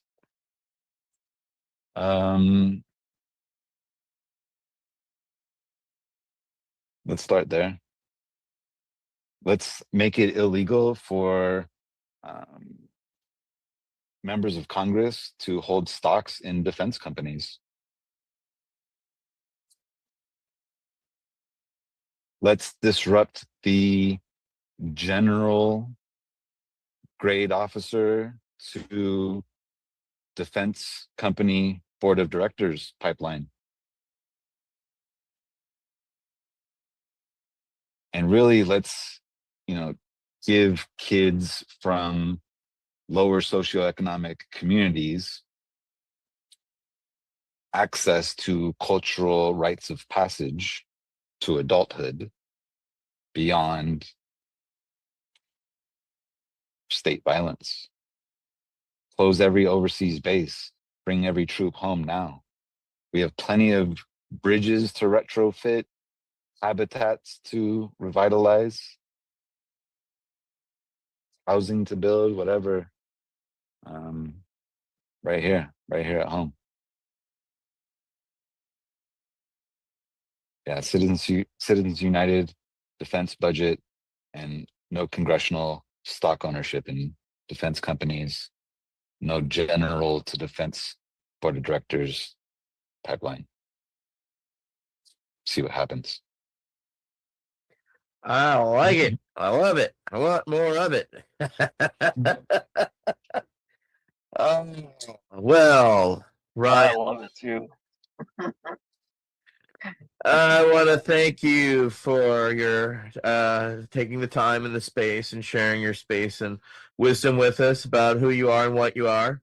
I know that you get a lot of grief from all sides because of, you know, for me, I didn't catch the grief as much as it was you were in the military? Yeah. Like, yeah, sorry, we don't have to, romanticize it and be absolutely, mad about it. But yeah, I'm ashamed of what I did. And, the guys I served with won't speak to me because I say, my Gulf War was over oil, and they don't like hearing that. And they want to, and they have a innate belief to want to believe that what they did was right because they can't face the reality that they weren't right, that they weren't helping people. Because I was one of those, when people say, oh, I wished I had gone to combat, I wish I never got to combat. I hope nobody goes to combat. That thing you teaches you peace, like living and surviving war. It is the most brutal and horrible thing. But you have also taken a different side because you didn't serve, and there was a guilt over that PTS from not serving, that a lot pardon me, not serving, not going into a theater of combat. You weren't in one of the I's or the A's, right? You were somewhere else. And people forget that there's so many hundreds of thousands of people in the military that never go. Only less than 3% ever join the military, and even of that, less than 1% ever see combat. And we hope no one else ever does. And I think you're absolutely correct. Let's bring them all home. We can stop building bases in surrounding countries and threatening invasion. And, let's look at ways of, what's frustrating, Ryan, is I love the idea of what you're stating regarding the industrial military complex and stopping the moving of the generals into the boardroom. But there was a saying when I was a kid, if there were all women in charge of the industrial military complex, this wouldn't be happening. Well, ladies and gentlemen, I humbly invite you to currently go look at the head of all of the industrial military complex companies, and they are run by women. So no offense to anybody, but that mentality that we were going to be much more humble and loving if that were the case has turned out to be a reality far from the reality we're experiencing. Councilmember Davis, you have a follow-up. Yeah. So as I'm sitting here getting ready to go see Melvin Seals, and I've got some Grateful Dead jamming through my head right now. There's a part of a song, on Grateful Dead, and it says the grass ain't greener and the wine ain't sweeter either side of the road. I would like to think that I'm glad that you've been able to let go of that. That feeling of guilt of not deploying and not feeling like you're not good for not deploying. I was actually kind of impressed with the places that you said you did get to go. Those sound like some pretty cool places, man. But I would like to say, as somebody who has deployed to Iraq twice and even went to Afghanistan once as a contractor, that that's messed me up. And I would like to think that there are other veterans who have deployed that would, love to have taken your spot and have not wanted to deploy. There were people that that I know of who had been in the 101st Airborne Division, who had, were on a deployment that they were getting ready to rotate back from Iraq, who already had orders to redeploy back to Iraq as soon as they got home. And like, it's just burnout, man. Like, oh my God, was I burnout being in there just from back to back to back deployments. And brother,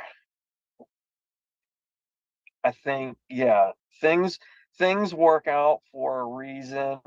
And I think, I don't know, man, but yeah, that's all I wanted to say. Yeah. Yeah. I hope this discussion helps other veterans see Yeah. an example that you have become as someone who has come to that healing, and it helps others heal. You help combat vets and non-combat vets alike heal from all services, and this dumb machismo that is perpetuated through the NFL has a whole month dedicated to propaganda, and the Army Navy game is a sense of propaganda, and I see you posted that, and boy, people really got their undies in a bunch over how dare you say something honest and true that we as veterans see and understand, but the general populace is so blinded by that military drunkenness that they're so high on that oh, I can't wait to thank you for your service. Well, I can't wait to ask you if you were an American worth fighting for. Were you? They don't like that question when it hits them, because they think, oh, I'm going to get him with this one, and it's like, oh shit, am I an American worth fighting for? What did I do? I turn it back on them, so it makes that contemplation inward, because I felt that was something I've always for. Well, thank you for your service. Well, what are you thanking me for? You didn't engage me about what my service was, or if I am proud of my service, because there's a lot of shit that says I served and I'm proud. Well, I served, I'm not proud, and that's Yeah, okay, brother. This is important, man. And also, like, service to whom exactly?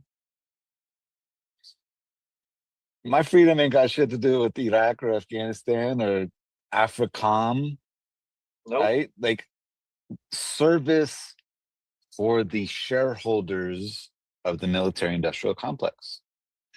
Service to capitalist imperialism. Like, let's be like real. And I think, like, whether it's combat, non-combat, brother, like, I'm sorry you went to Iraq, and I'm glad you made it home. You know what I'm saying? Like, we don't have to have this pissing contest if we take these unjust and immoral interventions off the American exceptionalism mythological propaganda pedestal that they undeservingly enjoy. Bathe in it, revel in it. I mean, it's a sickness that we as veterans have to watch from the inside out, right? Because it's hard to unconvince, and if you wear something military, oh, thank you, that's coming, and this isn't a complaint at the American public as much as understanding the perspective that we've been forced to experience because we chose to do this. Right. We didn't expect this. We didn't expect 10% off it. We didn't expect free dinners and lunches at Arby's on Veterans Day and shit like that. That's not what we served. We served to care, to help, and what we ended up finding is that, I served oil companies. I served industrial military complex. When my first firing of rounds into Iraq was a brand new top secret copperhead round that was brought in just for us to fire and deal with, that we shot hundreds of, that cost millions of dollars you have no fucking idea about. And Right. guess what? That's going to be the first one replaced, is that new expensive stuff, not the World War II gunpowder I was using in my artillery, the rounds from Vietnam, and my howitzer that was built during Vietnam. You know what I'm saying? So just the understanding of that exceptionalism. We were humbled because I served alongside the French Foreign Legion, and everything Yeah. they had was made by the highest bidder. And they Mhm. would trade anything with us because everything that was from us was made by the lowest bidder. And as far as they Yeah. concerned, was crap. So we Yeah. got it from either side, even from our Mhm. international friendlies. You know, we were shamed Yeah. because of the representation we're supposed to have as the big bad Americans, and that we're just cheap secondaries to everybody else. And that was humbling to experience, Yeah. you know, as a soldier, you know, being there. Yeah, and it's important, I think, to include in our narrative of this GWAT experience is Fallujah is now the world's epicenter of birth defects. 5 million innocent Iraqis were slaughtered, and there were no WMDs to be found. Hussein had nothing to do with 9/11. Deadly Betrayal: Why America Invaded Iraq is a book written by Fritz, I think is his last name. I think he was a 28-year military veteran. I've just ordered it. And yeah, I think we gotta have these tough questions. I think us GWAT veterans, we can learn a lot from the Vietnam veterans that threw their medals back. And it's our moral obligation to really discourage recruiting, especially for women, right, that are at high risk of military sexual trauma without any accountability, any prevention. I'm curious if rape can ever be separated from war.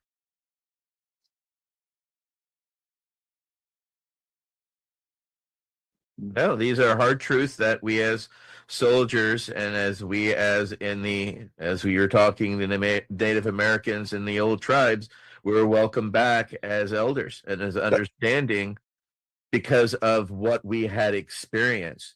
Yeah. But we don't have, the society has not given us the love and the shelter that the Right. tribes have and given. And I think a lot of us got lost after the wars that were, or Yeah. even when we served, because we were not embraced by our communities, nor did our communities know how to embrace us.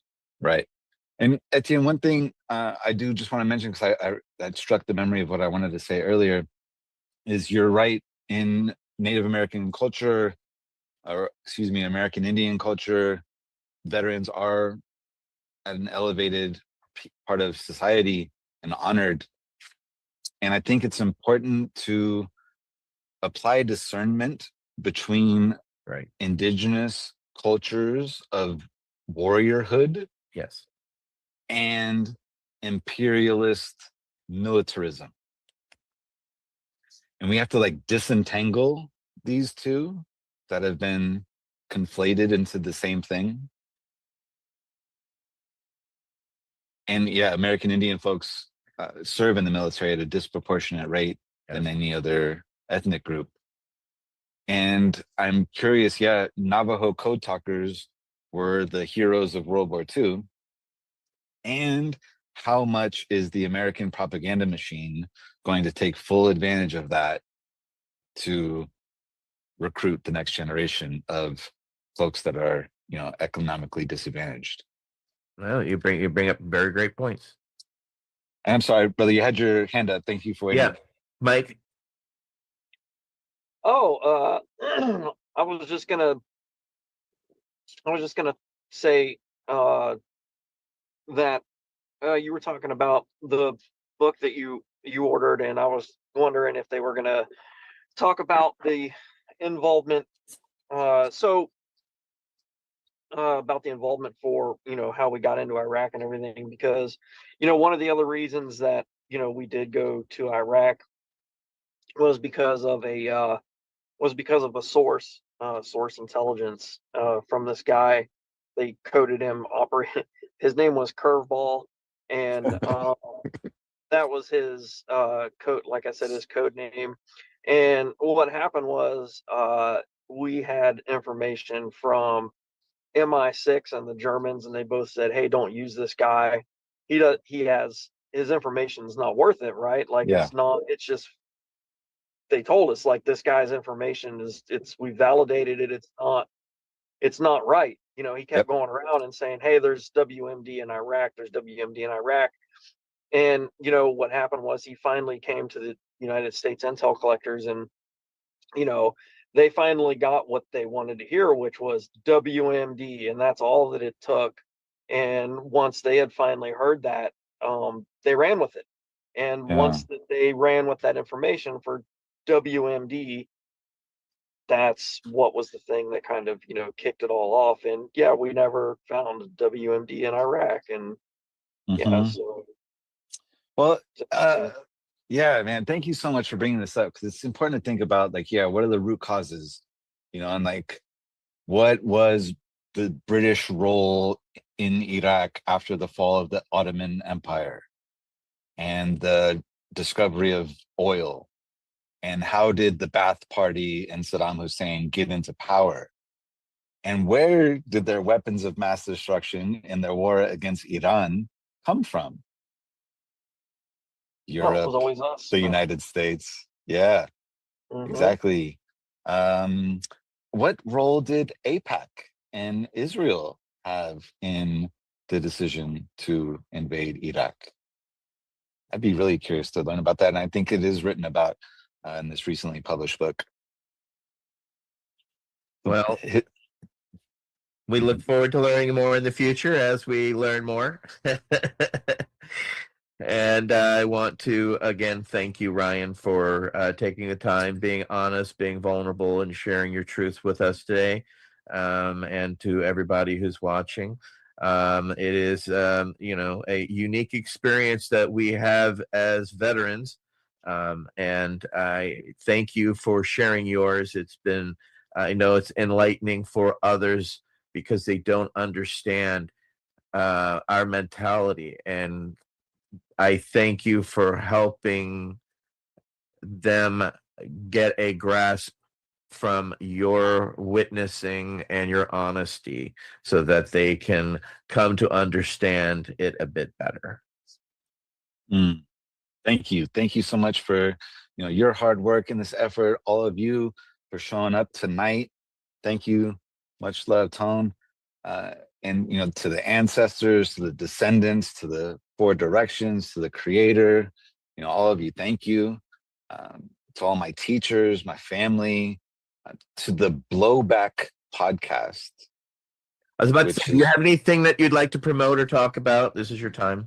Check out the Blowback podcast. They cover Korea, Cuba, Iraq, Afghanistan, Cambodia, and it really helped me unlearn a lot of the propaganda that I've been taught. My grandfather was with Chesty Puller at the Chosin Reservoir in Korea, and they both should have stayed home. We've really demonized the North, but we have a lot to learn about that. And we instilled a dictator in the South that ruled for decades. And working class conditions in South Korea are about as disparate as they are here for working class people in America. I think we have to, allow our heritage of GI resistance, from the Bonus Army to Vietnam to Standing Rock to Veterans for Ceasefire now, Sir No Sir and FTA are great films that can be found on Netflix that share that heritage of GI resistance to the war machine. Learn how we can really prevent the next war together. Thank you, Ryan. Keep on doing what you're doing, and all the best to your people there at Compassionate Veterans. I would like to thank council members Mike Davis, Tony Landry, Wade Lefter, Leslie Fries, and Michael Krawitz is on the road. Safe travels to you, and I'm Etienne Fontan. Thank you, everybody, for joining us tonight for VAC Roundtable number 83 with the one and only Ryan Miller. Thank you very much, everybody. Have a great rest of your night. Love. The Veterans Action Council is a Pace Radio Network content provider.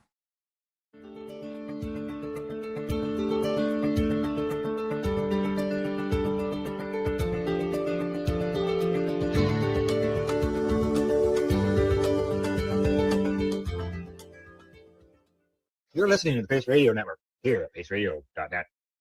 The opinions of the individuals during this broadcast are their own and may not be the opinions of their group or other organizations they may be involved with. All medical advice during our broadcast is not a medical opinion and should be checked with your medical physician. Enjoy the buzz of legalization with Campbellford Lifestyle Shop. From lights to plant nutrients, books, consumption accessories, and more. We've got all your basics to grow or consume cannabis. Visit our info center or take a look at our piercing services and body jewelry, now available in-store through Campbellford Lifestyle Shop, 17 Bridge Street West, Campbellford. Limestone City Hydroponics is Kingston, Ontario's hydroponic shop.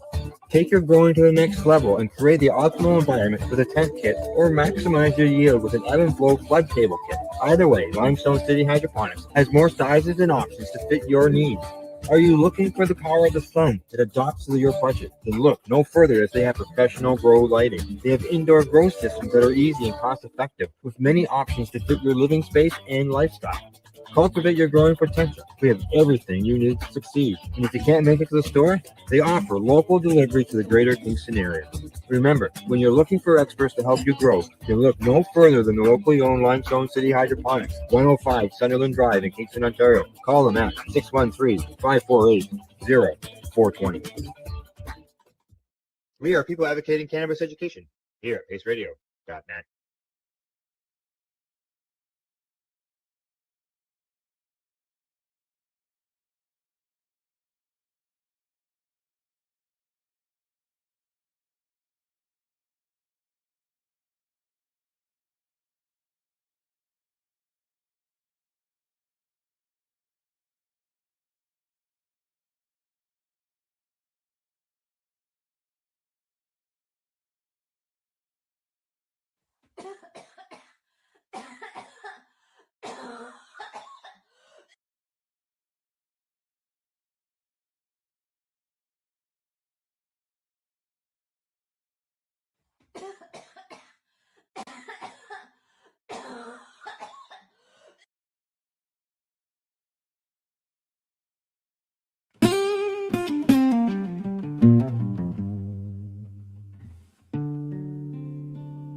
Middle age, counting ceiling cracks.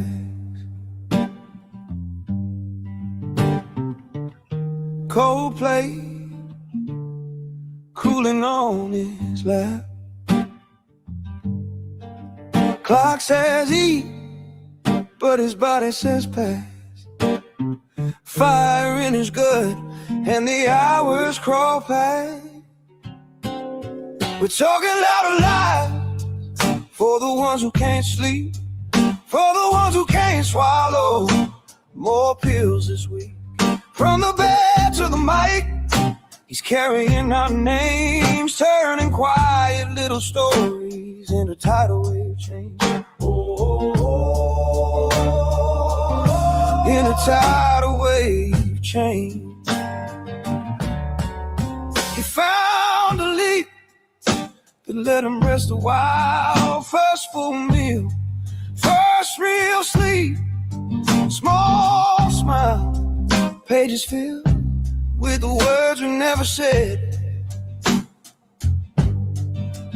Now a magazine on the table is a voice in our head. We're talking loud alive for the ones who can't eat, for the ones riding shadows of a hospital seat. From the bed to the mic, he's carrying our names, turning quiet little stories days in a tidal wave change. Hey, in a tidal wave change. Who speaks for the hurt and the hollow? Who rise down the road we should follow? He just hits record and lets the truth speak plain about sleep, about food, about living past pain.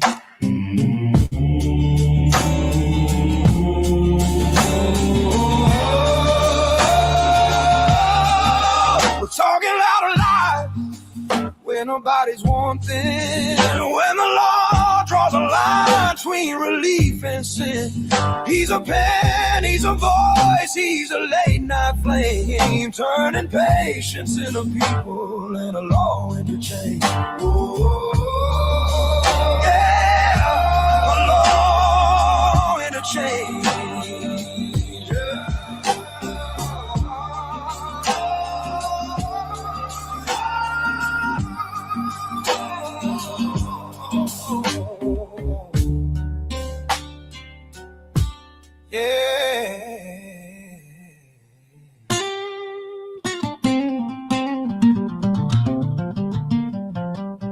Law and a change.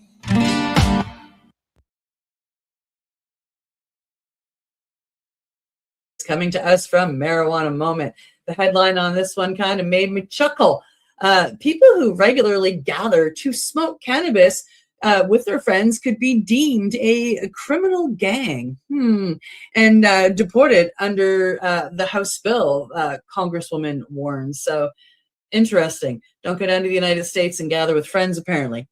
A controversial proposal in the United States is raising alarms among cannabis advocates and civil liberties groups.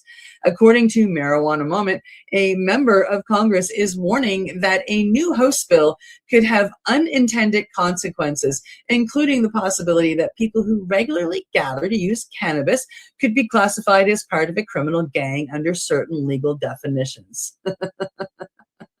The concern is tied to how the legislation defines gang activity in relation to controlled substances. Because cannabis remains illegal at the federal level, even in states where it is legal, some interpretations could potentially sweep in otherwise lawful behavior. Critics argue that such a definition could disappropriately impact immigrants who may face severe consequences, including deportation, if accused of gang affiliation under federal law. One lawmaker described the risk as deeply concerning, warning that ordinary social behavior could be mischaracterized in ways that carry serious legal consequences. Supporters of the bill say it is intended to target organized crime networks, not casual cannabis users. However, advocates say vague language in legislation can sometimes lead to broader enforcement than originally intended. The situation highlights an ongoing tension in U.S. cannabis policy. While legalization continues to expand at state level, federal law has not fully caught up, creating legal gray areas that can have real-world consequences. For now, the bill remains under discussion. It's going to be an interesting one. But the debate underscores how cannabis policy can intersect with broader issues like criminal justice and immigration enforcement.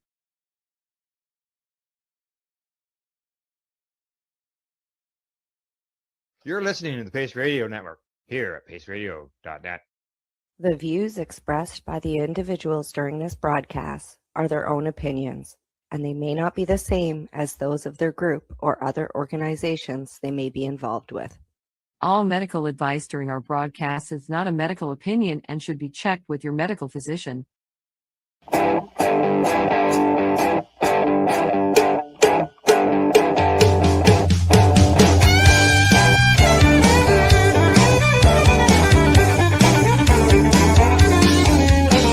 I woke up this morning with a crack in my head. 12 grams of his latest. Good evening and welcome to the Pace Radio Show. And hello, Tamara. How are you? Managing. How about you? I'm managing too, but managing for other reasons.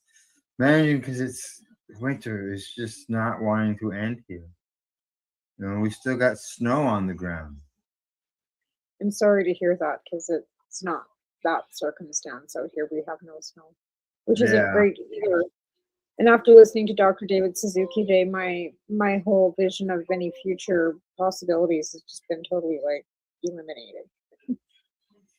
Yeah, Pretty doomy. And he's given yeah. a pretty doomy forecast because we didn't listen to climate change. So I know that our pond is getting a much needed refreshing yeah. this year. Yeah, and it's been super like no precipitation out here. Like a bit of rain yesterday, but we're not Oh, getting yeah, enough. Yeah. But like I said, normally we should still be sitting with like at least minimum 4 feet of snow on the ground. And we haven't even gotten 4 feet of snow this year at all. No, So no. you said you got the opposite of what we got. I mean, there's lots of there's lots of like snow on the tops of the mountains, like the Mhm. snowpack. The snowpack's Yeah. not as heavy and as hard as it normally is either. We've had a lot of avalanches and a lot of deaths because of avalanches this year because the avalanche warnings go up and people are told stay out of the backcountry. But anyways, we've had a few loss of life out there Yeah. because people get caught in avalanches because they're out there with their snowmobiles and anyway. But that's the unfortunate. But Yeah. you Yeah. know how people are, right? Yeah. Don't like to be told what to do, right? So tonight on the show, we've got some studies as well as some information that I think, especially the first thing we're going to get to, information that patients here in Canada could use when it comes to their medicinal cannabis. And before we get started, don't forget the like and subscribe button and Facebook. And Facebook, yep. Facebook, you got to Yeah, no, share. I mean, even being a cannabis patient, like I cannot keep up with the cost because I Yeah. can't grow my own. I don't have access to, yeah, and I'm sitting here. Well, with I just want to 3 go days. back to I just want to go back to the Facebook part again. And that is because Facebook says that we don't fit community standards, and they're no longer going to recommend people watching us. I got that on mine too. My page. So yeah, I'm going to recommend you in the FYP. Yeah, I'll just keep plugging away. And, like with the news show, it's news. It's the same news articles that we post online that other people post online on their sites. I know I find the same thing, but I did a TikTok before the show saying, hey, we were live on paceradio.net tonight at 7 p.m. or 8 p.m. Eastern Standard, 6 Mountain Standard. And I do that every night before we go live.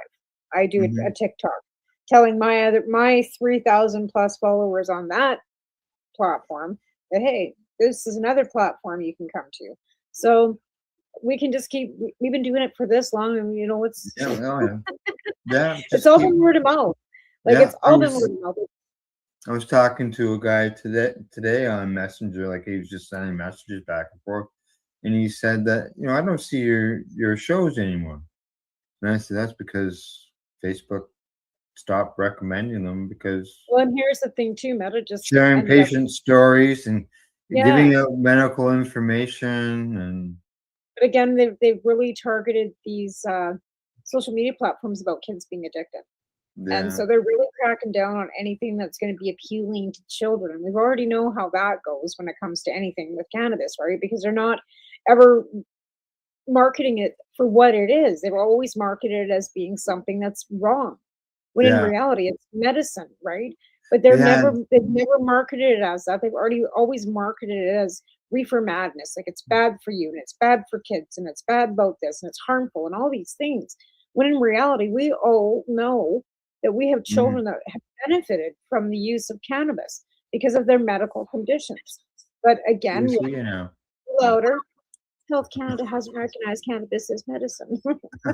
Yeah, even YouTube got into the action here within the last week. This show that broadcasted on Friday it had I was involved in an interview with two people who help people with with medical cannabis, and they help children. And I got a notification that they removed the video. I went, what? These people are telling this story, telling how they've been helping people, and that includes some kids that have come. Parents have brought their kids because of seizures and stuff like that. So they were sharing that end of the story, and YouTube didn't like it.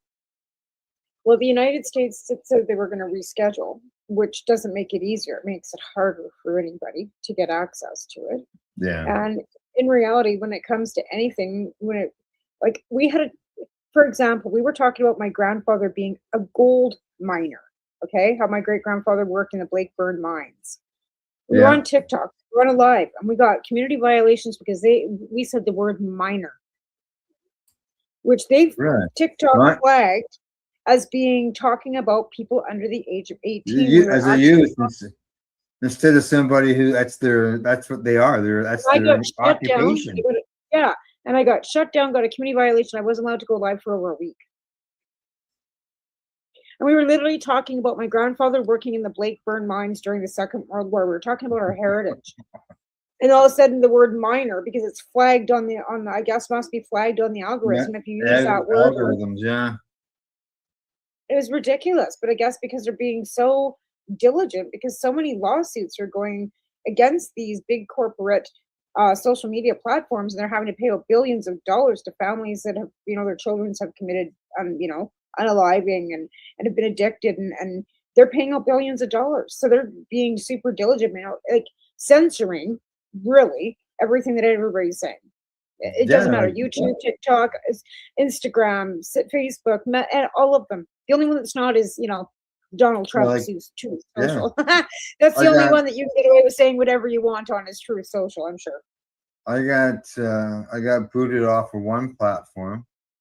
They said that it looked like they said the news show was the one that was the issue, and they kicked me off the platform. I'm still running. We're still running on that platform, just in another way. You can say, like I said, the censorship now and doing it for no problem whatsoever. So, obviously, things it grabs things differently. So. And I think it's really strange the fact that cannabis has been legal in Canada for what, 10 years almost now? 9, whatever you want, 7, whatever, 7. Excuse me. V8, but we still have these barriers with banks and working within, it's not so bad in Canada, but even in the United States, with the states that have their legalized states, right? But again, the stigmatization, even talking about it on social media or educating people on any social media platform, or even going to anywhere for advertising, because it's not allowed to be advertised in any way, shape, or form because of cannabis legalization. It's really stigmatized it, I think, in a different way. Yeah. For example, a lot of our times, our sponsors have been hydroponic stores. All of our sponsors have had to hide underneath the guise and aren't allowed to advertise. We've lost sponsorship. And when we've asked I've been looking for other sponsors because I know we need them. And I'm told we're not allowed. I'm told that would put me in jeopardy because I'm in the gray still. Right? Oh, yeah. And we'd love to, but unfortunately, it puts us at risk. And I understand that because there are people that are still working in the gray, helping people in the gray, because a lot of, let's face it, medical has been legal, but we still don't have the access to medical that we need, because the edibles and the things that we're getting in the stores aren't, like I said, I'm again, like I said, I'm sitting here with no cannabis 3 days before payday. I can't grow my own, and I can't afford I don't have, I can get by on $40 a day, right? To keep me, but that's $40 a day, and I don't always have $40 a day. Yeah, which works out to $1,200 a month. Right, and I don't have a car anymore. They came and took my car. You're right. Yeah, I've seen that online. So I gotta look for a ride, or Right. Yeah. Well, talking about money, just to remind everybody, it is tax time here in good old Canada. You get your income tax filed, and when it comes to patients, you can do some claiming on your income tax. When it comes to only the if you're pa- going from a licensed producer. you though. have to qualify, correct? Yeah. And that means you Um, have your license, and you have to I can't hear you. show What's your that? license, and then you have to attach all your receipts from the licensed producer that you have, like a licensed Yeah, producer. yeah, Not you like have you to. have go I was for. gonna do it. I was gonna do it slowly, but that's fine. Yeah, yeah. You have to be a patient, licensed patient here. You have to purchase from the licensed producer. You can't go to the store.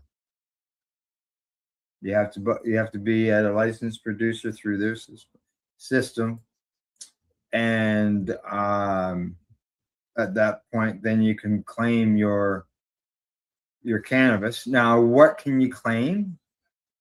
Let's see. What can It's you claim? ridiculous. You can claim up to See, $300. yeah, seeds are claimable. Did you know that? Hmm? Yep, seeds are claimable. Yep, I knew Yeah. that too.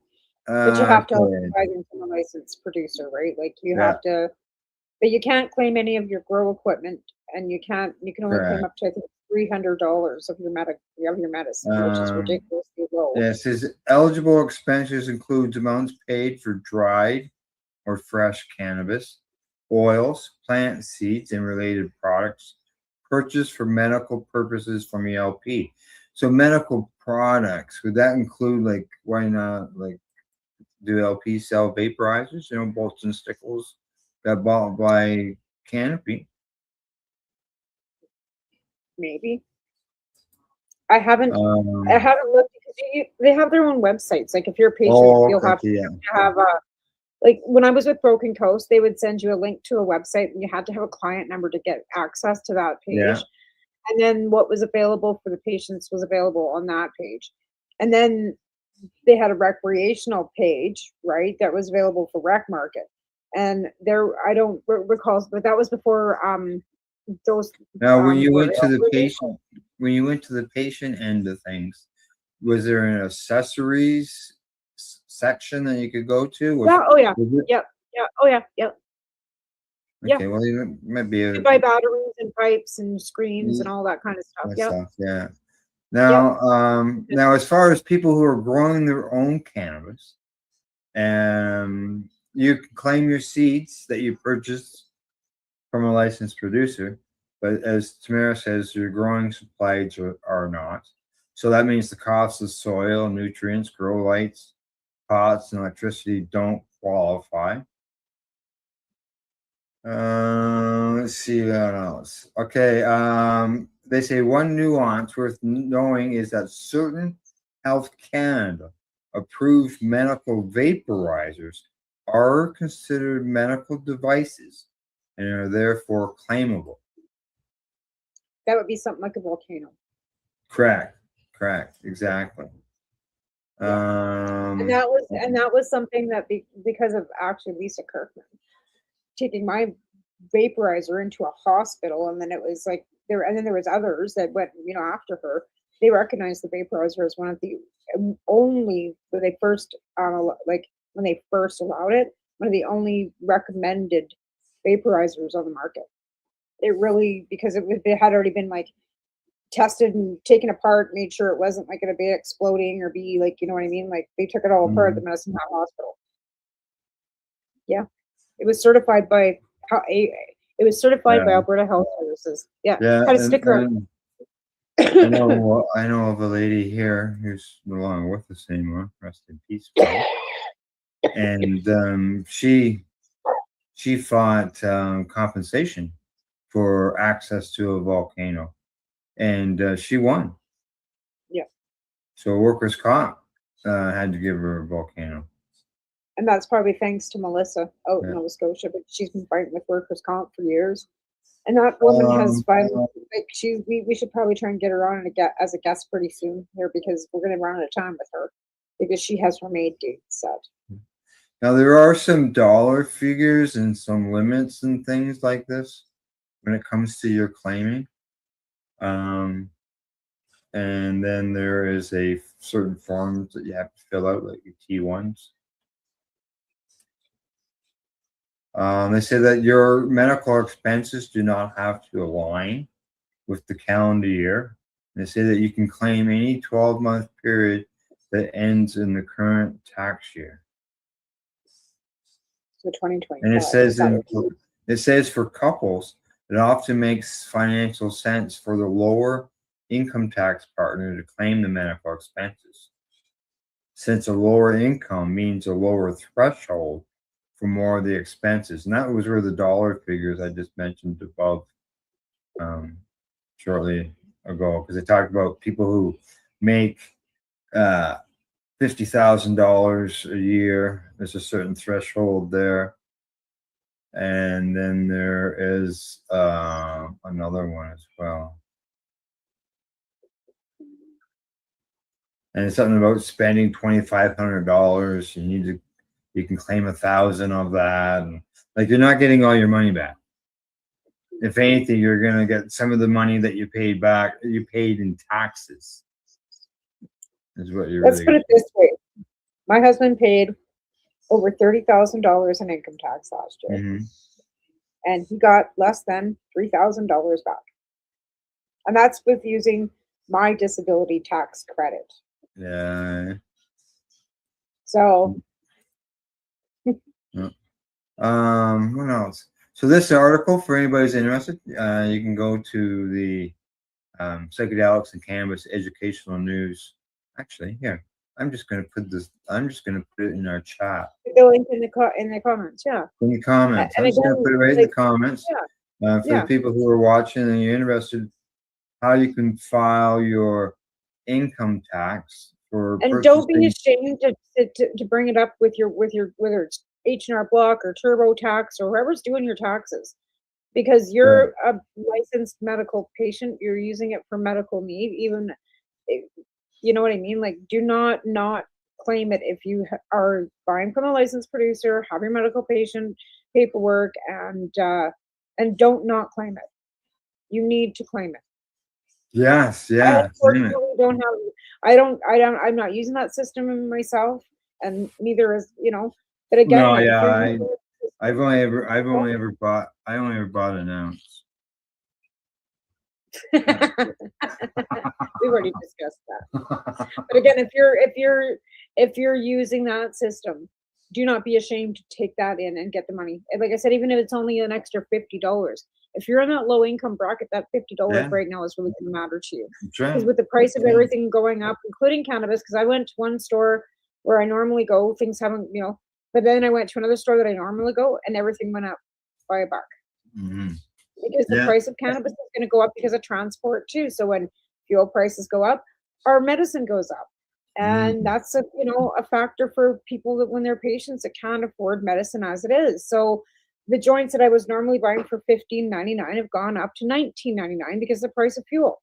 So that's made it more affordable for me to be able to get my medicine, right? And I'm having to buy from the local cannabis retailer because my res is shut down. And I refuse to buy through licensed producers. I just flatly fucking refuse. Even though I'm buying from the cannabis stores, I will not.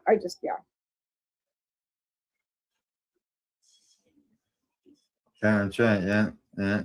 Bryn's right. You got to exercise your rights, or they'll just take it off the books, and people won't even notice it's gone. And good day to you as well. Let's see what else on that. It's in the chat. Take a look and see if you can claim your medical cannabis. Now, it mentions about people who are growing their own. Like for myself, I'm not registered with any LP. I guess I'd have to find an LP that had some seeds that I would be interested in. But how would that work? How do you find out?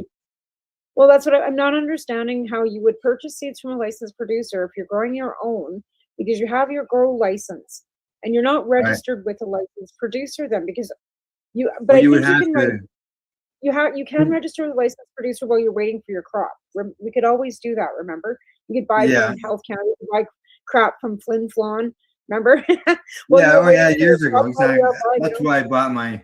Yeah, exactly. So I'm assuming it's probably the same type of thing where you applied for your grow license and you select a licensed producer and buy, like 1 ounce in your seeds from them until your grow starts. Couldn't you register with what? Could you not register with a licensed producer with just your number? I don't know. I can't answer don't that know. question. I think you would have to do it at the time of your licensing. Like, I think you'd have And to have your I'd job. hate to register with. I hate to register with a company and they don't have any seeds, or very limited supply of anything. Well, you'd have to do because when you get your licensing, I don't know who's signing you up, you kind of have to do your own research on what producer you want to who you want to sign up with, right? Yeah. I'm not surprised, Brent. Buy the seed. That's they've done that in the past, just even in stores. There's one breeder that I know that I've dealt with in the past that they sell them, like $5-6 a seed. It just depends. I'd reach out to Matt Barron. He's still the great gardener, right? Him and Sarah Campbell.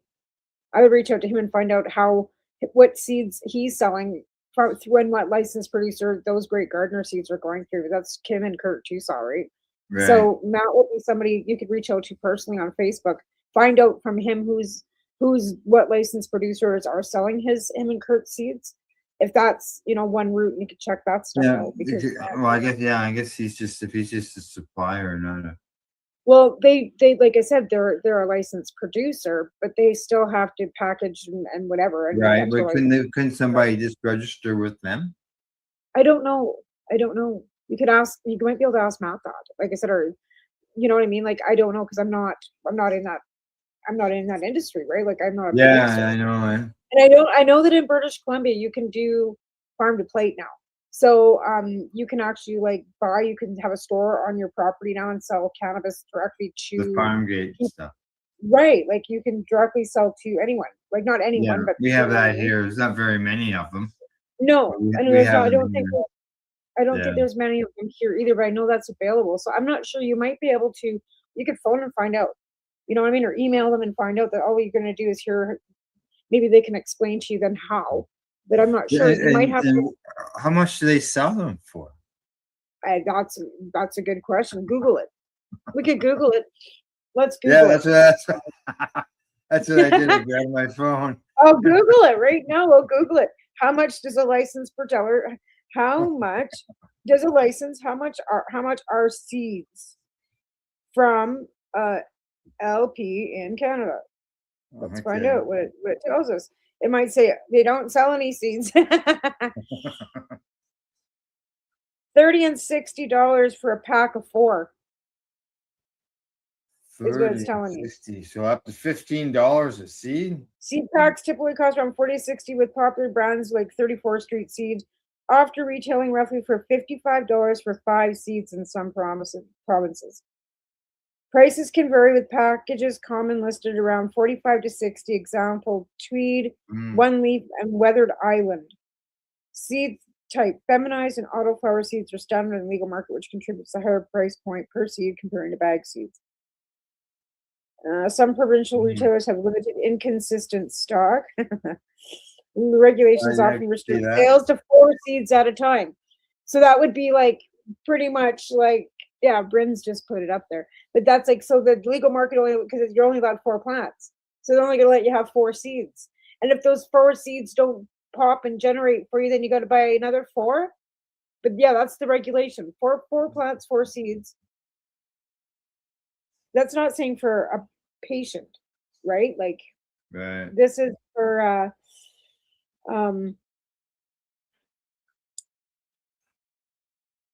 how much are seeds for seeds? I'll put this in for patients. For patients from an LP in Canada. We'll see what this one comes up with. How much are seeds for I see it's got some stuff there that's from. It's a big message there. That's the Google. That's exactly what I just read. Yeah. He's just copied and pasted it there. Yeah. Yeah. Oh, we get 3 to 5 seeds for $30 to $60 as patients. We're varying depending while patients purchase directly from LPs. Other utilized Ontario counties or specialized seed banks that offer feminized autoflower in small packs, 3 to 4 seeds, $30 to $52. Large pack, 8 to 10 seeds, $60 to $100. The last, But they're still only selling you like 3 to fucking 6 seeds. the last ones that I bought off of a breeder, they were $6 a seed, and with a minimum order of 5 seeds, so there's $30. Well, I'll tell you, there must have been 20 seeds in that little vial.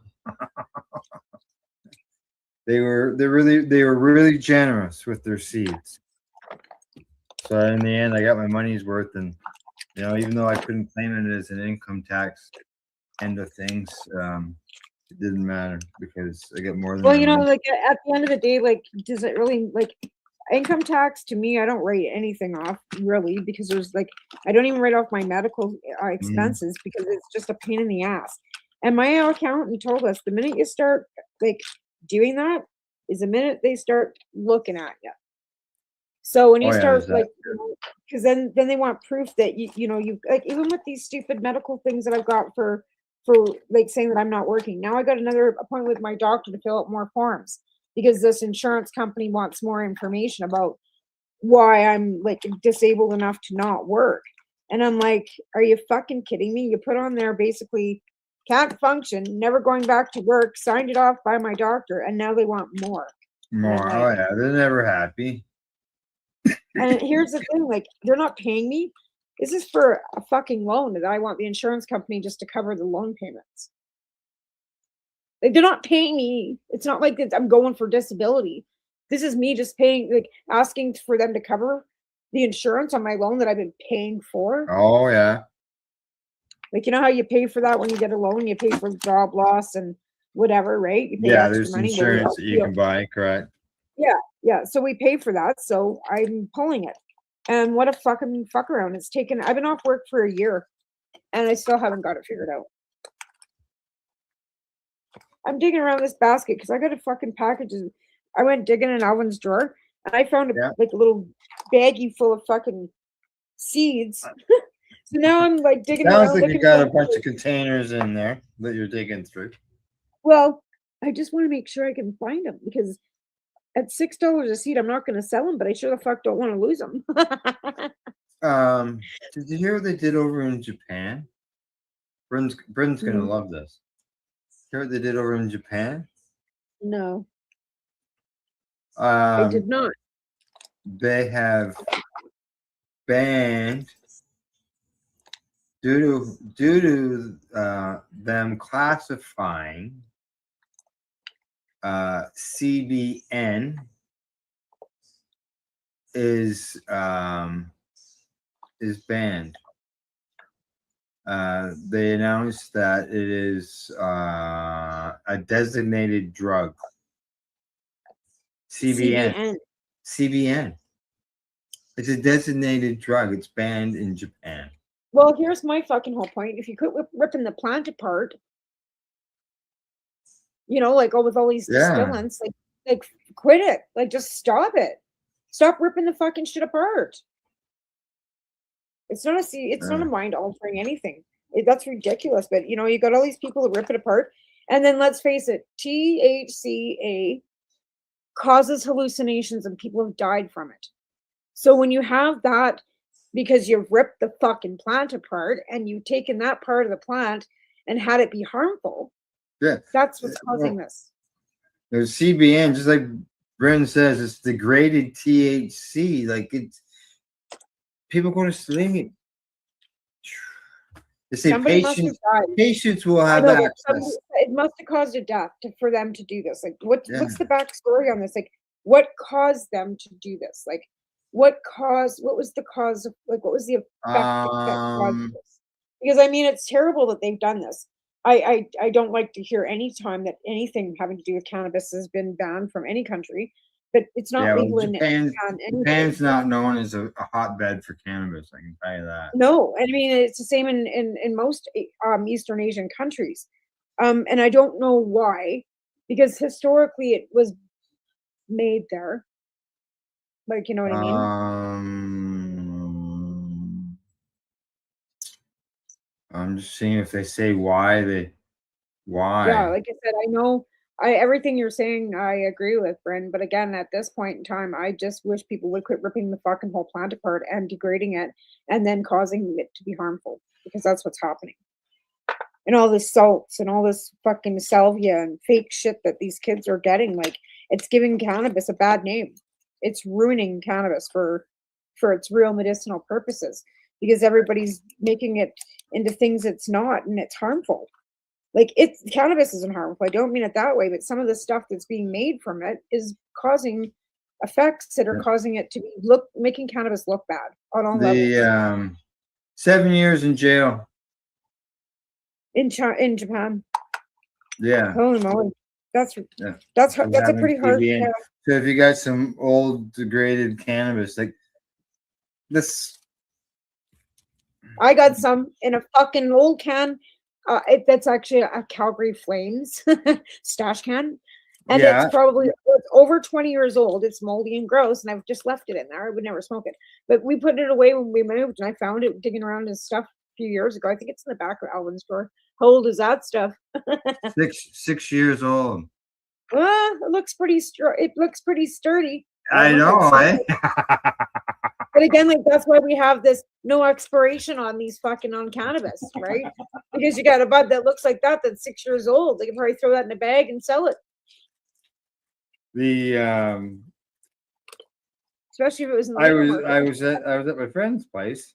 We smoked a joint, and he said, "You like that?" And I said, "Yeah, well, I had a good taste to it and all that."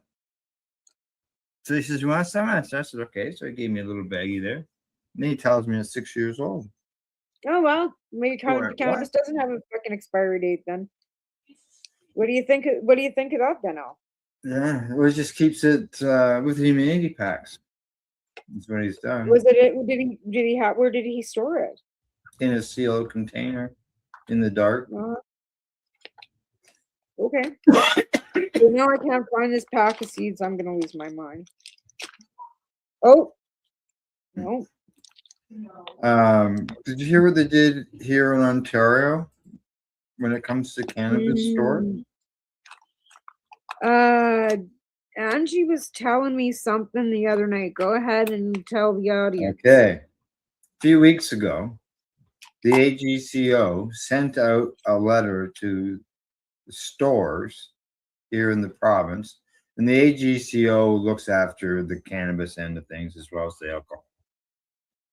So they sent out a notice to all the stores, the retailers, the owners, and said that they couldn't use the word dispensaries, that they were a dispensary or anything along that line in their promotion, advertising, on their websites, all that stuff.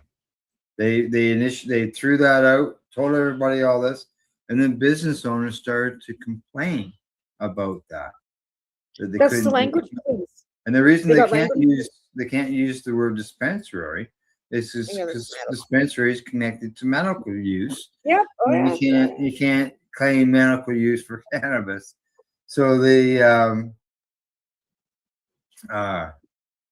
They ahead and talked did about all that. this. They got enough backlash from everybody.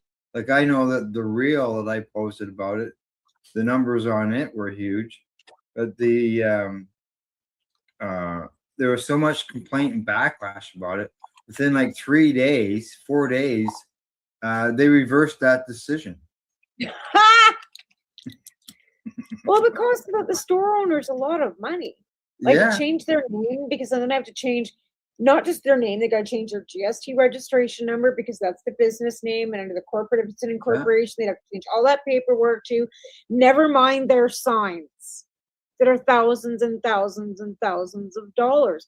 Those signs that go above your stores are not cheap. Yeah, Like, even a fucking banner behind you probably costs like $500. Like, seriously. The stores received these notices, and then they had to scrub their websites, all that stuff, all the literature, all that. Started that process, and then turned around Then they and said, changed their "Well, mind. yeah." Oh, Dougie Ford Dougie Ford, he wants, he's getting to be close to old Danny Smith, wanting to be able to pick his judges. Like, what the fuck are they on? Any of them. So They it's can't even just- get the Cannabis Act right. They were trying to do anything else. Like, it's just ridiculous. Yeah. So now we can call them legally now in Ontario. We can call a cannabis store a dispensary. And really, Wow. come to think of it, how often have you ever received a prescription from your doctor and your doctor says, hey, Go to the dispensary. Never. never. They say, take It's this a to the pharmacy. pharmacy. You go to the pharmacy. Yeah, Yeah. not a dispensary. Dispensaries are a really old term, like from like the 20s. You know what I mean? Like that's pharmacies were called dispensaries back like in the 20s, but not like they're all pharmacies. I don't know. Yeah. Any stores now can have dispensaries. Include that in their literature or for their algorithms to be grabbed. And how much did that cost the Ontario taxpayers? No, I don't know. I haven't got a clue. Right? But how ridiculous. All that hubbub over a fucking name that just cost the Ontario taxpayers probably $1 billion. Yeah. Like, just ridiculous waste of money. Like, these people are stupid. Okay, I'm going to lose my mind. I can't find the receipts. Can't find the Dun, seed. dun, dun. Did you find them? No. Oh, you had that big triumphant sound there. No, that was a dun dun dun. I don't know where they are. Oh, They were in this okay. basket. I'm not gonna do it on the show because then I'll just rip everything apart, throw it everywhere, and then everybody will know how crazy I really am. But yeah, it's true. It's just ridiculous. Some of the regulations they have, like even with the fact that they're going into the Wet'suwet'en Nation and shutting things down and then having to block things off, and I don't know what to say because this is all provincial conservative governments that are doing it. Like Nova Scotia's Tim Hudson, right? Like he's just gotten elected. Yeah, we as a new report on what's premier, going on right? there. And that's crazy. crazy what's going on down there. And they weren't like that before because they had a liberal provincial government. The liberal provincial government never said a thing. Nothing to them, eh? And then as soon as they got that fucking conservative guy in there, Hudson, all fucking hell broke loose. Oh yeah. Oh Like, yeah. never mind. Like, I mean, when it came to the fires and stuff, like we talked to Deb recently, like they're still like getting a lot of help and stuff from the province for that. Like, even she can't, as much as she doesn't like them. Like when it came to the fire, the province was there, but so was the Red Cross and a lot of other NPOs. But when it comes to this cannabis, fucking almost like a witch hunt. You know what I mean? When it comes to the First Nations and their cannabis dispensaries in Nova Scotia, I feel it's a witch hunt. I think it's disgusting and disgraceful. Yeah, it's not good. That's for sure. And the fact that the good thing is that they are standing up and fighting it. They are willing to take this to court, and they aren't taking it laying down. No. I think we've talked about this in the past about the fact that it's the fact to see someone is standing up and will take this to the court and fight it in order to make that decision loud and clear right across the country that they have treaty rights to do what they're doing. Well, I know the Piikani Nation in southern Alberta just got another 21 new RCMP members going out there, and they are not happy. They're integrated in with their band police, right? Oh, But yeah. they're RCMP, and the comments were just unreal on the thread from the RCMP announcing this, right? It was like, stay the fuck off our land. Like, it was brutal. And again, I don't blame them. I know during the raids at Tioga,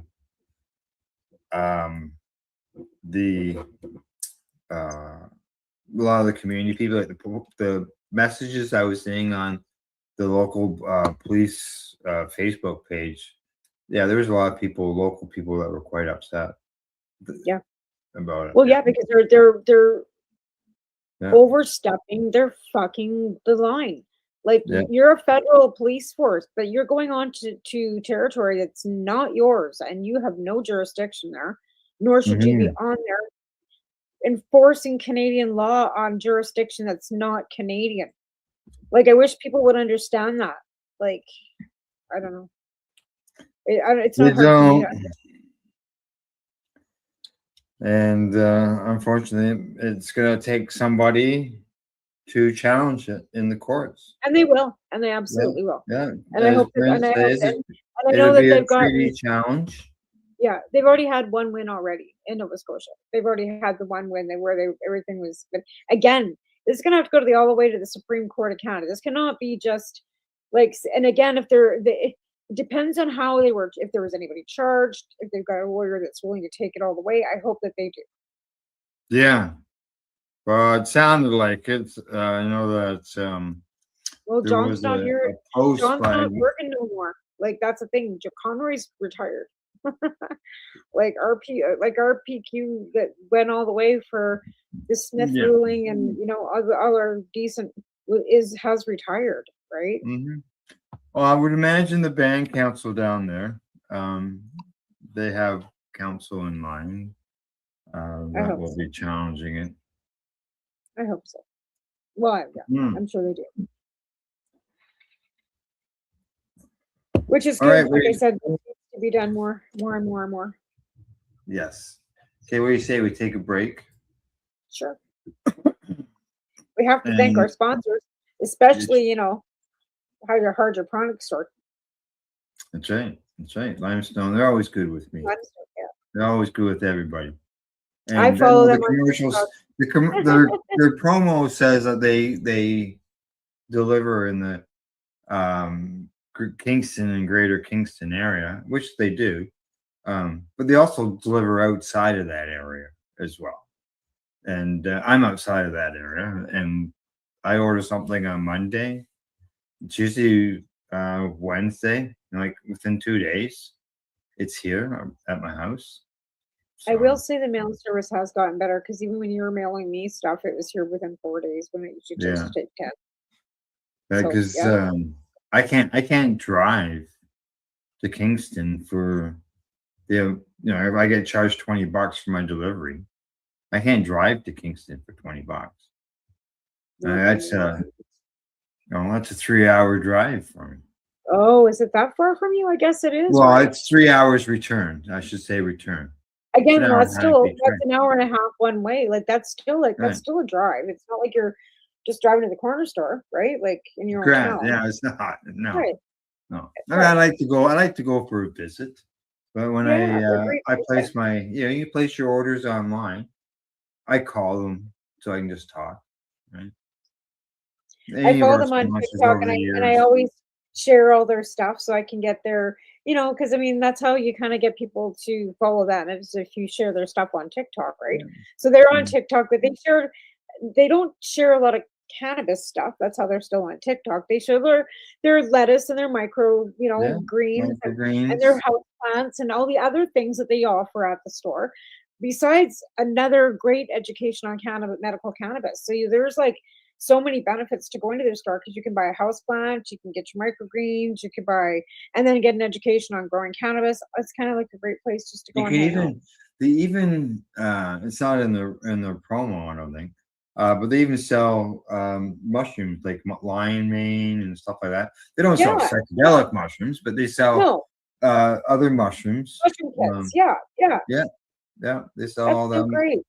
Yeah, And then you in a also bag and all that. your lights and all your soils and stuff, and Yeah. they'll teach you how to grow like vegetables too. Like, they got vegetable seeds and that kind of stuff too. Like, they're very, very versatile. And I think you'd look at them more as a garden center than just a hydroponic store, because they've got Correct. everything to grow vegetables and everything too. So they're like a little garden center. I kind of like that, especially since they got the house plants in there too. Yeah, I got As you I can got tell, a I kind of like house plants. As you yeah, can you tell. do. Oh, yeah. Look around. All right. Well, House we should go for a break, and then we come back. We'll continue our discussion. I've got some numbers on some the cannabis, because we're talking about cannabis purchasing for medical patients at the beginning of the broadcast. When we get back from break, we'll talk about a little bit of numbers when it comes to medical cannabis and what's being purchased. So, all right. Other than that, oh, we got a message. Oh, yeah, it's good to see you as well, Brent. And other than that, we will see you in 3 minutes. You're watching the Pace Radio Show. We're live here at paceradio.net. You're listening to the Pace Radio Network here at paceradio.net. Camelford Lifestyle Shop, open Monday to Friday from 10 till 7 p.m. or by chance. Check out our flags, our t-shirts, plus our hats, and look of that supply of rolling papers, plus much more. We've got bongs and your favorite herbal vaporizers. Look at all the incense we have, as well as for those who collect knives, check out these knives in our collection. And while you're here, stop in to see Shay at the piercing room, where you can get poked by Shay. Daily deals, check them out. Camelford Lifestyle Shop, 17 Bridge Street West, Camelford, Ontario.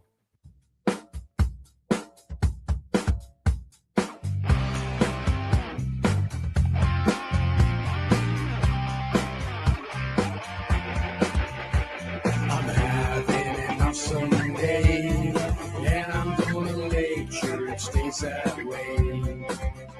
I'm having an awesome day, and I'm gonna make sure it stays that way.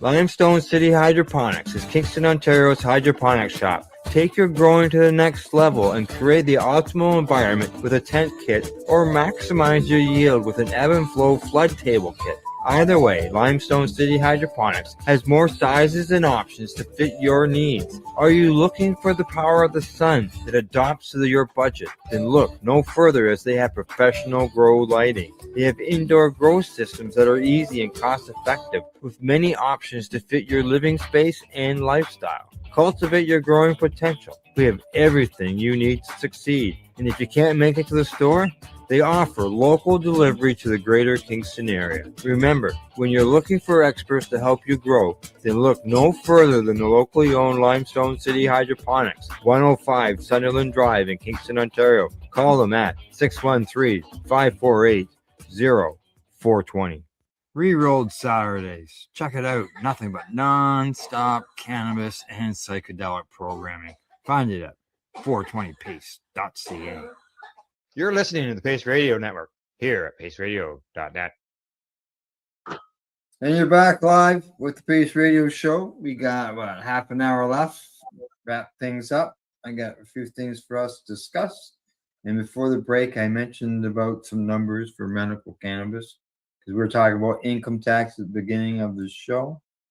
It says that medical sales of dried cannabis for medical purposes have declined by 5% quarter over quarter and 16% year over year.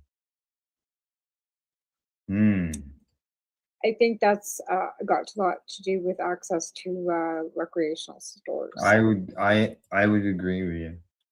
Yeah. I think it's not that the medical patients have stopped using medical cannabis. I think that they've just given up on trying to find a doctor that's going to sign for them to begin with. And or their doctor has said, like mine did, well, you've got access to 30 grams a day. Why would I sign you for 15?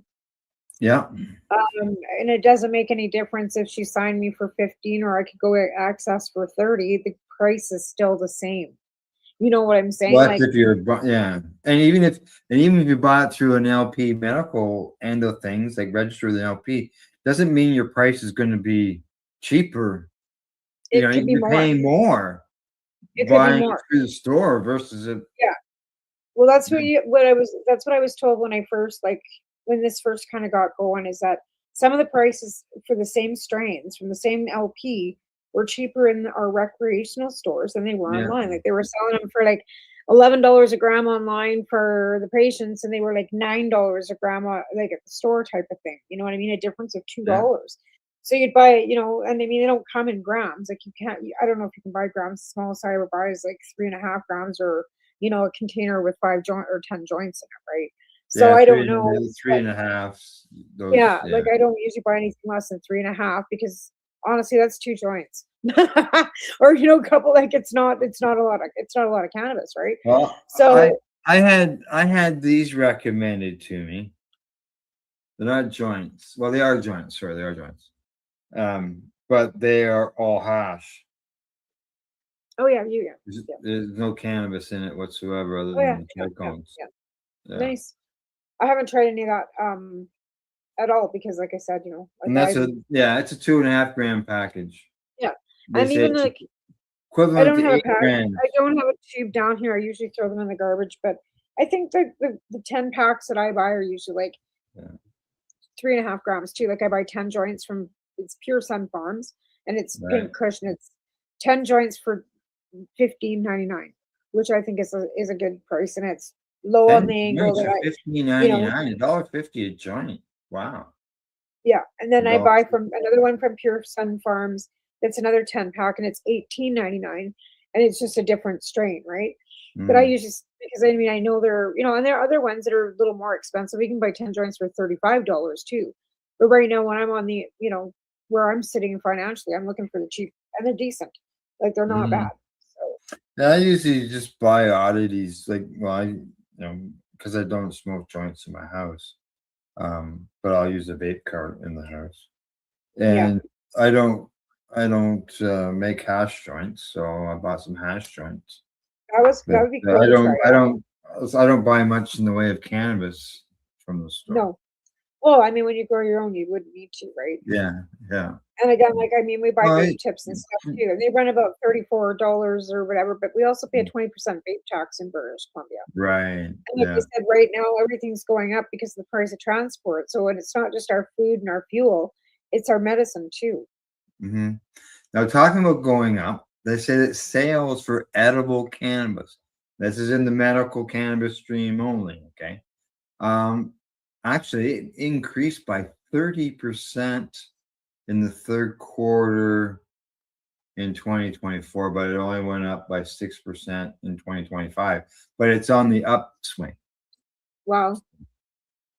I think more people are ingesting gummies. Like people will eat a gummy before they go to bed. I hear that. I hear that all the time. Like, not during the day, but they'll take a gummy right before bed, or they're using it for sleep. Bed. Yeah. Topical sales, they just remain flat. I don't know. They showed a 15% increase from year to year. People probably buying a topical drug.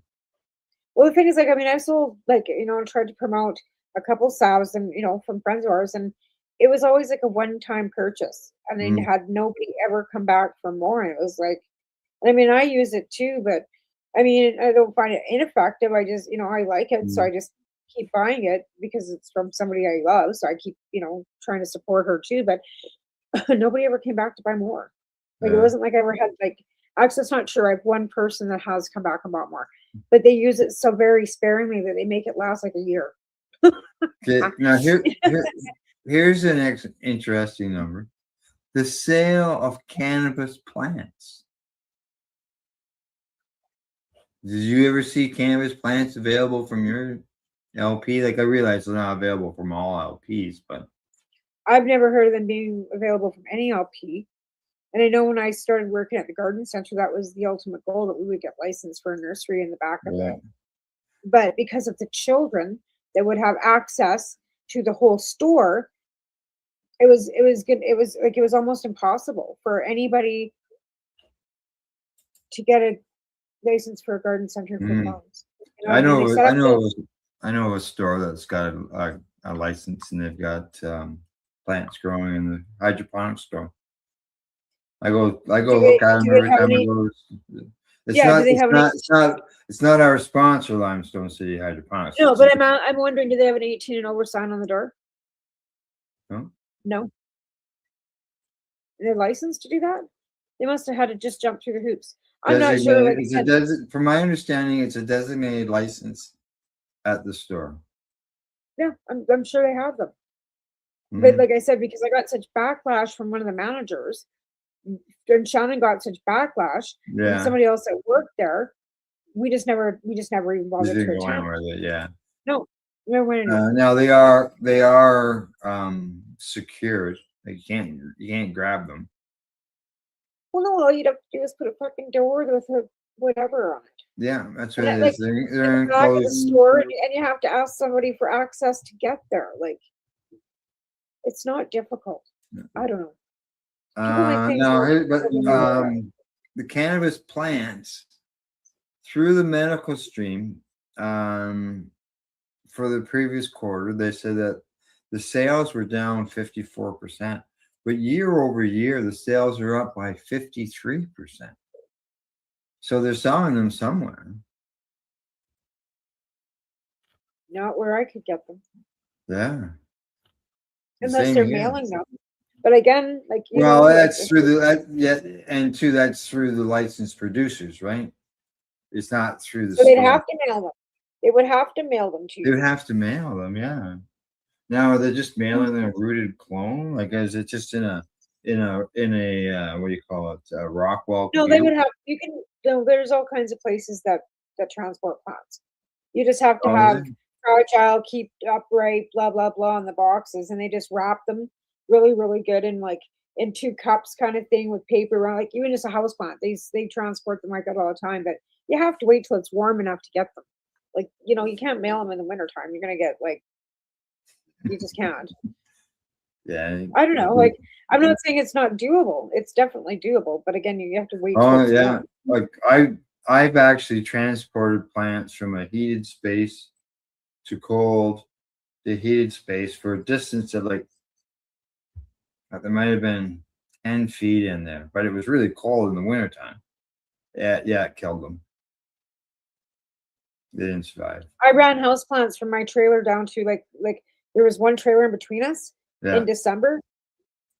And I wrapped them in blankets and we put them in boxes and we did everything we possibly could to make sure that they weren't gonna and like I mean we ran them and they all died. Every single fucking one of them. Here's something that we've always known.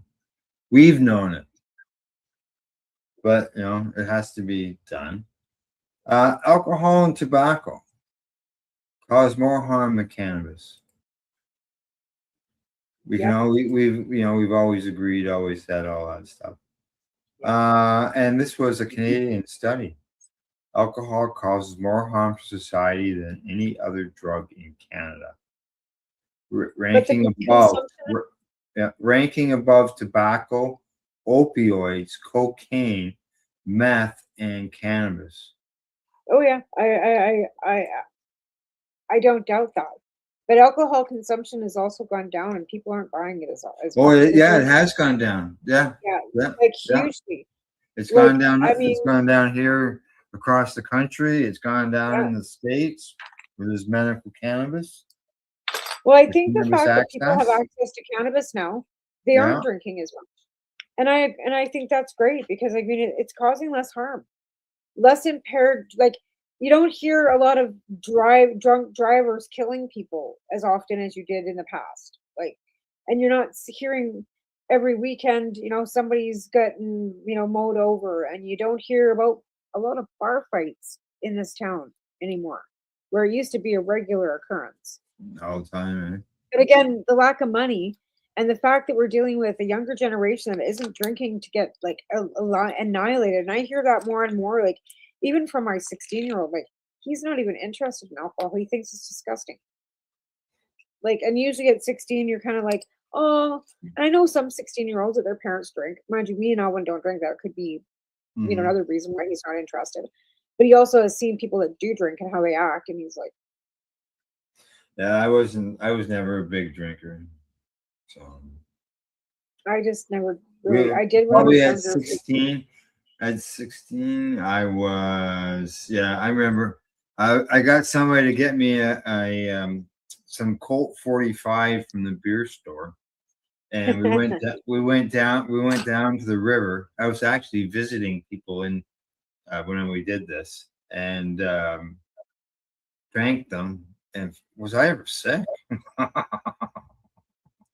Like, yeah, I just people look at me and say, "Gee, you cough when you smoke that. How can that be enjoyable?" But getting sick is much worse. For 3 days sometimes. Yeah, Like some people They- get super like sick. Some people are allergic to alcohol to the point that they drink and they turn into complete lunatics too. Like, you know what I mean? Like complete lunatics.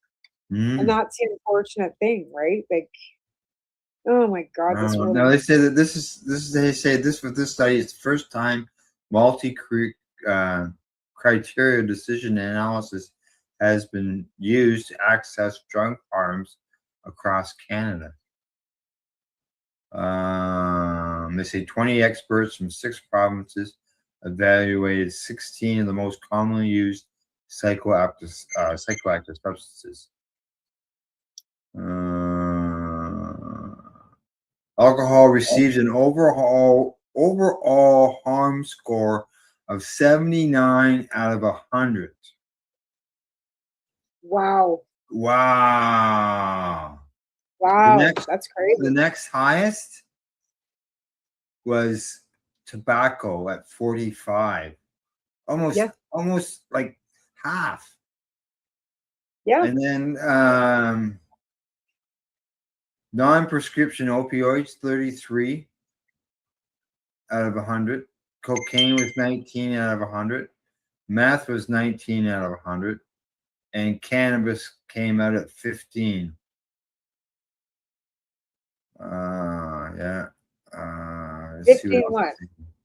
they say that these align with previous studies conducted in the UK, the European Union, Australia, as well as New Zealand. Wow. Yeah. Okay.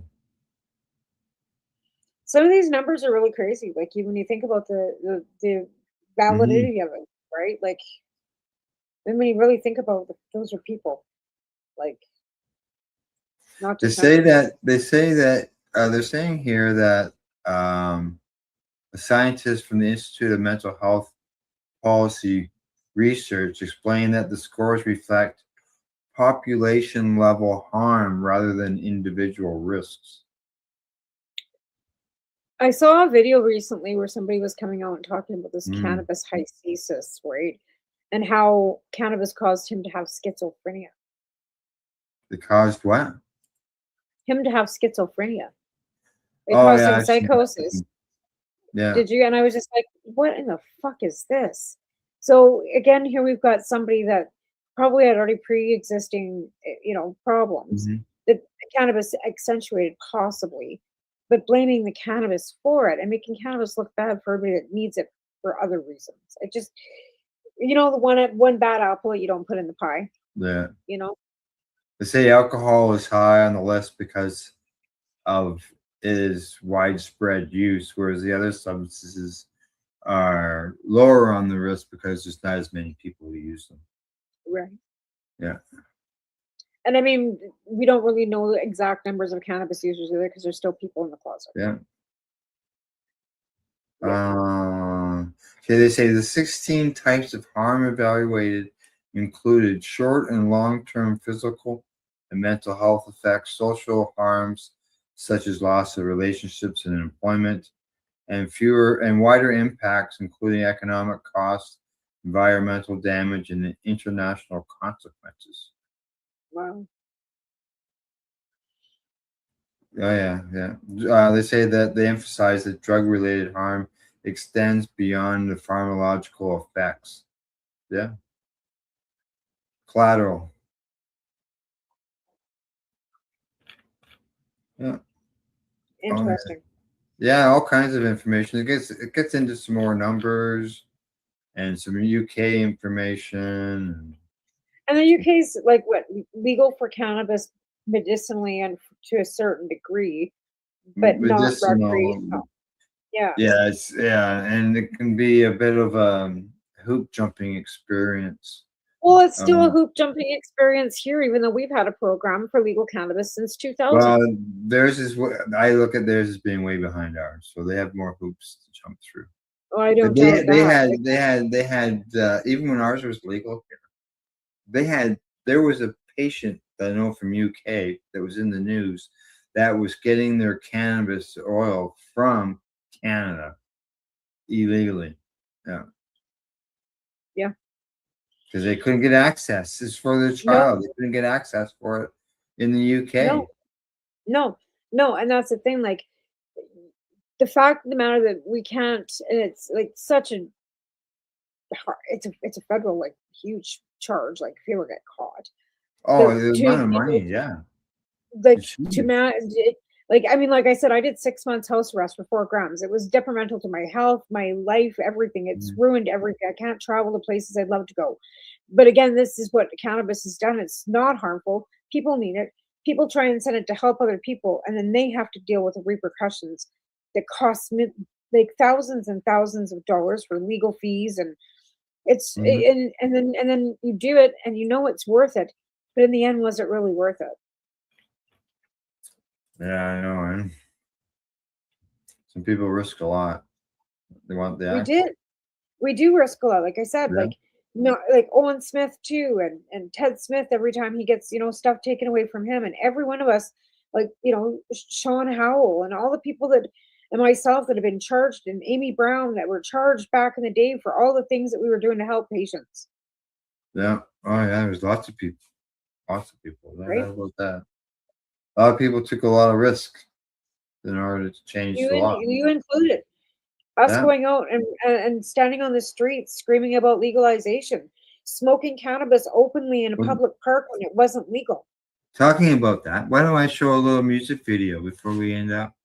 I'll put it on right now. We'll talk about that. And it's a video of, I don't know if I showed it last time we were live or not, but it's on the Global Marijuana March in Toronto. And it's Yep, just I not think we did say that the last yeah. time. Okay. All right. Then I won't play it again, man. No, would you? Yeah. All No, right. you did I'll say it because play it was in the park. It was Queens Park, and showing the Right. fact Yeah. that there's all the vendors and all the people that would come out, and The how that march, doesn't happen anymore. the amount of people that came to the march, tens of thousands of people. Well, look at even the Vancouver like art gallery and all the global, like even the global marijuana marches we had in Lethbridge. Like we Yeah. started with 50 people, then we ended up with 500. You know what I mean? Yeah. And it just only grew until The well, I ones that wasn't they were there having at anymore, the but art galleries, the art gallery in Vancouver, it was huge. You know, it was Sunset Beach in Vancouver. yeah. Like they had like, and all the parties, like, I'm looking at the fact that Afro Man, okay, let's go back to Afro Man. Afro Man was at one of the events that was held, right? That Mm, we would go to that normally we wouldn't. We had like what's his name? Mike Rita, who's now a comedian at the comedian, Mum yeah. event. Yeah. And he's amazing. And now he started at Vapor Central, which doesn't exist anymore either because you're not allowed to have vape lounges, right? Like I don't know if I think Vape Central still is existing Well, actually. yes and no. There are a legal lounge. There is a legal lounge, Lit Research in Toronto, that does research on cannabis, and they'll have people come in. I know, like one of the studies that was in the news was about them doing research on cannabis and music and how it was affecting people. So people would come in, they'd be consuming their cannabis, and they'd fill out a report on how. Well, we all know that was the best thing we ever had was places that we could congregate and smoke and Oh not have to yeah, worry about the police and have a soft drink or a bottle of water, and not have any like there's no licensing for liquor on site because nobody wanted to drink liquor. That's why we would right. go and smoke and have a comedian, have entertainment, bands, like just like a bar. Only it's a Yeah. lounge for vaping. Even like Vapor Central had a volcano sitting on the table ready for your use. Right? Mm. Yeah. No, I always enjoyed going to them. There was never I did any too. problems or issues like when I was there, and I went used to go quite often. That was the best thing. Like when I was first taken there, Chris and what's her name had it. Anyways, it doesn't matter. But they owned it at the time, and you know, I got there. I was coming in from Alberta, first time ever seeing a vape lounge, and the swing vape, right, with the dabs. It was new. Where you had the swing vape. So that's how I got greeted at the front door by Chris and a big dab off the swing vape, right? And I was in awe, literally a country bumpkin walking into downtown Toronto, which was amazing as it was. And then up the stairs and into this beautiful, this lounge where there was people and couches and everybody was just relaxing and music playing and they were all smoking. And the environment was like no tension and it was just calm and nice and welcoming and Yeah, that was Chris and Aaron. So. Aaron. All right, talking about lounges. I've got a quick report here. It's I don't know, it's 2 minutes. All right, just give me a second here. Click. That'll go bigger. Come on, there it is. All right. Here it comes. Right there.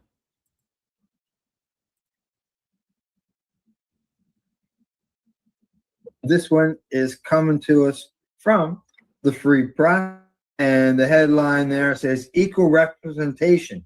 Cannabis advocates push for public pot zones. There are hookah lounges and smoking zones, and now advocates are pushing the provincial government for public places to consume weed or cannabis. The Cannabis Business Association of Manitoba is calling on Premier Rob Canoe to greenlight public cannabis consumption spaces. Stephen Stairs, the organization's founder, has planned a rally outside the legislature on April the 20th. The association has few members, but keeps in touch with owners of roughly 100 businesses. Steve Stairs says that we're just looking for equal representation when it comes to access. It's about cannabis consumers being treated the same as an alcohol consumer. If, he says, a public cannabis consumption space means regulating buildings, then cool. If that means adults only areas at specific cornered off areas of public social gatherings, great. Now, Stairs offered baby steps, such as allowing for edibles and cannabis drinks in public places before committing to smoking. Now, British Columbia has designated public spaces for smoking and vaping cannabis, including in non-specific smoking areas. Ontario, it allows use in some public spaces, such as parks and sidewalks. I know on sidewalks, but I'm not sure about the park end of things. Now, Manitobans can use topical cannabis products in public. Topical, okay. Now, the Liquor, Gaming, and Cannabis Authority of Manitoba isn't aware of any moves to broaden public consumption, a spokesperson wrote in the statement. Now, the Justice Minister, Matt Weebu, who oversees the liquor, gaming, and cannabis portfolio, said his office hasn't received requests to amend the consumption laws, and any decision would need to balance Manitoba's health and social considerations, he wrote in a statement. Well, Stephen's a good man to go out. Like, you know, he's been around. That's great, but you know what? When their Cannabis Act was written, to be fair, Rob Canoe was not the premier of Manitoba. No, he wasn't. And if anybody's going to change it, he's got a good way of getting in there, because Rob Canoe has changed so much to the point that he's taken off provincial sales tax off every product coming into the grocery store for them. You know what I'm saying? Wow, really? Like they just took their provincial sales tax, like off your rotisserie chickens and all, like anything from a deli, like all the stuff you get like from a grocery store that has any provincial sales tax on it. Manitoba just took it off. Because he knows the prices of everything is going up so high for everything. He's trying to help. So if any province has a way of getting through with this, Yeah. Is that one. And again, Alberta also, like Stampede allowed cannabis consumption in Yeah. a back area too, right? So we Yeah. are getting there, but that's events. That's not an actual brick and mortar. Yeah. Like Yeah. brick and mortar, like a bar, like not like like a cannabis bar, so rather than a wine bar or like tapas, whatever. Like there's no brick and Like mortar. him suggesting, and I agree completely with this, and I have for a long time. There's non-smokable ways of consuming cannabis. We all know that. So the excuse that you can't have a bar, you can't have a if you can't have a cannabis consumption space because of smoke, people can consume it other I think ways. I think this is the barrier that we've got is because we don't know, like, okay, so for example, you and I can smoke and smoke and smoke, and then we can get in behind the wheel and we can drive, right? I don't consume drinks because I just don't. But if somebody's going to say in a lounge and drink like 4 or 5 of those cannabis beverages, or eat, say, too much and they green out, and you've got people passing out in chairs in your lounge, you know what I'm saying? Well, That would be my concern, because a lot of times people like over consume, even with alcohol, right? Oh, And yeah. it's hard to to please it. But again, when you've got people consuming, like, say, 4 gummies, and you can't police them, they buy 4 gummies, you can't tell them they have to wait 2 hours to consume them. They slam back those 4 gummies. They're good for the first half an hour that they're they've consumed, and then the next thing you know, they're rubber in a chair. Oh, that could be. Oh, yeah. So you know what I'm saying? Like, I'm And not then, saying there's it's anything like, wrong with it, but so I would be when it concerned comes about to these the things. alcohol end of things, the person's the same way. They Again, gotta people know that they should know their limit. they should, but they're not saying they do. And again, Oh yeah, I know that. I know. and with alcohol, as a bartender or a server, and of course, this is being trained for cannabis sales too, because you took the cannabis sale out in Ontario, Yeah. what to look for. But again, with cannabis, it's a little harder to detect because of size of people. When somebody's like intoxicated to the point where you shouldn't serve them any more alcohol, They right? start spitting on you. But again, if you're serving somebody maybe 1 gummy and they should only eat half that gummy, even though you're trying to be mindful, and that person has never consumed before, and that half gummy knocks them out, how do you get them the fuck out of there? What do you do? Phone Well, the same ambulance? way how when you go to a bar, you got some friends. You call a cab and you pour them into the call a cab. cab, Like, that's you what go you do, home. Yeah. right? You pour them into a cab, right? But Yeah. again, like with people that are passed out with cannabis, they're passed fucking out. You cannot wake them up. I've had a friend that ate a gummy and was slept for 17 hours. Oh Like, yeah. so how do you get that person up and pour them into anything if you can't wake them up? I guess the same way you get that drunk in the cab. Yes. That's gonna happen. And whether it's it's alcohol, we keep I think comparing the it vape to lounge where alcohol, people but can it's vape is a lot safer than here. Here it's fucking 6 cans of some fucking oh drinks yeah, and yeah. 4 edibles. And next thing you know, that fucking guy sucked back 4 drinks and ate 3 cookies, and he's like, in a chair. I know of people who consume 10 milligrams and they're done. Like done. Done. And I know other people that can do I know they 5,000, couldn't stay there. They'd have right? to I know lay other down. people, right? They could do 5,000 milligrams and consume 5 and function and Yeah. have no issues, right? Because it's Right. targeting their pain and it's going to their pain, right? But again, like, I don't know. I would rather just be vaping than having to deal with people eating and consuming that way myself. The I know the I whole like to see smoking it all. thing is I like to have it the all. whole issue, right? Here's the Yeah, thing, the whole smoking is- non-smoking issue, right? Like, they don't want you smoking anything. My doctor, like, even vaping, like, I quit smoking tobacco, but I'm still vaping nicotine, right? And she's like, well, that's better, but really, you know what I Yeah. mean? Like, they don't want you doing anything that's going into your lungs, because we're not supposed to intake anything but air into our lungs, right? Correct. Yeah. Yeah. It's about health and safety, and that's what their bottom line is. Always. It's about your maybe- public health and safety. Maybe they'll limit them to 2.5 milligrams of THC. That'd be Here's an your awful lot. droplet.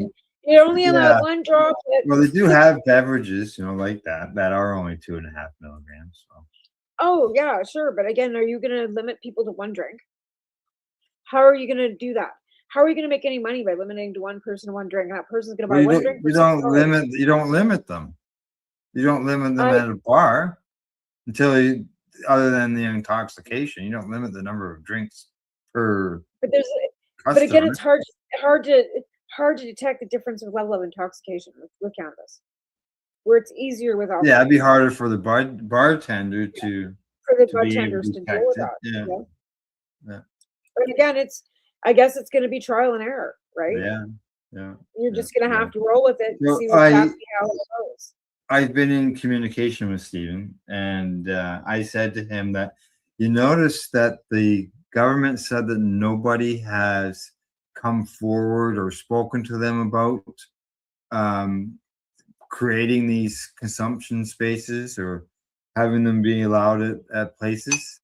And I said, that's a cue. That's for you to be that person, to get that going, to make that noise. Hey, Saskatchewan changed a whole law after having 13 people fucking get in touch with the government.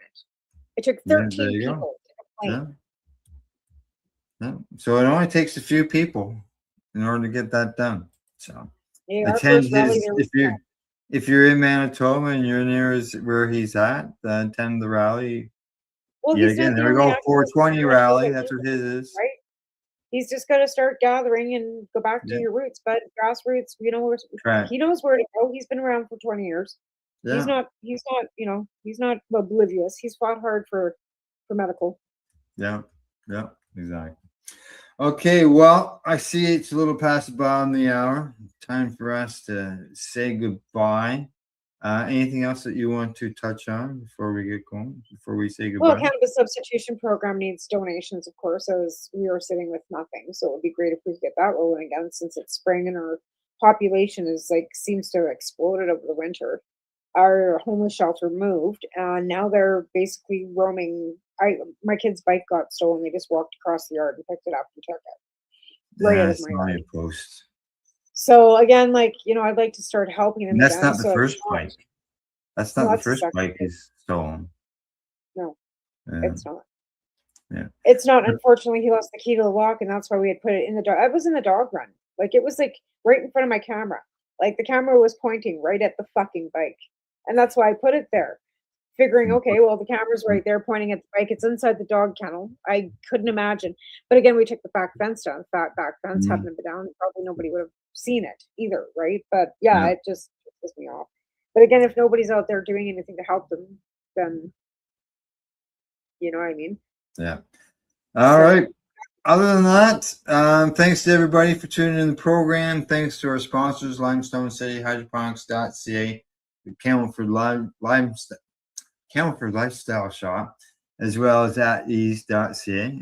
Thanks to everybody once again tune in. I really appreciate it. Tomorrow morning, catch Cindy and I doing psychedelics and cannabis educational news. We'll have 8 stories for you to find out all about, and you'll find out those 8 stories tomorrow if you watch it. So other than that, thank you once again, and we will see you all again next week. Bye-bye.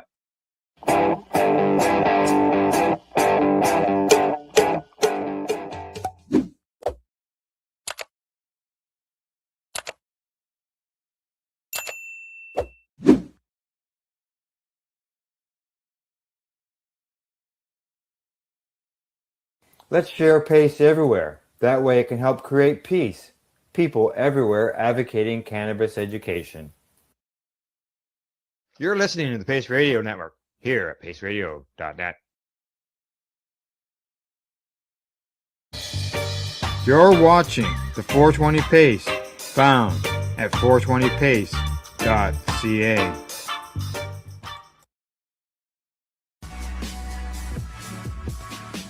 Tune in Fridays at 7 p.m. Eastern Time on 420radio.ca.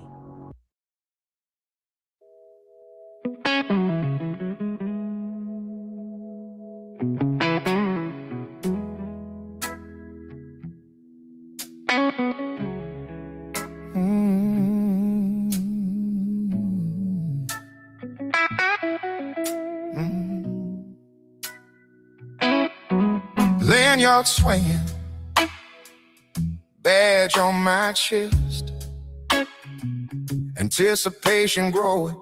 Got a pocket full of samples and a bag of my best. Vending booths, sitting side by side. Everybody has a dream. We're talking higher business, Higher education. shake that deal, smoking sticky bud. Turn that spark into a brain. Higher business on education. All weekend long at Canada's first medical cannabis expo.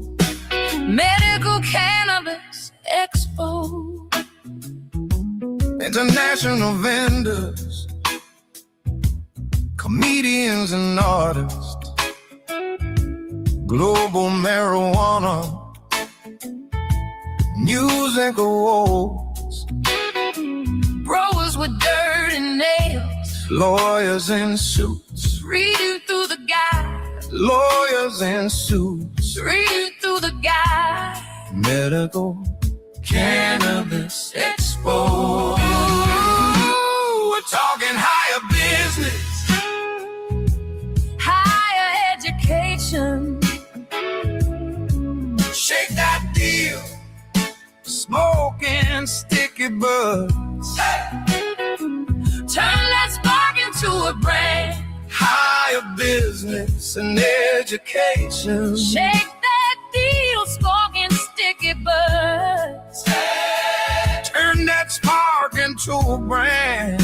Higher business and education. All weekend long at Canada's first medical cannabis expo. International vendors, comedians and artists, global marijuana, music awards, growers with dirty nails, lawyers in suits, reading through the guide and smoking joints. We're talking higher business, higher education. shake that deal, smoking sticky buds. Turn that spark into a brand. Higher business and education. All weekend long at Canada's first Medical Cannabis Expo. Created by patients. For patients. We came to educate at the Treating Yourself Expo. The competition was hot at the glass blowing contest with teams from Japan, USA, Europe, and Canada. On stage were Dr. Bob and researchers talking medical cannabis with their slideshows and educational information. Patient organizations and advocates in their booths talking with show attendees, sharing medical cannabis stories and experiences. We're talking higher business, higher education. shake that deal, smoking sticky buds. Hey, turn that stock into a brand. Higher business and education. All weekend long at Canada's first Medical Cannabis Expo. Created by patients. For patients. We came to educate at the Treating Yourself Expo. World Cannabis Community under one roof, talking cannabis legalization. Long before the politicians started, real plants of all sizes, showing crystal covered buds, Curious people and patients, testing buds for the TY cut. Which bud smells, looks, tastes, and works the best. People gathered on the back balcony. People gathered on the street, People gathered in the world's largest vapor lounge. sharing their joints. Hits from the bong or a bag of vapor. Everyone had a story. Everyone talking about Ending cannabis prohibition. and improving medical access. We're talking higher business. Higher education. Shake that deal. Smoking sticky buds. Hey, turn that spark into a band. Higher business and education. All weekend long, your Canada's first. Medical Cannabis Expo. Created by patients. For patients. For patients. For patients. We came to educate at the Treating Yourself Expo. As people departed, the Treating Yourself Expo of 2010, they were saying, Wow, this is awesome. this is incredible. How'd you guys pull this off? This is so professional looking. The best expo I've ever attended. We're talking higher business. Higher education. 2010, they were saying, wow, this is awesome. This is incredible. How'd you guys pull this off? This is so professional looking. The best expo I've ever attended.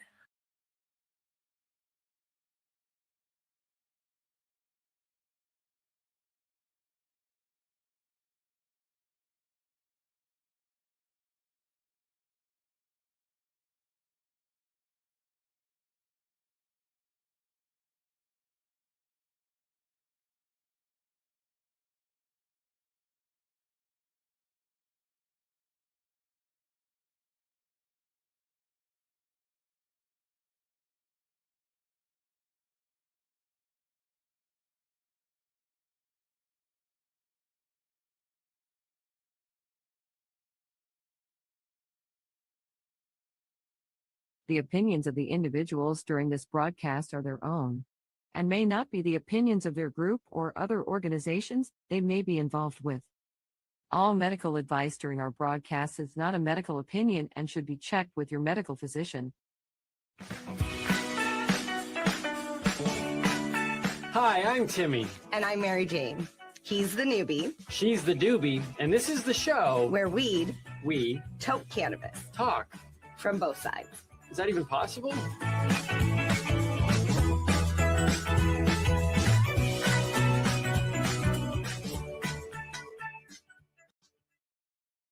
This podcast is for adults only, should not be used as a meal replacement, and may contain nuts.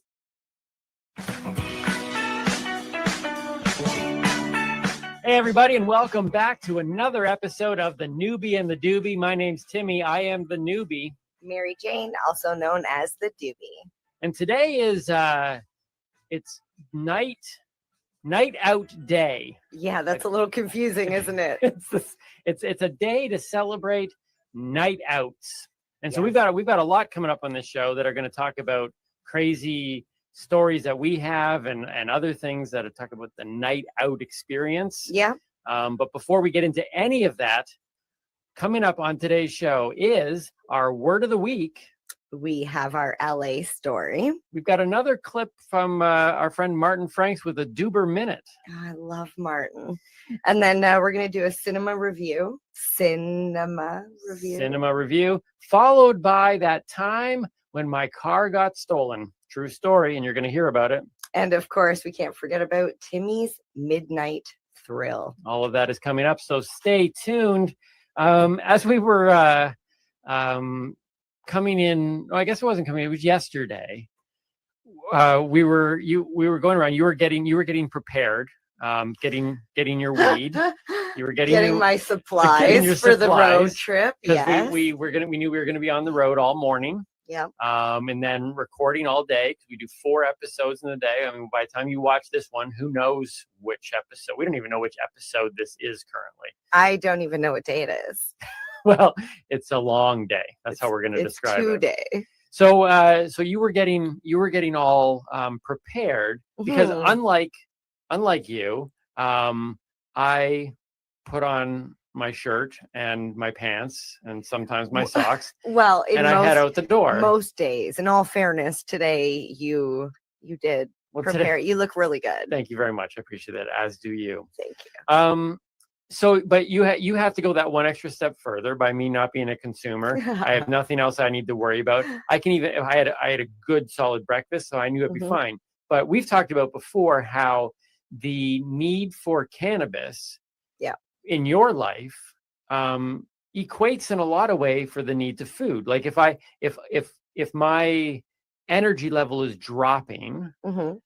I almost always equate it to the fact that I need to go eat.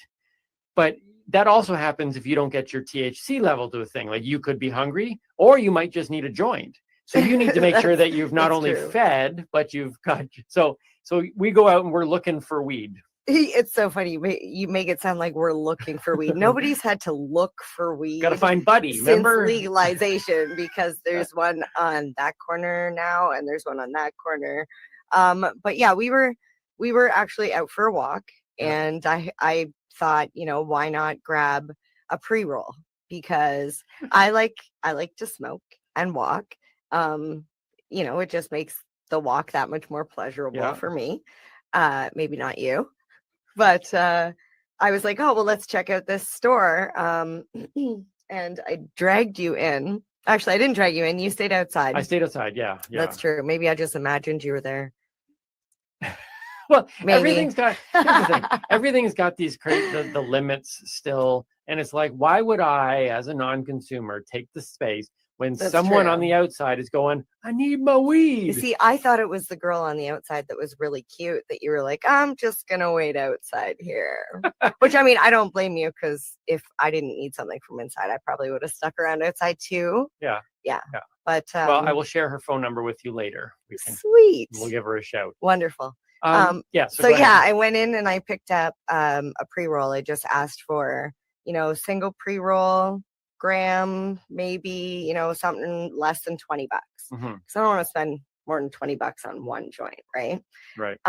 And they handed me, are you gonna show them? Yeah. I was gonna throw out the box after I yanked the joint out. I said you can't throw out the box.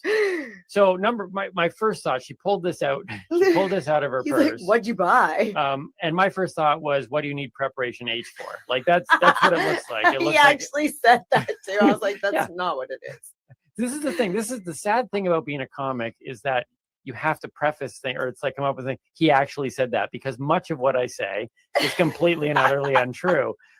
So I always feel bad. It's like, why do you have to say that? And then I realized, oh yeah, because I lie a lot. Yeah, you legitimately said that. I said it looks like a preparation H container. Not that I know anything about preparation H containers. Although apparently, if you use that underneath your eyes, Yeah, it's supposed to get rid of puffiness. yeah, it's supposed to get rid And of dark circles. Yeah, and I have had these like, I don't know what they're not. You just need more sleep. Yeah, I probably need more sleep.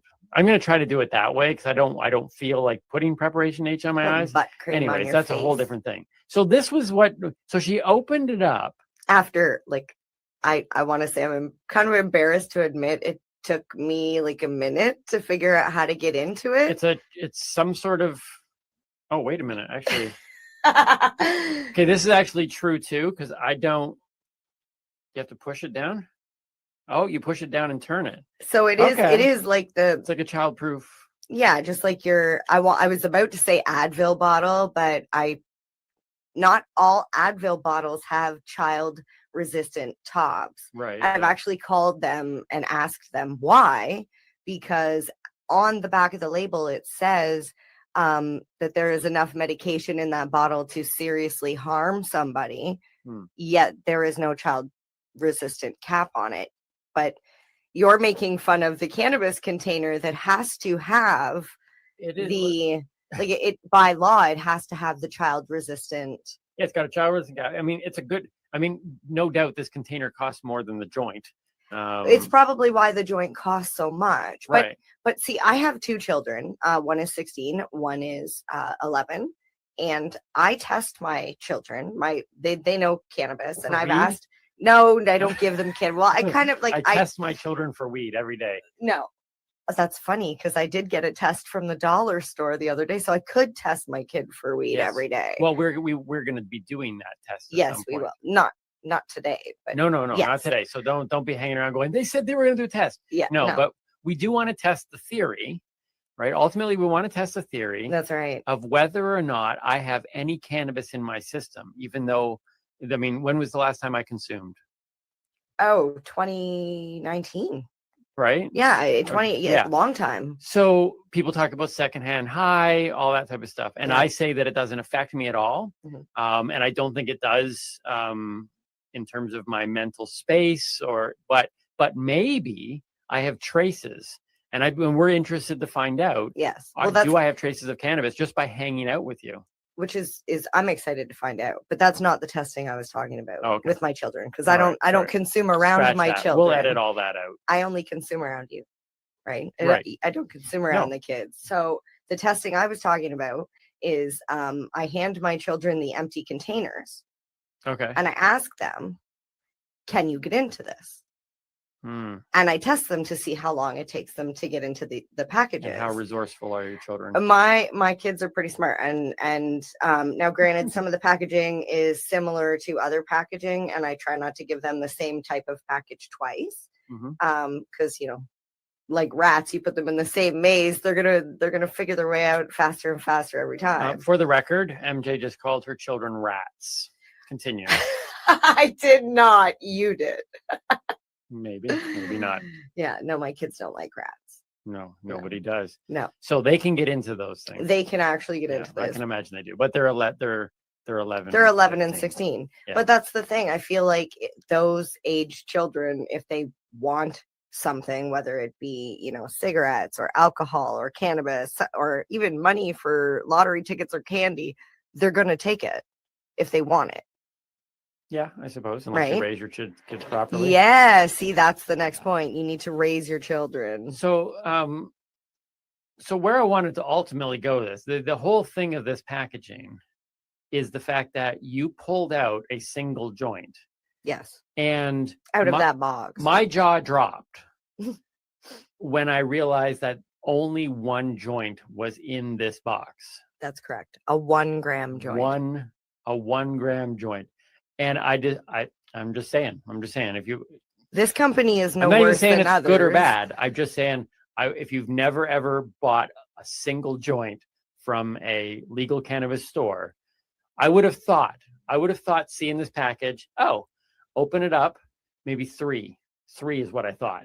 But it was one. Well, it seems like a lot of packaging for one joint. It depends. You can purchase a gram in 2 or 3 joints, like 3.3 joints. This Okay. was one 1 gram joint. Right. So there could have been 3 in with there. a package that is 10 times the weight. It's got to be childproof. Look, I'm not saying good or bad. I'm just saying I was shocked. Yes. Well, that's one of the biggest complaints with the packaging of cannabis is that it is wasteful. It's like, what are we supposed to do with that? Well, I don't know. What do you do with it now? Can you That's recycle just a it? joint. I could put another joint in there and take it to travel. Like if I rolled a joint, I could put it in there. Well, it does have a number 7 recycling, which I think can only be used in like New Zealand or something like that. I don't know. See, and that's that tricky thing. I have that sign on my wall too that the recycling people gave me, and there's like all these we little all things hang that, but and- nobody ever knows what. Well, happened. there's one number that you can't even recycle, but yet they put it on things in that little triangle. I'm like, if it's not recyclable, then why are you doing the same symbol? My ultimate question is, how do you recycle that paper? I don't know. Because it's got like a coating on it, I think. So it's like, I think, wouldn't that be funny if the recycling notice was unrecyclable because they covered in like a. Well, no, that would protective make coating? sense because they don't want you to throw it away. They want you Right. to keep it. So much logic. I also wanted to briefly talk before we get into some of these crazy stories and stuff. Yeah. It just was so funny to me. I don't even remember the context, and I think you know where I'm going to go with this. I don't know. Should I be taking a drink right now? Just give me a Yeah, sec. maybe take a drink. Okay, go. So we were talking about cannabis affecting you. This was on that same walk. Oh, because I said secondhand high, and you said I don't get secondhand high, and I said, well, we're going to find out, and you said no, we're going to find out whether or not I have it in my system. And see, this is the discussion that Right. I always talk about with, Yeah. yes, I am under the influence, but I am not intoxicated. I am still 100% functionable. Right. And that's the word. And you 'Cause said literally you were what? I said 100% of the time, I am functionable. functionable. And I don't know if that's just my knack of creating words, but it sounded right to me. And to me, I cracked up because I'm sitting there thinking, oh my goodness, like that would derail you as a stoner to walk into like your boss I'm a and say, functionable stoner. I am 100% functionable. Please go home, sir. What is the word? Functioning? I can function 100%. Please go home, sir. No, I never said I was good at grammar. 100 Who teeter-tottered you how to spoke? I am not good at grammar, but I am fully functionable. 100%. 100%. So, okay, so there's no real bridge. I was trying to think of some kind of interesting What? segue. How to get into the functionable? Yeah, the functionable thing. I just wanted to make sure we told these stories today. I wasn't sure no. where we were going because we were talking about prepping. Yeah. No, Is that where we were going? Here's where I wanted to go with it. So, because it's date night day. It's date night, or it's night out day. Night out day. Night out day. So we can tell what you do on your night out. But here's the thing: in order for you to be fully functionable, yes, on a date night, right? On any night, you have to prep accordingly.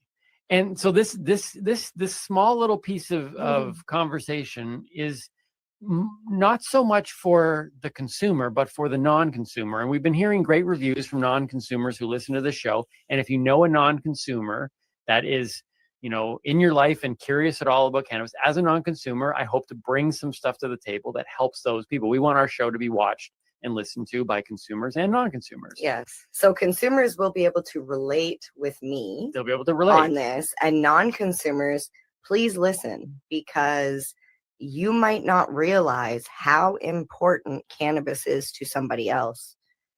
Right. Because you had no idea. So the only way I can describe it is, imagine I have a young baby and you don't. And we have to go somewhere together. Okay. And before I can leave my house, I need to ensure that I have diapers and bottles and soothers and blankets and change of clothing, and the list goes on and on and on. The baby. Of course, the baby. Yeah, but sometimes do not forget the baby. People load up their cars. Yes. And never leave the baby in the car. My God, this has happened. Whole different thing. Don't do that. But just say that I have to go through that massive list of things, because without those things, baby can't live. Baby can't, she's going to soil herself, or, they're going to, whatever. Soil That's themselves. It's a funny word. So think in terms of that baby, my health is that baby. Okay. And in order to make sure that my health is good, my baby is good, functionable, I need to make sure that I have my dried flower. I need to make sure that I have papers and a grinder and filter material and sometimes capsules, and do you know what I mean? Like, depending on where we're going. Well, just like I need this massive list of things. Just like a mom would have a dad. A diaper bag. Oh my God. You do. You have a case. I have it here. Can I pull it out? Yeah, we weren't going to go down this route, but let's do this. So but yeah, funny, you we actually were talking about packaging. I got this from work. So it's a case from Tweed. Mhm. And the awesome thing about this is it actually has a lock on the side where you can stick your zipper and a little spinny knob. Okay. So it helps keep it safe during transport. That's cool. So just something simple like that. I also have this here, which carries my concentrates, and I actually cannot open to show you because You need a key? I locked it Okay. because I was transporting it. And I didn't open this yet. That seems like, to me, that seems like it's like the case in the movies where, you know, they put this tiny little case in like this big protective truck, and it's like guarded because they open up and it's like got 3 vials of explosive powder. And this one. And this that's your one. that's your This baby is bag. this one is my baby. That's your diaper Like I bag, take right? this everywhere.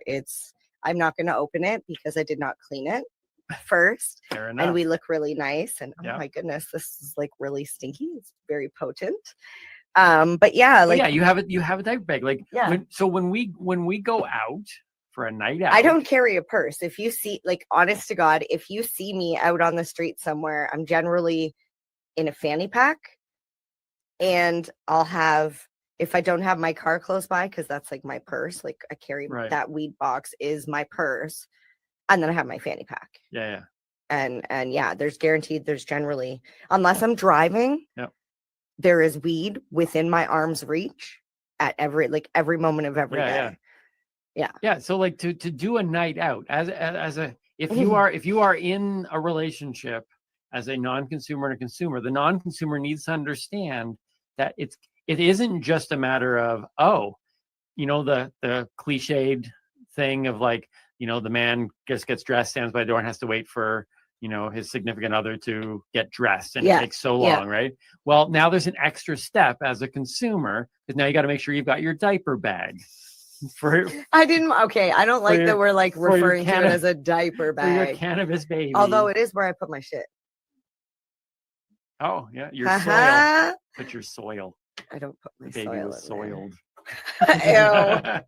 Ew. Okay, that's not where we were going with Okay, no. that. But yeah, just so- be prepared that you're Yeah. going to have to make these like changes, and be prepared that probably more than not you're going to be waiting 15 minutes. But it's even with for them scheduling to- too. It's with scheduling too, because you don't just bring this stuff if you're not going to consume it during our night out. So Yes. like we can't just say, okay, we're We're going to go for dinner and a movie. We're just going to go for dinner. Exactly. Yeah. We need to time that out accordingly to say, I need to have a smoke when is in my smoke between, break? Yeah. And And generally it's let's go to the drive-in because I don't want to sit inside of a building in a theater where Yeah. I cannot smoke. but there is no dinner reservation is at 6. It's the movie is at 7. So we got to get in, have our dinner, go to the theater. It's like, no, we're going to have to get a later movie because we need the smoke break. So Yeah. non-consumers understand that you're going to need to have these break moments. And that's all You what I'm gotta learning, feed the baby. right? You got to feed the baby. Yeah. There you go. You gotta phrase of feed the day. You gotta baby. feed the baby. Let's Should we get into the yeah, stuff from the list? Let's get into the stuff that we have on our faithful cards that we spend so much time on. And let's You start. say that sarcastically. Wait, What? was that sarcasm? No, Ah, no, I thought I picked up on it for once. no. But let's, according to the card, Yes. you are doing your word of the week. I am. So let's do, ladies and gentlemen, the word of the week. Dun, dun, dun. We're still working, by the way, we're still working on getting our Paul Schaefer, Oh. who's going to create some music for these segments. Well, we don't have that yet, but just putting the word out there. Word of the week, All right. Our word of the week is hash. as it should be. Yes, not like heavenly hash, although some of it is really heavenly. It's one of my favorite ice creams. Oh, good choice. Thank you. Okay. All right. So it is an extract, which we learned is a concentrated form of cannabis.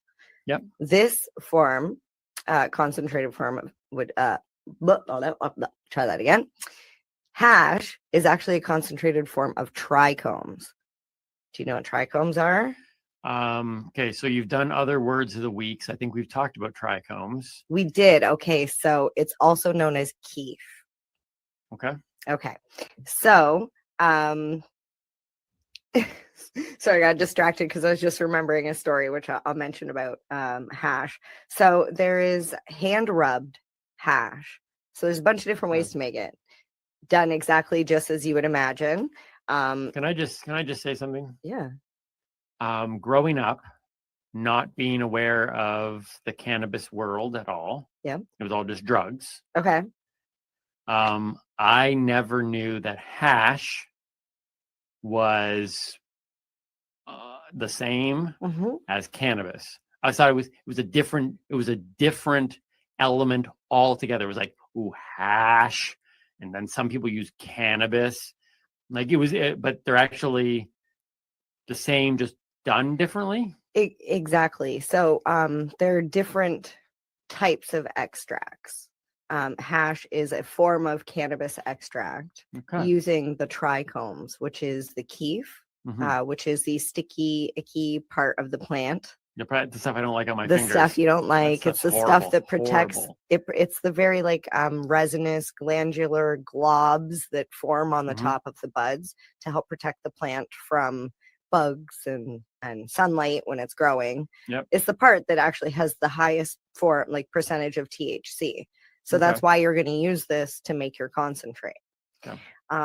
So when you make chara, which is the Indian word for hand rubbed hash, it's like one of the oldest known ways. And they would go out into the fields and they would literally spend all day rubbing their hands on the cannabis and making these big balls of hash. That would kill me. You would go nuts for sure. But it's the most wasteful way to make hash because you're basically taking the plant and just rubbing all the trichomes off of it. There are better ways to do it, and you lose a lot obviously when you're rubbing it on your hands. Right. Yeah. And I don't know about anybody else, but when I've trimmed, I get really I feel like the THC is going in through my pores, and I feel euphoric. We'll say that's the word I'm going to use when I'm trimming if I don't wear gloves. So it's literally going into your system. Well, your skin is like, I don't know. I'm not a scientist. I'm a comic. Well, they I don't know. It's like the biggest absorber of. Really? Yeah, I'm not a scientist either, so I'm just gonna say it does get absorbed. Your skin is an through your organ. skin. Your skin is the body's largest organ. Oh, is that what it is? The largest organ? See, I'm not a scientist, but I know. do know things. So, okay, so the hand rubbing method is great when you're done trimming. Okay. Like if you do it by hand and you have rather than just wasting the trichomes that are on your fingers, you can make little balls and scissor hash, which is you can just take it off the scissors that's that stuff that builds up on your scissors. And then there is dry sift. Okay. So it's a form of taking the cannabis and putting it on like screens or I think it's called a pollen. Oh, got it here somewhere. It's like a pollen box and you shake it and all the trichomes go through different screens and they fall to the bottom and then you can use that to make hash. But how you do it is you take it and you compress it into bricks. Okay. And by compressing it, you get little tiny like pucks, hard pucks. You can buy like hand done cranks, but you really need a lot of force to get nice, dark, blocks. There is also a method of CO2 extraction, which is done with dry ice and filter bags. I personally, like we already talked about, we're not scientists. You talk about dry ice and I'm like, oh, chemical. I want nothing to do with that. I'll just leave that to like professionals. You can burn your hands on dry ice. It's so cold. It's hot. Like it stings. You would think I'm a scientist with all the knowledge I throw out on these shows. Well, I do know that because back in the day, I used to have a wart, and the doctor you'd go to the doctor and they'd put that like dry ice stuff on it, and it would. I wouldn't know. And it burned. It was so horrible. Yeah, I'm glad I didn't. Maybe I have. And then the most common, most like way that people prefer to do it is the ice water or bubble hash method. I like bubble tea. I've heard of bubble tea. Well, bubble tea it's called that because it looks like it has bubbles in it. Bubble hash actually bubbles when you heat it up. That's the air escaping from the hash. So ice water hash or bubble hash is solvent free, and it's basically made with ice and water and a bucket that you mix, or instead of a bucket, you could use a washing machine, like the camping style washers. Could you do it like they do wine and put it in a big vat, and you can just walk around with your shoes off and crush it? I honestly, I never understood why they did that with wine in Like the if you first can place, roll it because in you're your drinking hands, it. I don't want your feet on my cannabis. But that being You've said, got nice feet. people have used laundromats in the past Okay. to bring their cannabis hash bags and you know, with their ice and method of making hash that way.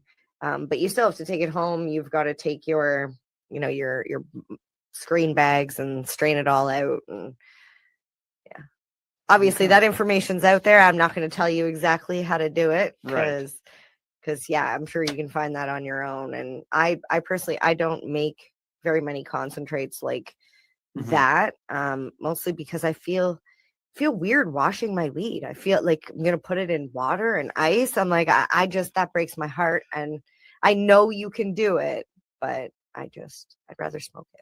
All right, so hash. So there you go. Hash it's is cannabis. Yeah, it's that stuff that your so parents used to just smoke. very Well, not your quickly, parents. just in like a one-word answer, maybe two, is hashish the same as hash, or is that a whole different thing as well? It's the same. It's the same. Okay, because I've heard that word. I've heard hashish. Hashish. So hash. I like hashish better than hash. Funny story. I never even got to tell you about the hash. When I was a little bit younger, I made one of those hash balls out of when I was trimming, because I had just got my first crop, and I made a little hash ball. And I went over to my friend's dad, and I was like so proud, and I was like, check it out. And he took one look at it, grabbed it from me, and shoved it in his mouth. I don't know if he thought it was a chocolate or what, but I immediately freaking panicked and was like, spit it out. And he spit it in my hand, and it was really gross, and I couldn't smoke it, but it was funny. But still a good story. It is. I don't understand how he had chewed it 3 times already, because it's hash and it tastes like ash, we'll just say. Hey, we can say anything we want on this show. Okay. Yeah, it definitely smelled like ash. All right. So we wanted to also talk about today, because we're talking about night out, and we're talking about the need to prepare. Oh, and yes. how difficult it is to prepare just for a night out as a consumer. Now, maybe you've got this great system. Maybe you're a consumer, and maybe you only, recreationally use one once in a while, but you need quite a few during your day to keep your THC levels medicinally up, for right? sure, because you're a It's medicinal it's user. a constant. So you need that in there. So that's fair. So you can imagine that it's difficult to plan a full evening out, trying to put those in the schedule. Well, we discovered we were very early on in our relationship, and not only did we attempt to plan a night out, but we planned a trip to Pasadena, California, Which actually was supposed to be, what was the other place? Nashville? Yes. Originally, we were supposed to go to and you Nashville. said Nashville, and I immediately went online and searched Nashville cannabis, and I was like, yeah, not going to See, Nashville. There's another thing. Non-consumers. My first thinking is going, sure, Nashville. Her first thought is, let me look into this. And immediately I was like, yeah, not happening. We couldn't go because no. you wouldn't be able to smoke at all. No. So it's bad enough that I have to go to the airport, go through security. At that point, I'm not allowed back outside. I'm not allowed any cannabis, anything flying with in general me. is difficult. Yeah, and then and luckily it's legal in LA. Yes. Right? So I was like, yeah, let's go to Pasadena. So we try to plan this venture down there, going down there to participate in the Clean Comedy Challenge. Leslie Norris Townsend, Joby Sad. Which you were a finalist in. I was a finalist. Doesn't matter who won. That's not an important part of the story. But I was a finalist there and performed at the legendary Ice House. Yeah. Got to see a lot of the guys that I awesome. look up to. Their pictures were on the wall. Joel and Lou.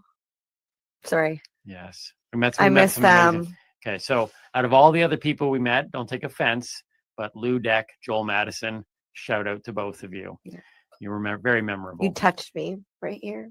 We had some great conversations. But not with really. them. I did like not really touch. No, but they didn't like, touch you. No. No. No. No, I just want to clarify that. So just trying to get ready for that trip though, and then realizing that when we get there, you need to find weed. Like it wasn't that you were realizing. I already knew that. Yeah, In my head, I'm like, but I'm the we're one gonna land where I was already on weed maps. Where is the as closest a weed non-consumer, store? I'm not thinking any of this. I'm literally just thinking. I know he's like, I gotta get my bag. Go to the hotel. Gotta get through Yeah, and security. you're Like, where do we buy weed? And in my head, it's like, let's come with the shoes. Go to the he's hotel. like, let's And just he's call no. Uber and go to the hotel, and it'll be fine. I'm like, is it fine? He's talking like he just smoked a joint. Like, it's fine, chill. And I'm like, I need a goddamn joint. It's not fine. It's not fine. That was a stressful day. That was a fun day. That was a fun day. That's the day we met Martin Franks. We were down in LA. We met Martin Franks, who was our Uber driver. And my savior, thank God he smoked weed. and He happened- knew where to. He was like, I know where to go. So what was amazing about this whole scenario was, and this is when people talk about, I don't know, synchronicity and universe and all this stuff coming together. Martin Franks was our Uber driver. Not only is he an Uber driver that consumes cannabis and was able to hook up MJ pretty quickly, Yeah. but he actually was participating Yeah. in the comedy challenge that I was participating in. Yeah, which it was funny because he was cracking jokes and whatever, and you're like, this guy's really funny. Yeah. And then we found out he was in the thing, and you're like, yeah, maybe he's Yeah, because he not asked as where we funny. were going and why we were down there. Yeah, and then there he was. Yeah, and he did really well. He did really well in the He did. challenge as well. Didn't he? I think he was a finalist too. He was. Yeah, there was 5,040 finalists. Yes. That's the way it's starting to Yes, sound. out of a million. Everybody, you were a finalist too. And here's a medal for you, and here's a medal for you. That's funny. But yeah, no Martin Franks. There was, I think there was 4 of us, four in the finals. Yeah. After this couple days of like competitions and Yeah. stuff. And Martin was one of them. So yeah, so let's bring in Martin now. Yeah. We've been doing, if you've been look back on other episodes, every couple episodes we bring in Martin Franks. We basically tell him, Martin, give us a shout from your Uber. Tell us what's on your mind. We give him no information. He doesn't know the theme of the day. We just say, tell us something interesting, Martin. And so, ladies and gentlemen, I think this is our 3rd episode of the Duber Minute Yeah. with Martin Franks. Duber Minute. Hey guys, newbie doobie, what's up? Martin Franks here. I was just at a red light. I'm in another red light now. This is a flashing red light, so it's a little bit different. But I was thinking about, man, these red lights. I drive so much, and I hit a lot of red lights, and I sometimes find myself zoning out at a red light, or just sort of staring into that light, and I start to like relax my mind and really open things up, and things start to get really quiet. And I'm like, wow, I'm on the verge of some sort of, I don't know, what's the word, epiphany, right? Or some sort of brilliant, discovery, of my own, on a personal level. And I'm just staring at that red light. I'm just getting there, man. And it turns green. And then I'm like, oh, green, I love it. And I just go deeper, deeper into that thing, in my brain. And I'm like, wow, I am about to really effing figure some S out, right? And then I start hearing like these other sounds, like honking and people yelling, right? And they're like, green light, a-hole. And it just snaps me out of it, man. Just when I'm about to figure it all out. Wow, so bummer. if they could change the system, it would help me out. If we could make the like red lights, green, or make the green lights mean stop, then I could really stay in it a lot longer and probably figure out all that, the next level stuff. But that's probably not going to work. It's not going to happen. I would mess a lot of people up. Anyway, it's just one of those thoughts, random thought. I'm Martin Franks, signing off. Catch you guys later. Look, I'm not going to say that that's never happened to me. Okay. I can't ever connect it to cannabis. I don't even think he was connecting to cannabis, but I personally find that cannabis drivers are a breed of their own. Like, I know people crack a joke about this. They say, if you drink and drive, you'll blow right through that stop sign. Yeah. But the person that smokes and drives sits there and waits for the stop sign to turn green. So either way, it's still wrong. That was weak. Can you use your other hand? Either way, it's still wrong. But I just feel like, But look, you'll get pulled over for going too slow. Deep thoughts, though. Deep thoughts from Martin Franks. Martin Franks' information will be in the description boxes, both on YouTube and in our podcast. But connect with Martin, and we'll be sure to have him back for another Duber Minute in the future. I think he went longer than a minute, though. Maybe we should call it the Duber Minute Plus. Like, remember the dollar stores? It's like dollar stores. Yeah, Buck or everything in it used to be Dollar $1. Tree. Yeah. And now we have to, it's like Martin Franks Duber Minute and a little bit more sometimes. Yes. Duber Plus. Duber. That's what we'll start calling it, Duber Plus. The Duber Plus Minute. No, just No. Duber Plus. Okay, we'll talk about it. This all should be discussed. No, it's already been off-screen. decided. Okay, it's been decided.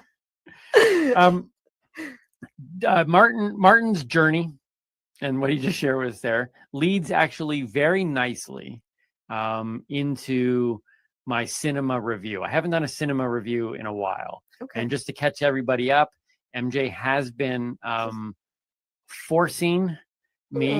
No, unfair word. You waited until I took a drink to say that. I couldn't say anything. But I've been watching what she would call classic stoner flicks.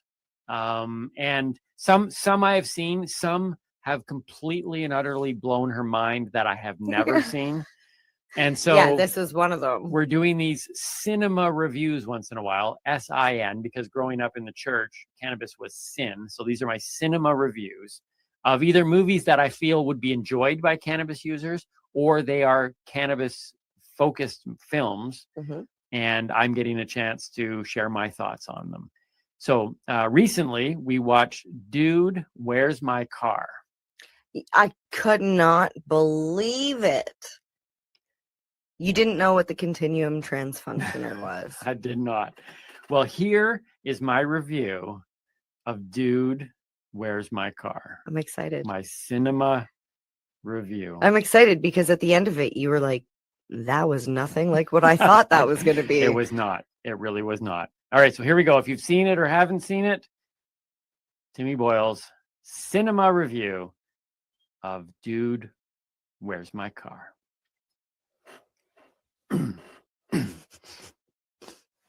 Get all the squeak out of that chair. 2000s Dude, Where's My Car? That's hard to believe that it was over 20 years ago. Anyways, almost a decade before The Hangover masterfully took viewers on a wild and crazy, retracing the steps of a unforgettable night out journey, Dude, Where's My Car was laying down the crude yet functional framework for such a flick. Now, let's be honest, if Christy Swanson's character in Dude jumped out of a car trunk completely naked, just like Mr. Chow in The Hangover, this review would definitely have taken a very different slant. But sadly, she didn't. So here we are. A movie focused on a car released at the dawn of a new millennium, starring none other than the kings of car jumps and tech design, Bo Duke and Steve Jobs. Dude, how could this go wrong? As soon as I sat down to watch this cult classic, I thought, dude, where's the popcorn? And then a few minutes in, I thought, dude, where's the plot? And then, dude, where's Mr. Chow? And then, as the credits rolled, I thought, dude, where did my last 84 minutes go? From the moment I heard one of the lead characters, and I can't remember if it was Bo or Mr. Jobs, and it doesn't really matter, but the moment one of them uttered the words, dude, where's my car? I knew two things for sure about this movie. One was that this is the line that the producers got the title from. And two, a car is missing. To this day, those are the only two things I know for sure. Turns out, dude, where's my car was just the first of many, many questions stirred up within me. For example, how do I get into a Zoltan cult? Why can't hot space chicks in latex come after me? Can I find one of those continuum transfunctioners on Amazon? And of course, where is Mr. Chow? As compelling as those are, my most pressing question is actually, what happened in this movie?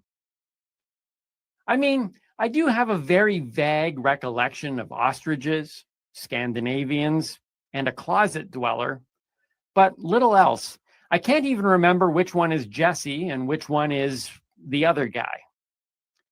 But you might be thinking, at least you remembered the names Zoltan and Continuum Transfunctioner.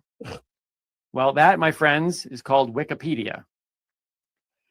Is my inability to recall any specifics of this film a result of being high? Nope, I don't consume. Is it because I've only seen it once? Nope, because MJ, who was high and has seen it a million times, and despite loving it, seems just as fuzzy on the details as I am. Yeah, throw me under the bus. The reason I can't remember anything is because Dude, Where's My Car is exactly like its premise. It is a forgettable, unforgettable experience. And that is why I recommend watching it. And because of Christy Swanson. As a stoner flick, I give it 3 joints out of 5, which is quite respectable. And I'm looking forward to the sequel. Dude, is that a naked Christy Swanson jumping out of the trunk of a car? That I go see. I think it most likely is going to be, dude, where's my walker? Yeah, at this point, yeah. Yeah. Is that a shot at Mr. Kutcher? No, it was at Chester. Which one was Chester? Exactly. Exactly. There's my cinema review on Dude, Where's My Car? I really do recommend it. You could watch it. You literally could watch it a million times and you will forget it the next day. And you can watch it again as if you've never seen it before. It is that unforgettably forgettable. Well, it was so funny because as soon as we started watching it, I immediately went into, oh my God, this kind of looks like Bill and Ted. Right, yeah. Because in Bill and Ted's, they have the hot princesses. Yep. And then in Dude, Where's My Car? Sorry, I almost forgot the name of the movie. Oh, dear Right? Lord. I'm telling you, this is no joke. Watch it, and the next day you'll be like, What happened? Exactly. It's crazy. Exactly. Yeah, it is it reminded me very much of I do not think that Steve Jobs and Bo Duke did the Bill and Ted's characters as well as Bill and Ted. Who is this Bo Duke? You know, Bo Duke from the Dukes of Hazzard movie? Isn't that Ben Stiller? No. That's the guy who Oh, played that's Starsky. The guy. Yeah, Starsky and Hutch. That was Ben Stiller. Okay. And Owen Wilson. That was a good movie. Okay. That was a good movie. Wrong. Might not be a cinema review, superheroes. but Wait, they're not superheroes. But here's the thing. I will say this. I did enjoy. I enjoyed the weirdness of it, and I actually told you that if I was to create a movie, and we have some ideas of stuff we want to create, I would pull elements out of that. It went down some crazy paths. So there you go. I give it 3 joints out of 5.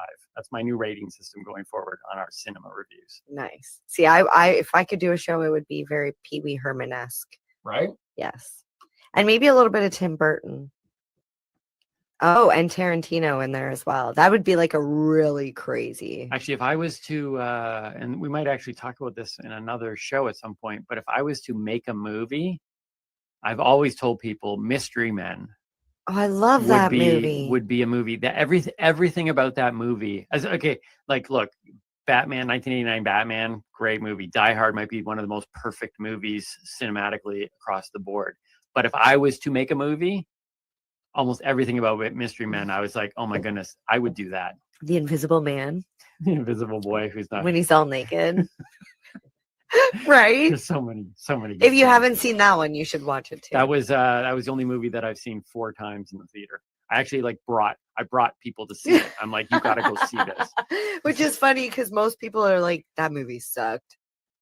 Those people shouldn't be. If you're one of those people, find something else to listen to. I don't even need them as viewers right now. There's certain people you just brush off. Well, you don't need to listen to Timmy, but you can listen to me. It's kind of like this. I have a shirt that you can buy online. I'm going to do a shameless plug here at TimmyBoyleComedyStore.com that says, if Michael Keaton is not your Batman, keep social distancing. So once COVID's over, there's certain people. You don't like Mystery Men. You don't think Michael Keaton is the best Batman ever.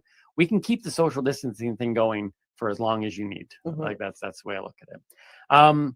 I wanted to, though, after talking about that, it reminded me of the time where I walked outside and my car was gone. Now I didn't. That's like every day you go to the grocery store, or the time we went to the Kiss concert, that's absolutely fair. Blue Jays game. I lose my. Wait, did we mention that on that one time before? at IKEA? Did we mention that one time before on an episode? That was one of our losing new beer. Yeah, new beer who's more likely which to is lose funny the because I keys? lose the key and you just lose I the car. lose the car every time. So at first I thought. So I walked outside. This was years ago. I was in Toronto, and I walked outside, and my car wasn't there. But I didn't think anything bad, like it was stolen, because I'm used to walking out. You thought it got towed? No, I thought I misparked it somewhere. Oh yeah, because that's the Timmy thing. I just don't know where my car is. And if you think I'm joking, I'm not. I can walk out of grocery stores, and I will do this pause. And MJ immediately will be like, you don't know where we parked, do you? And I'm like, no. We've only been in the grocery store for like 5 minutes. You know, it's funny. I've actually debated buying garland at Christmas time and wrapping the roof rack of your car because you're tall. And you would be able to look out into the parking lot and see this sparkly I need garland. like a Christmas tree. You need like sirens and lights on the You top. think I'm going to notice a little bit of glitter? That's true. I'm not a very observant My person. kids make fun of the fact that you don't notice anything. Like, you have kids? Which is funny because they don't notice when you're there. They No, go, that's "Oh, true. Timmy's here." Like, he slept over. Like he was here all day yesterday. Where have you been? Yeah, I'm like a ghost. I always bother my son because I always call him a ghost, but I think that's where he gets it from. Yeah. It's kind of like, But that's because he floating, just floating. walks around the corner and goes, so. So- Because you never see him unless he wants something. That's true. So. So I walk out, my car isn't there. Okay. And I start walking around the streets. Because going, maybe you parked on the other street. Well, because back then, here's the thing: I had to move my car 3 times because I refused to buy a City parking parking. permit. Yeah. So I would get up at midnight and I think to move my car to avoid. And one time we were parked in this one spot, and I got ticket after ticket after ticket, and slowly the cars that were around me were all vanishing as people were like, "I'm not paying more tickets," and I'm just like, "I've got money in my budget. You just keep. I'm not parking anywhere else." It's like it's the same as paying for parking. Yeah, right. I'm just paying. So just keep ticketing me. Anyways, so I paid all those tickets, by the way. Point is, I end up calling the police, and I'm like, "Hey, like my car has been stolen." Eventually, and they said, "How do you know your car has been stolen?" And I hate dumb questions in general, but it's the police, so you have to kind of humor them a bit. And I was like, "How do I know my car has been stolen?" Because I just spent the last 3 hours wandering the streets looking for Well, it. I had actually come across it, and so I described it. I said actually, there was glass all around my parking space. Oh, I was like confused. You came across your car? I came across the space. Oh, you came across the Yeah, The and so there was carnage. glass all around the parking lot, and I had heard squealing tires the night before, but I didn't think too much of it at that time, So right? can I ask what kind of car this was? Oh, well, here's the thing. The You're not reality gonna is, remember. well, I don't remember, but I do know this. I knew that I had the best security system possible. It's called crappiness. Like, why would anybody Oh, I want was to gonna steal say, my was car? it a crap car? Yeah, yeah. Oh, yeah. Like literally, that if they wanted my car that bad, they could have come to my house, knocked on the door, and said, "Hey, can I have your car?" And I'd be like, "Sure." Like you didn't have I'll to give go. you 3 days before I call. You didn't have to go through all that work. So I say there's squealing tires, there's glass on the ground, and there's this pause, and then they ask, for them to, how do you spell squealing? And I'm just like, who am I dealing with here? Like that's not even the, like, my car isn't here. SKW. So he goes away. He takes down my information, right? And comes back a little while later and says that they pretty sure my car has been stolen. And I don't know what they're discussing, on the thing. Like I told them that, and so I don't know what information they gathered in those first few minutes. But clearly, like Nancy Drew I'm working with here, or actually, Drew Nancy. I actually called the officer Nancy Drew. It turns out it was a man it was a very awkward moment. His voice was a little bit on the high side. But the point is that eventually they got all my information. They said they'd call me back. A half hour later, the phone rings, and they say, we've got good news and bad news. Now, I'm one of those people that always wants, I like the bad news first. Right? A lot of people want to hear the good news, but I want the bad news. So I say bad news, but do you know which one he told me? The good news. Yeah, the good news, right? Because it's the only question in the world that no matter which one you pick. Because if they give you the bad news first, then they've already given you the good news. Because let me guess, the good news was that they found your car. The good news, yes, they found my car. But listen, if they didn't tell you the good news and they started with the bad news, then you would have already known that they found your car. Right. But how would that be bad to the story? I know they found my car. Well, they should just say bad news. Yeah, exactly. My point is, it's a useless question. Oh, it's useless just phrase. Tell me, okay. Just tell me what you're going to tell me. So they say they found my car. Okay. Now they'd only been on for a half hour. So you're just asking, how did they find your car in a half hour? Here's what happened. True story. Follow me here. If you're listening in the podcast world, you're gonna have to go onto YouTube to really get this picture. But basically, my fingers are like 2 inches apart. And what happened was the person, it was a man, because they did say somebody saw a witness was there, saw a man flee the scene. A guy stole my car from here, drove it around the corner, and crashed it into 3 parked cars, 3 unmoving vehicles. Now, look, I am not a mastermind in the criminal underworld, okay? I am just sitting saying, if by chance, children, if you're listening to this podcast, which I think we have an 18+ law, you can't. If you're listening, shut it off. Yeah, pass this on.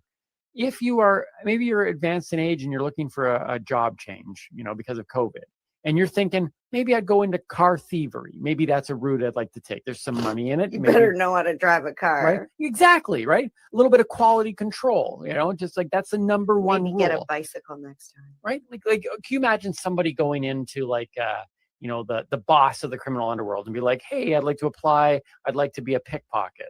And they're like, okay, do you have fingers? And it's like, no. It's like, what? You're like, then you can't be a pickpocket if you don't have fingers. Like just a little bit. I have teeth. Yeah, they run around biting everybody. So here's the thing. So I'm really ticked off by the whole thing. And then they say this. So they say that one man was seen fleeing the scene, and my driver's side window has been smashed in. My passenger side window has been smashed in, and the front end of my car has been almost accordioned. Okay.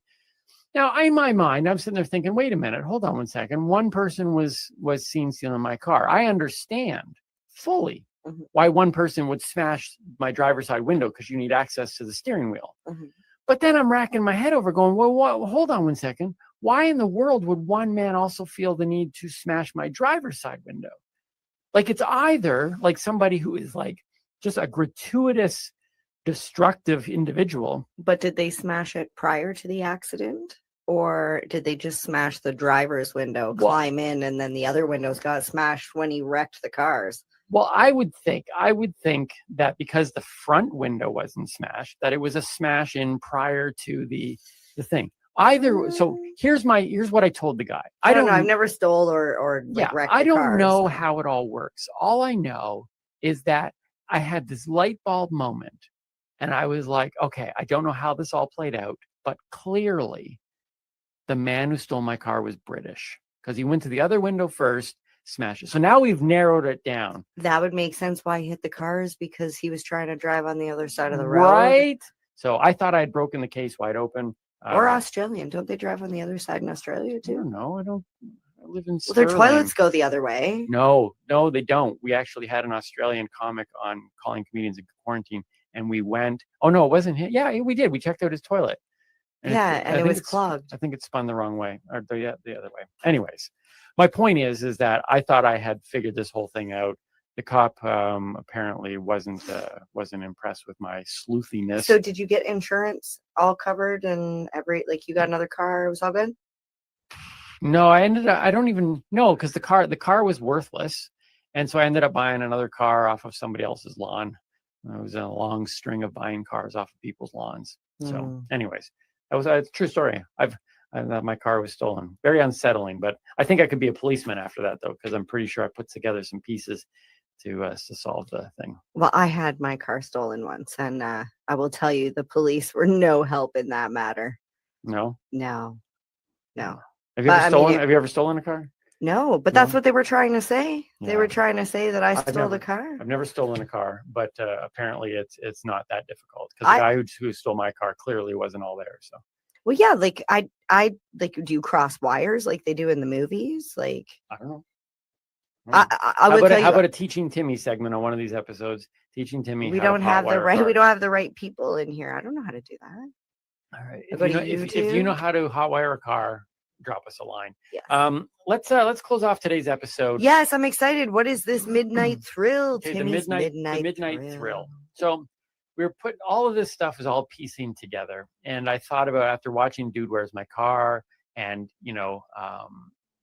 my car being stolen, you get these moments of like something weird and crazy happens, and then afterwards you're kind of like, you look back on it and you're like, wow. Were you abducted? That was a little odd. I wasn't abducted. But if I get abducted, I want 5 of those leather-bound, latex-bound women. If you give us the continuum transfunctioner, we will give you oral pleasure. Right? Why doesn't that happen in life? You need the continuum transfunctioner. We're going to end this show here. We have a few minutes left. So for those of you who don't know, I am an author. Inside Timmy's Mind. You can get that through timmyboylecomedystore.com, or just drop me a line, save yourself some extra costs there, and order it from me directly, and then I'll be able to sign it for you. But I was thinking in particular about Dude, Where's My Car, and about waking up the next day and realizing that something amazing had happened the night before. And they didn't remember it. But in my case, I remembered it. But waking up is what stopped the amazingness. So so we're going to close off today with a story from my book, Inside Timmy's Mind. That's kind of sad. It's called Midnight Thrill. It stopped when you woke up. It is. So here we go. This is it. And with this, we close. On with the show. This is it. This morning, I got up bright and early. Okay, so it wasn't exactly bright, but it was early for me. It was 7 a.m. I was thoroughly disappointed when my alarm went off. But not because it was 7 a.m. or that it was still dark outside, or even that it was ice cold in my room. I was peeved that yet another great dream had been cut off midstream. I hate that. And it happens far too often. Just when things are getting good in dreamland, beep, beep, beep. Actually, my alarm doesn't beep. I use my cell phone, and it plays a tune called Memory. It's a pleasant little ditty, but I'm thinking about replacing it with the A-Team theme song very shortly. Anyway, just prior to being raised from the dead of sleep, I was having one of the most incredibly awesome dreams ever. But sadly and ironically, as memory started to play, the memory of my dream began to fade. So unfortunately, I can't explain all the details to you. However, I'm able to recall most of it. The story seemed to revolve around free-range chickens, Abe Lincoln, and a road trip to Kamloops, BC. Now you understand why I'm upset. I mean, seriously, who wouldn't want to know how that ended? But there's no use crying about it, because my alarm did go off for a reason. I had something to do, an important thing, a thing that would make missing the end of an epic dream worthwhile. What thing, you ask? Was I going to meet Ben Stiller? Nope. Heading off on a Caribbean cruise? Nope. Buying new furniture from IKEA? Nope. So then what was this awesome reality that would ultimately replace my awesome dream? It was this. I had to clean my back deck before the roofers arrived. That's right. You heard me. No one will ever know if Abe and I safely arrived in Kamloops because I had to clean my deck. Stupid roofers. How frustrating. Now I will never know if the chickens were really secret agents, which I was beginning to suspect. I will never know if Abe was just using me to get close to Ben Stiller, which I also was beginning to suspect. And I will never know if the man in black who was following us was an assassin or just going to Kamloops as well. This is killing me. There was so much left unsaid. Why would Abe never take his hat off? What was he hiding? Why was the chicken that we knew as Carl carrying a passport that read Henry? And where did the kilt-wearing blonde girl from the McDonald's disappear to? So many questions. Would the 18-foot silver girdle turn out to be just a myth? What does sweet honey when the moon rises to the north mean? And why did Abe kill the person who said it? How did the monkey in the Spider-Man mask crack the safe's combination so quickly? I have so few answers. Why did the raspberry smoothie taste like lemon? How did the man in the black survive the crash? I saw his car explode in flames after we ran him off the road during the long, winding chase through the mountains. And whatever happened to the suitcase that was once handcuffed to Carl's leg? So much mystery still left to be unraveled. Why did that small-town gas attendant slip a pack of smokes into my hand and whisper 3694? Would anyone ever find the all-important corner piece to the ancient map? And for goodness sake, who the heck was Thomas? What a thriller. But now I guess I'll never know how it ends. That's like my dude, where's my car story. It's like, dude, where's the ending? I'm just like stuck on the fact that Carl probably isn't a chicken. It's probably a hen, and that's why his name's Henry. But I'm ching. High five. High five. High five. All right, there was our crazy night out. Shared a dream, shared a story about a crazy Our night out day. Our night out day Yes. down in LA. So many interesting stories. And I can't imagine what my life would be like if I smoked pot once in a while. Right? I Do you can't get dreams like that? imagine what my life would be like if I Do you get didn't cannabis smoke pot infused once in a while. dreams like that? I actually don't dream. Okay. Which is weird All right. because we both have the Fitbit and I get about 20% REM every night. Yeah, and I get about 6. And I say I don't And I still dream. get stuff like this. Anyways, inside Yeah. Timmy's mind.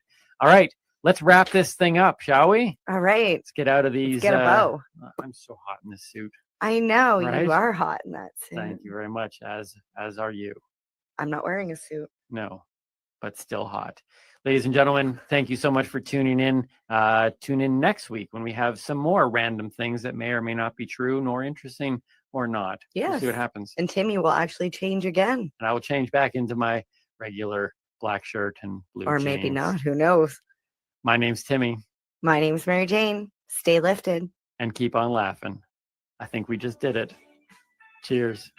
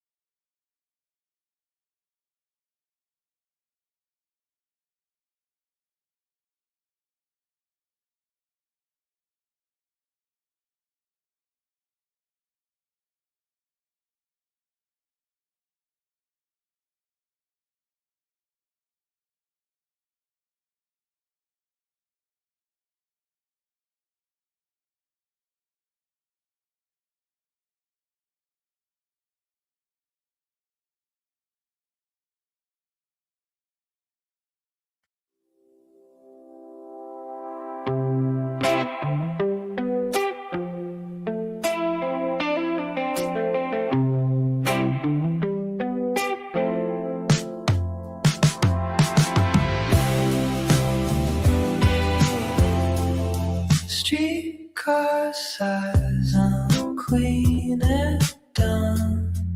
Coffee, steam, old vinyl on. Tie-dye sky in a puddle's frame. Bell rings twice, but it sounds like my name. Spinning on this Queen Street carousel. Slow right through the colors where we fell. Laughing in the rain that never ends. Growing up with galaxies in our hands. Oh yeah.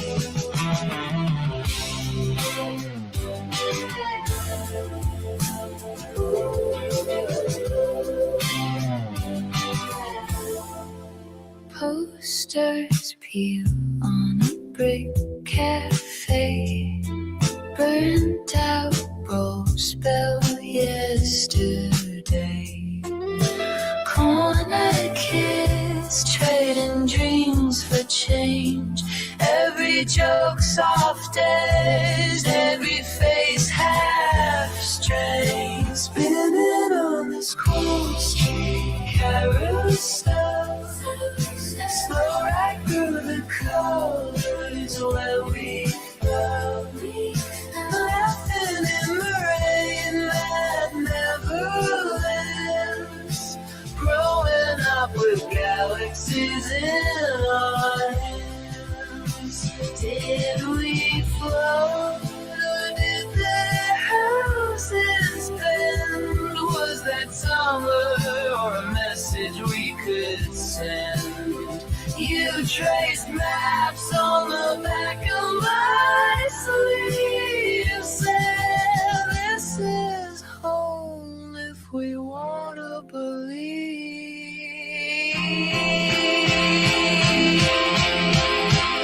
Spinning on this Queen Street carousel. Slow right through the colors where we fell. Laughing in the rain that never ends. Growing up with galaxies in our hands. Streetcar home.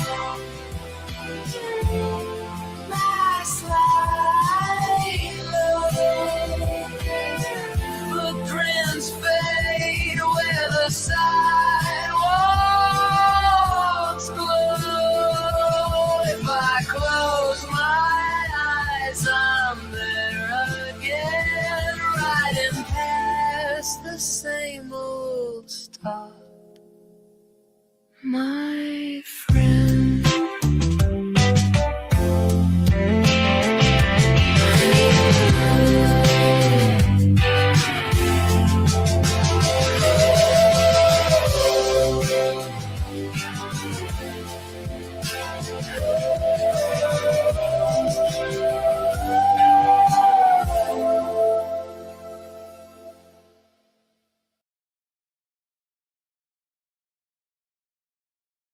You're listening to the Pace Radio Network here at paceradio.net. The views expressed by the individuals during this broadcast are their own opinions, and they may not be the same as those of their group or other organizations they may be involved with. All medical advice during our broadcast is not a medical opinion and should be checked with your medical physician.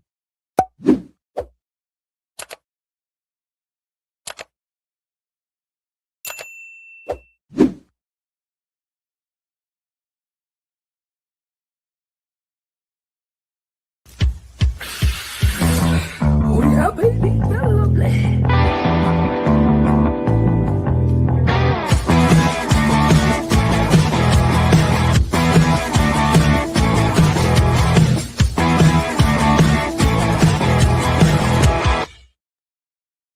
Good morning, it's March the 26th, and welcome to Psychedelics and Cannabis Educational News, your psychedelics and cannabis news source. Good morning, Rev Cindy. How you doing?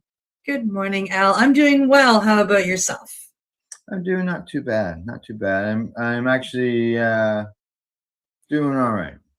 Good. Yeah, exactly. I know I got a rumble going on behind me. I don't know whether our listeners and viewers will hear it, but my sump pump is behind that wall and it's running like every 5 minutes. Oh, Yeah. Lots of water in the ground, lots of snow melting, and we got some rain coming. So ugh. it's At spring. least it's rain, Al. That's right. That's right. Exactly. And I looked at the long range forecast and I saw a bunch of double digit highs. I was going, yeah. Yeah, I head out to Vancouver 2 weeks from tomorrow, and I'm keeping an eye on the weather out there. And they're about 10 degrees ahead of us here, and I'm just excited to go for warmer weather. Yeah, and probably maybe like when you get back, the weather where you are will be like at home will be much better than when you left.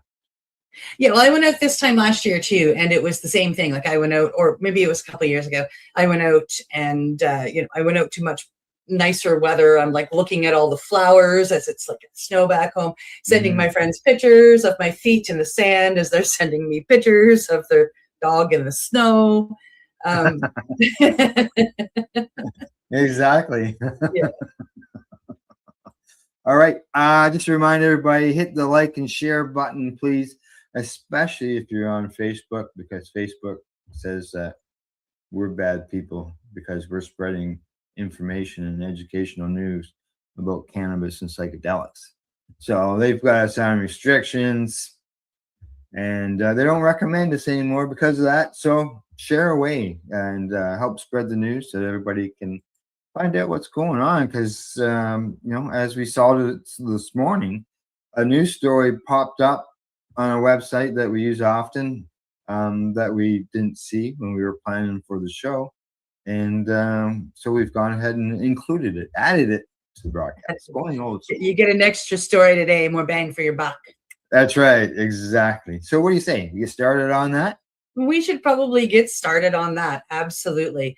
Our first story of the day is coming to us from StratCan, and it says cannabis seeds and clones for Canadian home growers in 2026.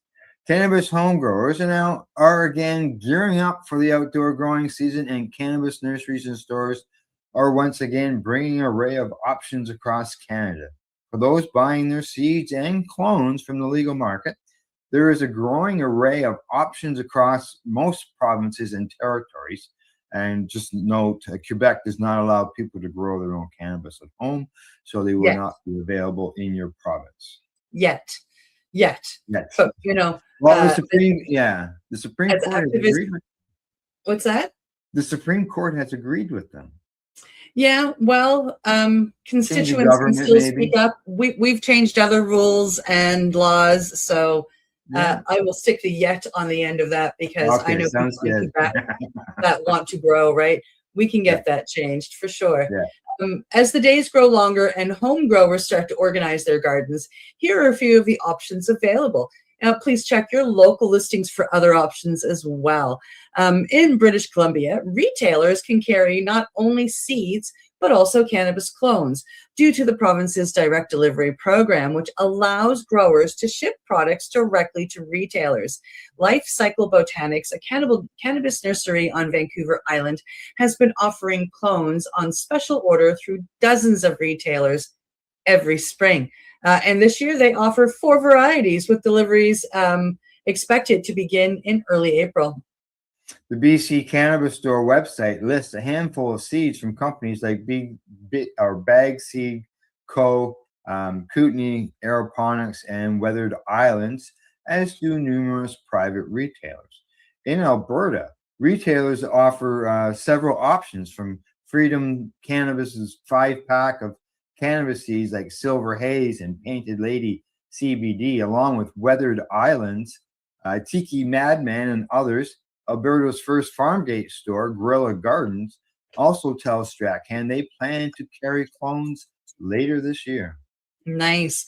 In Saskatchewan, home growers can find seeds from companies like Encore Seeds, 34th Street, and Bag Seed Company. In Manitoba, which began allowing people to go grow cannabis just in 2024. Retailers carry seeds from companies like 410 Farms, Always High, Toba Grown, which is a great company, and Great Gardener. Correct. The Ontario Cannabis Store currently lists about 30 different cannabis seeds with 4 to 6 seeds each, with from companies like Weathered Island, Green Rose Seeds, Electric Genetics, and 34th Street Seed Company, while the BC Cannabis Store lists around 10. Now, in 2025, Kingston Cannabis Inc. in Ontario, a producer that operates a farm gate store in Kingston, began offering clones as well. The company currently carries plants from fellow producer Torcan, another farm gate operator in the province. Royal Cannabis Supply Company has also recently listed clones online. Beautiful. In New Brunswick, Cannabis New Brunswick offers at least 10 different cannabis seed SKUs on its website. The provincial organization also hosts several industry and public-facing events in New Brunswick, including direct-to-consumer sales of clones from several local growers. Last year, friends of mine got some of those clones, and we are using them now. They're really great. Using the cannabis now, not the clones, obviously. Many of those growers also operate farm gate stores in the province with clones as an option in the late spring. Wildwood Flowers, the flower shop, says it plans to begin offering clones from Green Rose Farms in the upcoming months. Another farm gate store in the province, Eco Canadian Organic, which I have visited, tells Strachan that they will be carrying clones again this year from strain hunters. Oh, strain hunter. Wow. Mm. There they are in the package, eh? You see that picture there. The NSLC Nova Scotia Provincial Cannabis Retailer lists several seeds online from 34th Street, but does not currently list any clones. PEI Cannabis currently lists about 10 different cannabis seed SKUs in its online store from companies like Green Rose Seeds, a Humboldt Seed Company, and 34th Street, including multi-packs and feminized seeds. Beautiful. The NLC in Newfoundland and Labrador currently lists 3 different seed SKUs as coming soon with the onset of warmer days, presumably.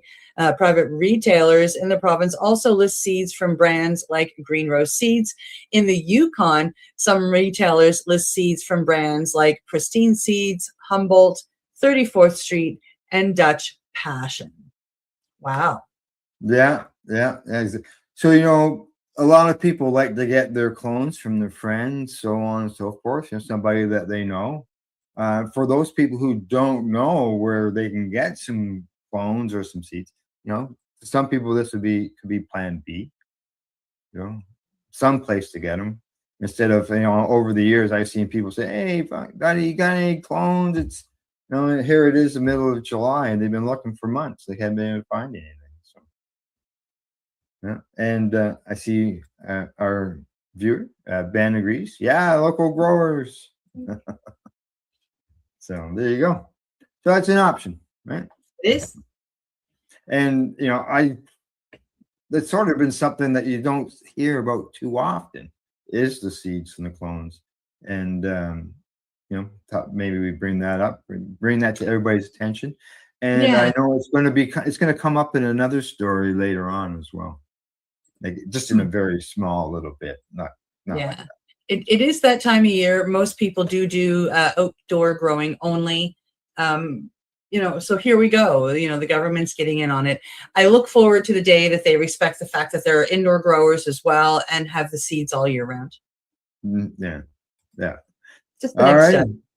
From that story, we're going to move on to the next one. And the headline here from Stratcan, once again, it says, "Don't leave money on the table. Medical cannabis patients tax breaks." Tax season has a way of creeping up on Canadians, and for thousands of registered medical cannabis patients, it can often arrive with a largely unclaimed benefit. Despite the Canada Revenue Agency having recognized prescribed cannabis as an eligible medical expense for years, patient advocates and clinicians consistently report that many medical users have no idea that they can claim it. Given that medical cannabis still lacks a DIN number and there is therefore excluded from the most of the private insurance plans, this tax credit may represent the only financial relief many patients receive. Now, who qualifies? To claim medical cannabis as an expense, you need a valid medical document, which is essentially, but not technically a prescription, from a healthcare practitioner authorized to issue one in your province. You also need to have purchased your cannabis for medical purposes from a licensed producer with which you are registered. If both of these conditions are met, you are eligible. Now, something important to note is that cannabis purchased at a standard adult use retail store does not qualify, even if you are using it to manage medical condition. Now, the CRA draws a firm line that the purchase must trace back to a licensed seller and a valid medical authorization. Now, what can you claim? Now, eligible expenses include amounts paid for dried or fresh cannabis, oils, plants, seeds, and related products purchased for medical purposes from your LP.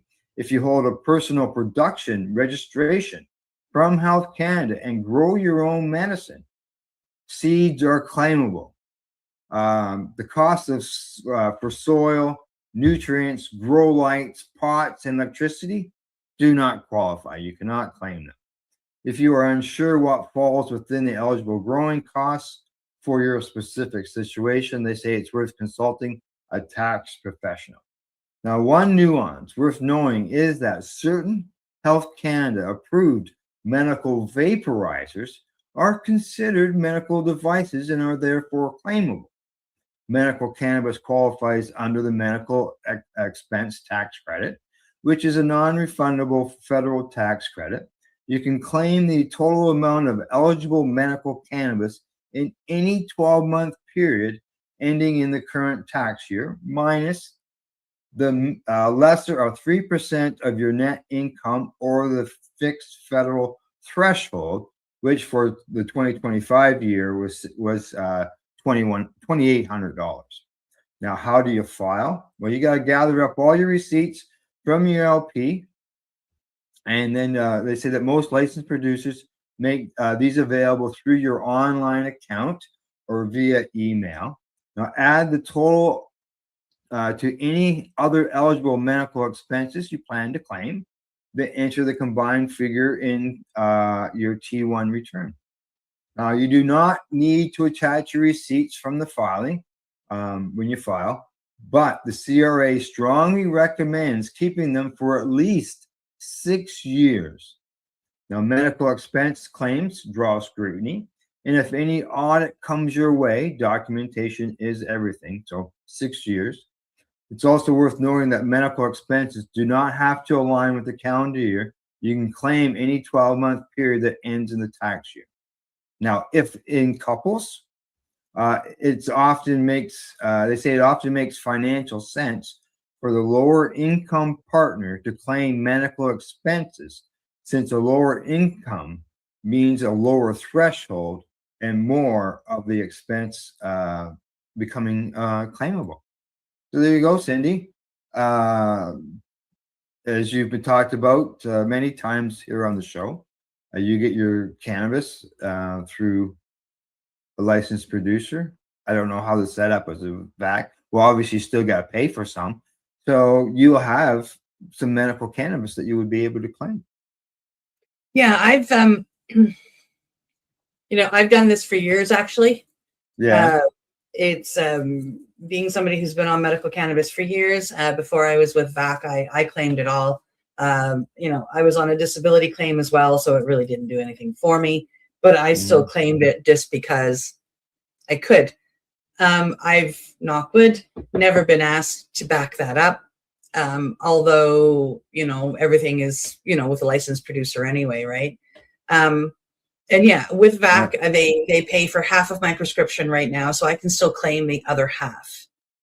And it gives you like a pretty good tax break, as any medical expense does. and just watch what you're claiming, because, if they decide to audit you, you do have to prove everything.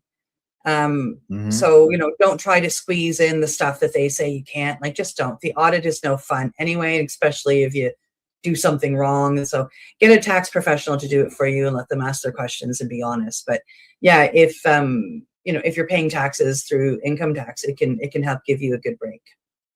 Yeah, exactly. So it can help out. Everything helps out, and this is something, like you said, people have been able to do it for a while, but a lot, as the article mentions, a lot of people don't know.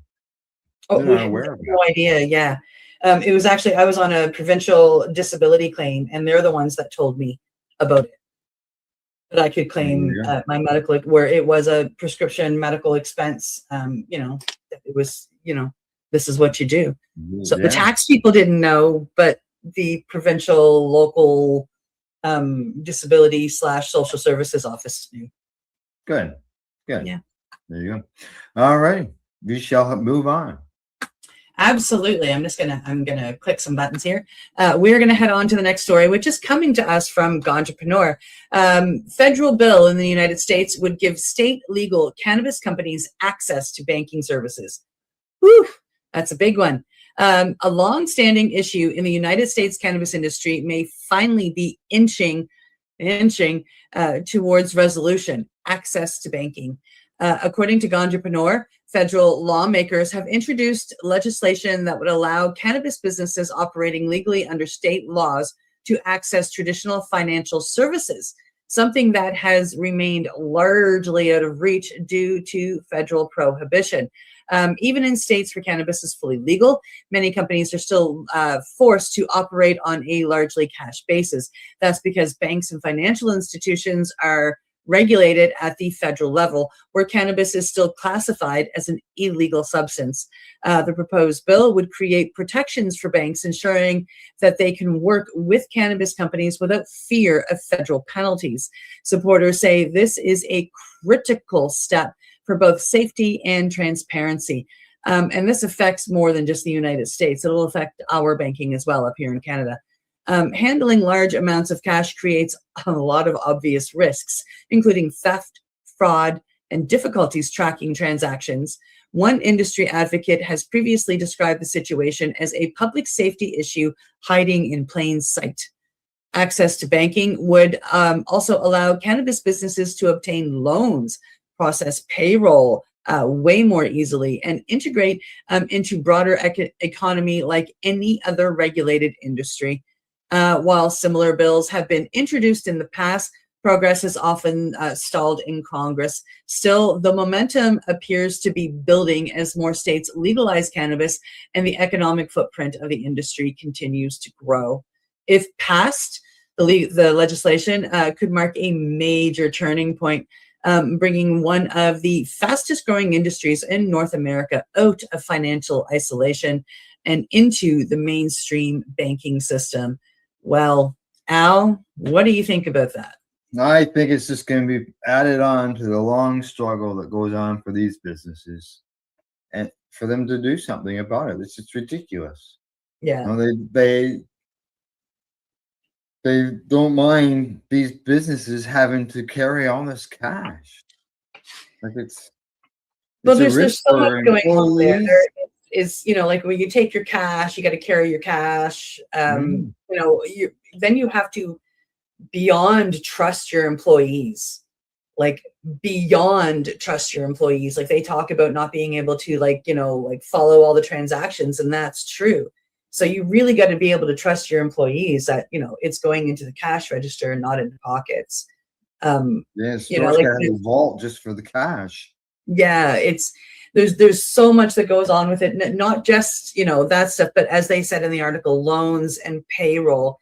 And this is something that will affect many states across the country, both recreational and medicinal dispensaries. Exactly. And it'll affect dealings with other countries such as Canada and Mexico. So yeah, I they're desperately trying to find a way. Time. Excuse me. All right. From there, we're going to move on to our next story. And this one is coming to us from Leafly, and the headline on it says medical cannabis provides anxiety relief for 94% of the patients. A new study published in the journal Nature Scientific Reports has found that the consumption of legal cannabis is associated with notable reductions in levels of daily anxiety, with 93.5% of participants reporting symptom relief. Researchers from Florida Gulf Coast University tracked 416 medical cannabis patients over 45 days, finding that cannabis demonstrated the largest anxiety relief when compared to other substances and activities, including alcohol, medication, exercise, and meditation. The findings come as the current anxiety treatments, such as benzos, face increasing scrutiny for harmful side effects and addiction risks. At the start of the study, all the participants completed the Hamilton Anxiety Rating Scale. It's a survey, a standardized tool for measuring anxiety. Now, the average score of all the participants was 29.58, placing them in the moderate to severe anxiety category. Participants were also asked to complete a questionnaire on their current and past cannabis and other substances use and how this use affected their anxiety. They were asked which sort of cannabis products they used and how they used it. The cohort was then tracked electronically for 45 days, during which time they received daily text messages at a prearranged time.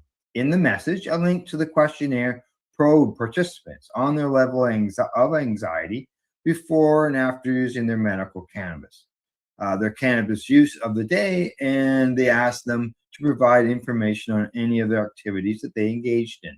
The findings showed that nearly all participants found relief from their symptoms of anxiety after using medical cannabis. 93.5% found cannabis to help them, and 4.4% found no change in their anxiety after using cannabis, and 2.1% found medical cannabis to exacerbate their symptoms. When compared to other substances and activities recorded by the cohort, cannabis was shown to have the biggest positive effect on symptoms of anxiety. Now, they say age, sex, and race were not shown to have effect on how anxiety was treated by the medical cannabis. And the researchers found that overall, cannabis has demonstrated its ability to reduce symptoms of cannabis over a prolonged period of time. Although in those who were more experienced with cannabis, the effects appeared to have diminished slightly over time. Now, there you go, Cindy. But yet again, more studies showing that cannabis can help out with anxiety. When I read that, and read about that, I think back, like 25, 30 years ago, on some of the things that I used to do. And that I used to always, at that time, I was smoking oil. And I would have an oiler, smoke a split before I went and did something, just to calm things down, and not even thinking I was using it medicinally. But I was, and because back then I didn't have Crohn's, and cannabis was just something occasionally that I smoked. Yeah. Yeah. And you find, like, I mean, one of the jokes that one of the memes that I see going around about cannabis users hanging out specifically with non-cannabis users is, it's the non-cannabis users making a joke that, yeah, I invite my friend Joe to come with me, but he's always got to stop and smoke a joint first. And that's true. Like, I mean, I'm the same way. If I'm going to go out to a social event, I mean, like I'm hitting the bong or smoking a joint before I go. And it's to help with the social anxiety. There you go. And it works well. Yeah, exactly. It helps. There's no doubt about that. It does. That in my mind. Yep. Yeah. All right. All right. We got what? One more story, and then we go to break. Yeah, One more story, and then we hit break for sure. Okay. Yep. Our last story before break is coming to us from Marijuana Moment. Local officials in Washington approved measures to deprioritize psychedelic enforcement. That's kind of neat.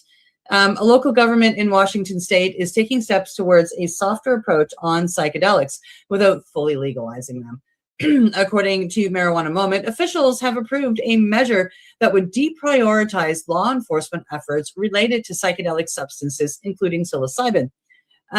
This means that while psychedelics remained illegal under state and federal law, police and prosecutors are being directed to treat enforcement of these offenses as low priority, focusing resources instead on more serious crimes.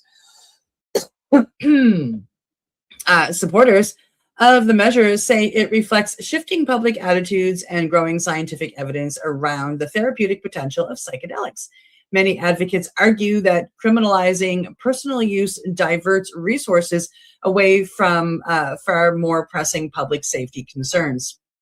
The approach mirrors similar policies adopted in cities like Seattle and Denver, where local governments have moved to reduce penalties or deprioritize enforcement for certain plant-based substances.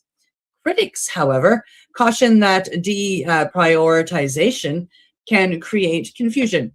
Since the substances remain technically illegal, they argue that clearer regulatory frameworks are needed rather than piecemeal enforcement changes.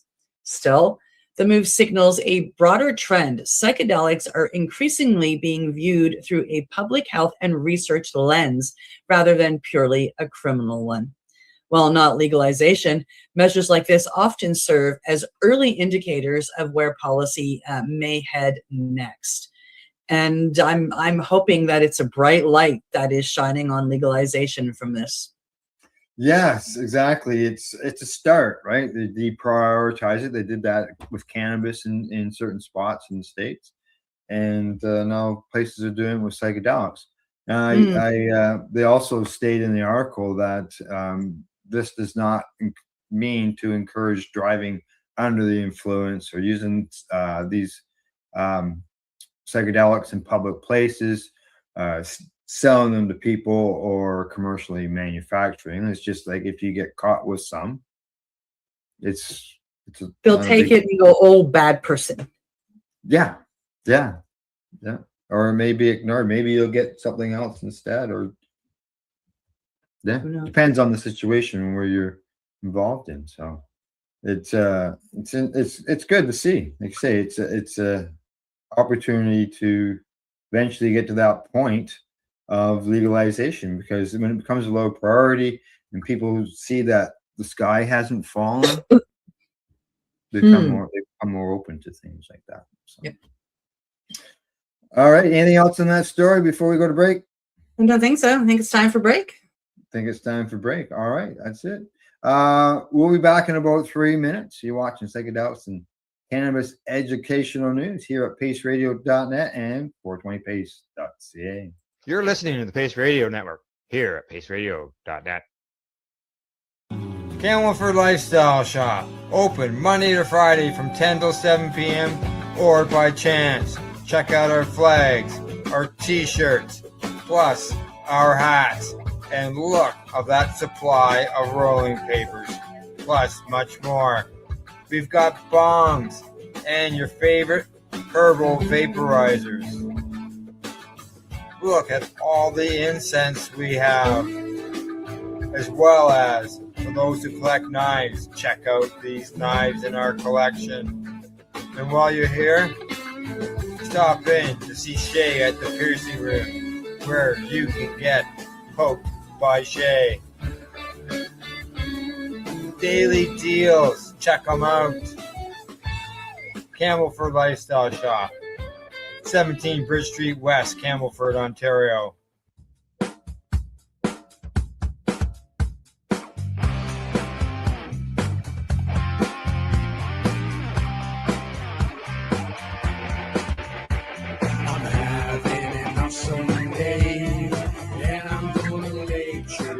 That way. I'm having an awesome day, and I'm gonna make sure it stays that way.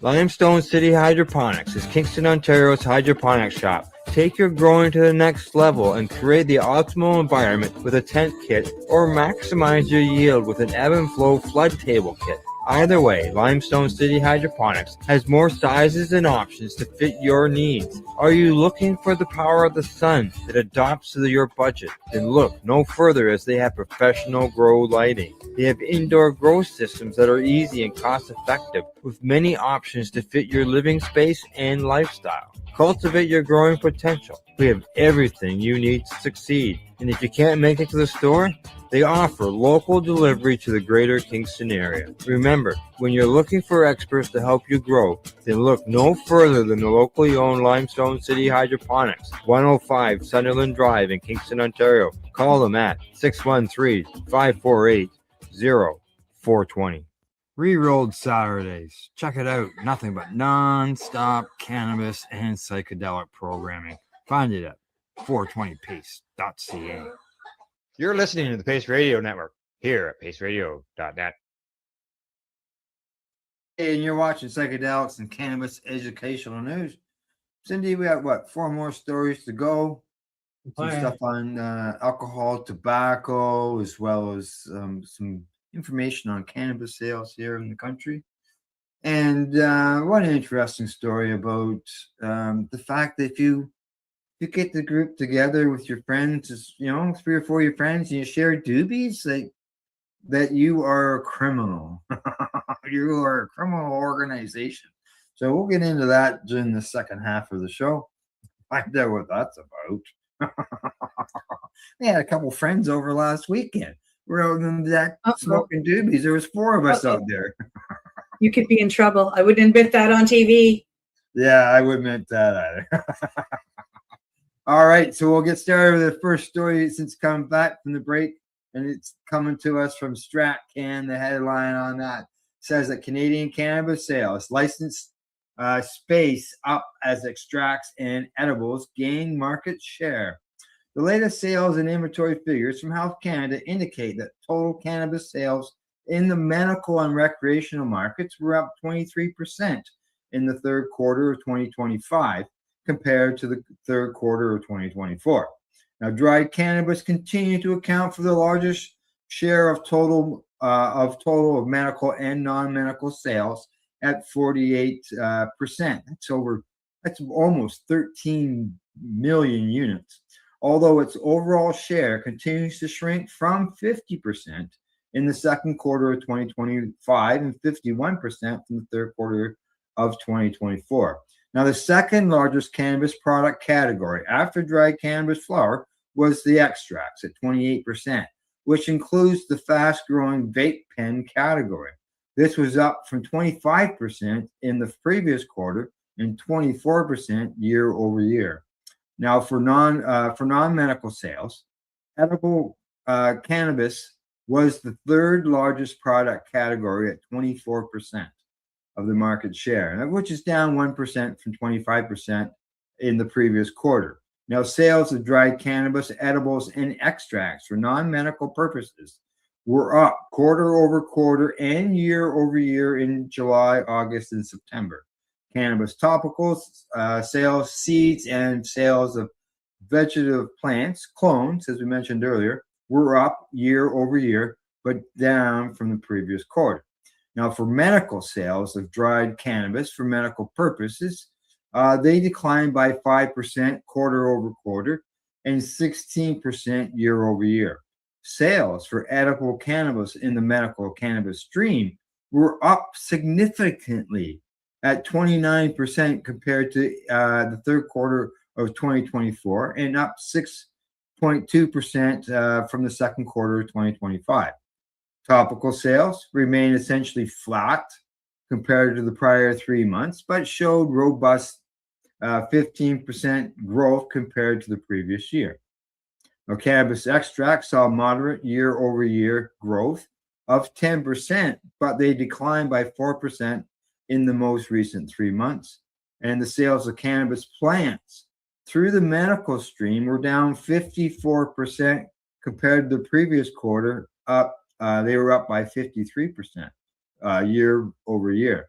For retail sales, retail cannabis sales in Canada in January 2026 were $466 million, which is a 6% year over year but down 8% from December the previous month.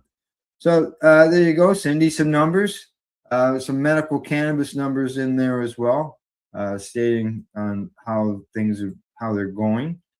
I just don't have them right there in front of me. But yeah, the plants end of things, saying that maybe they're down right now, but year over year they're up. And I'm thinking, like, we're still sort of. I've never seen any plants for sale, and being I'm not with a licensed producer, so I wouldn't go to their website to even see them. Yeah. I take a look at these numbers, and like it says, the sale of dried cannabis for medical purposes has declined by 5% per quarter, but everything else has seemed to have gone up, even if it's only a 0.1% growth, as we saw in topicals. Everything else is up. This is showing me that medical people are seeing the benefit in the oils and the tinctures and the edibles for longer lasting pain relief. Yeah. And with a growing population, an aging population that gets into the medical cannabis, and the other thing I would have liked to have seen in this article is the understanding that even though we have stuff bought under the medical regime and stuff bought under the recreational regime, most of what's being bought over here under the recreational regime, I mean, I still go to the stores.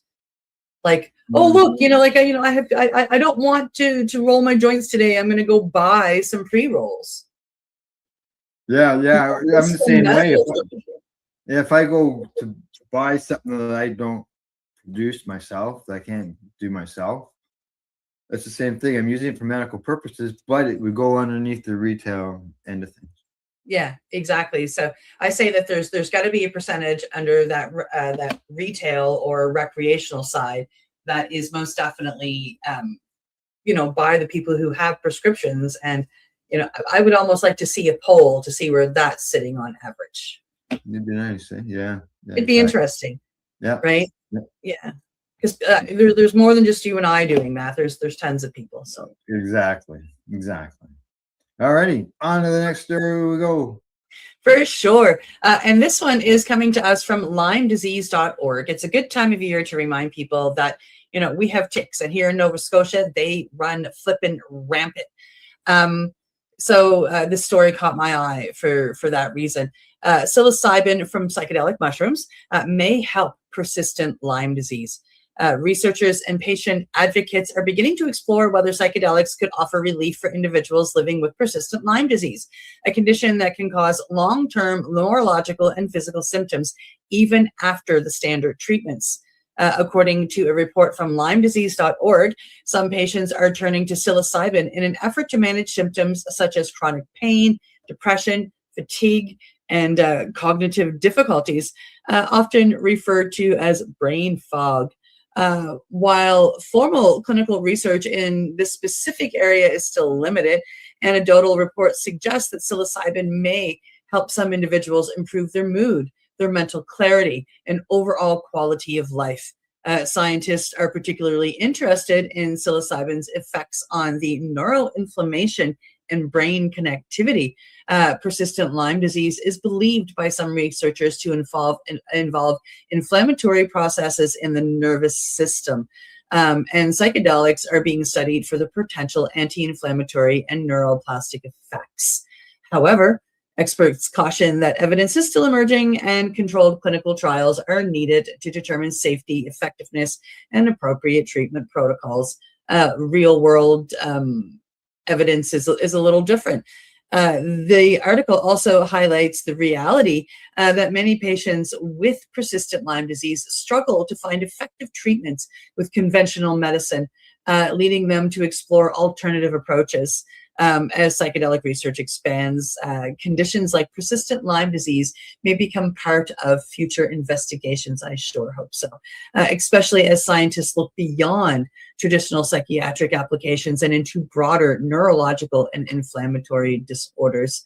Al, I also know that psilocybin from the psychedelic mushrooms work wonders in helping people fight migraines and relieve that pain. Yes, yeah, exactly. I was reading through there with you, and some of the results were quite impressive. No serious adverse events. 100% study completion rate. No patients dropped out during that. Broad improvements in fatigue, depression, pain, and sleep quality. Yeah. Quality Yeah. of life improvements for sure. Yeah. I've been I've been working with psilocybin for a number of years now. And when I first got into working with psilocybin, I had really bad rotator cuff injuries, more so on the right side than on the left. And I had, somebody had given me some golden teacher tincture, which they said, it'll help with the swelling and whatnot. So as I'm taking it one night, I looked at my cannabis lotion and I thought, and I wonder if it would help. So I took some cannabis lotion, I added some psilocybin tincture, and that is what helped the swelling go down in my shoulders. So yeah, psilocybin has more than just the neuroplastic brain healing, emotion, mental health healing aspects to it. There's some pain killing, as I've seen with friends. So real world, things that I've seen. Killing their migraines. It helps me personally with my pain. So yeah, it's really nice to see that people are catching up on that. It just never ends. The benefits. It's amazing. It is. It really is. So. Yeah. All righty. From that story, we're going to move on to one that we know this. We know this as just from our own life experiences, but seeing something in a report sometimes helps to verify things in some people. So here we go. Our next story. It comes to us from Leafy. And the headline there, come on, switch over. There you go. The headline there says, alcohol and tobacco cause more harm than cannabis. Alcohol causes more harm to society than any other drug in Canada, ranking far above tobacco, opioids, cocaine, meth, and cannabis, according to a landmark scientific assessment published in the Journal of Psychopharmacology. The study, led by researchers at the Center for Addiction and Mental Health, CAMH, as a lot of people know it as, marks the first time multi-criteria decision analysis has been used to assess drug harms across Canada comprehensively. A national panel of 20 experts from 6 provinces evaluated 16 of the most commonly used psychoactive substances across 16 types of harm, considering both damage to users and wider societal impacts. Alcohol received an overall harm rating of 79 out of 100, which is significantly higher than tobacco at 45. Non-prescription opioids at 33, cocaine was 19, meth was 19, and cannabis had a rating of 15. Now, according to J.F. Bolt, who is the senior policy advisor and lead author of the study, says that when we look at harm to people who use drugs and harm to others together, alcohol clearly stands out. Our findings highlight a major gap between the harms linked to alcohol and the way it is currently regulated in Canada. Now, another doctor, Dr. Realm, they're a senior author and scientist at the Institute for Mental Health Policy Research, explained that the scores reflect population-level harm rather than individual risks. They say that some substances, including opioids, cocaine, and meth, rank very high, even though far fewer people use them because the harms are so severe, he says. Alcohol combines serious harms with very widespread use, which is why it causes the greatest total harm in Canada. Now, the 2-day decision conference brought together experts from diverse fields, including addiction, medicine, epidemiology, clinical psychology, public health advocacy, and harm reduction.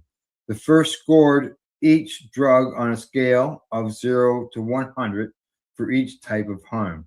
Then they weighed the relative importance of each harm category before combining the scores.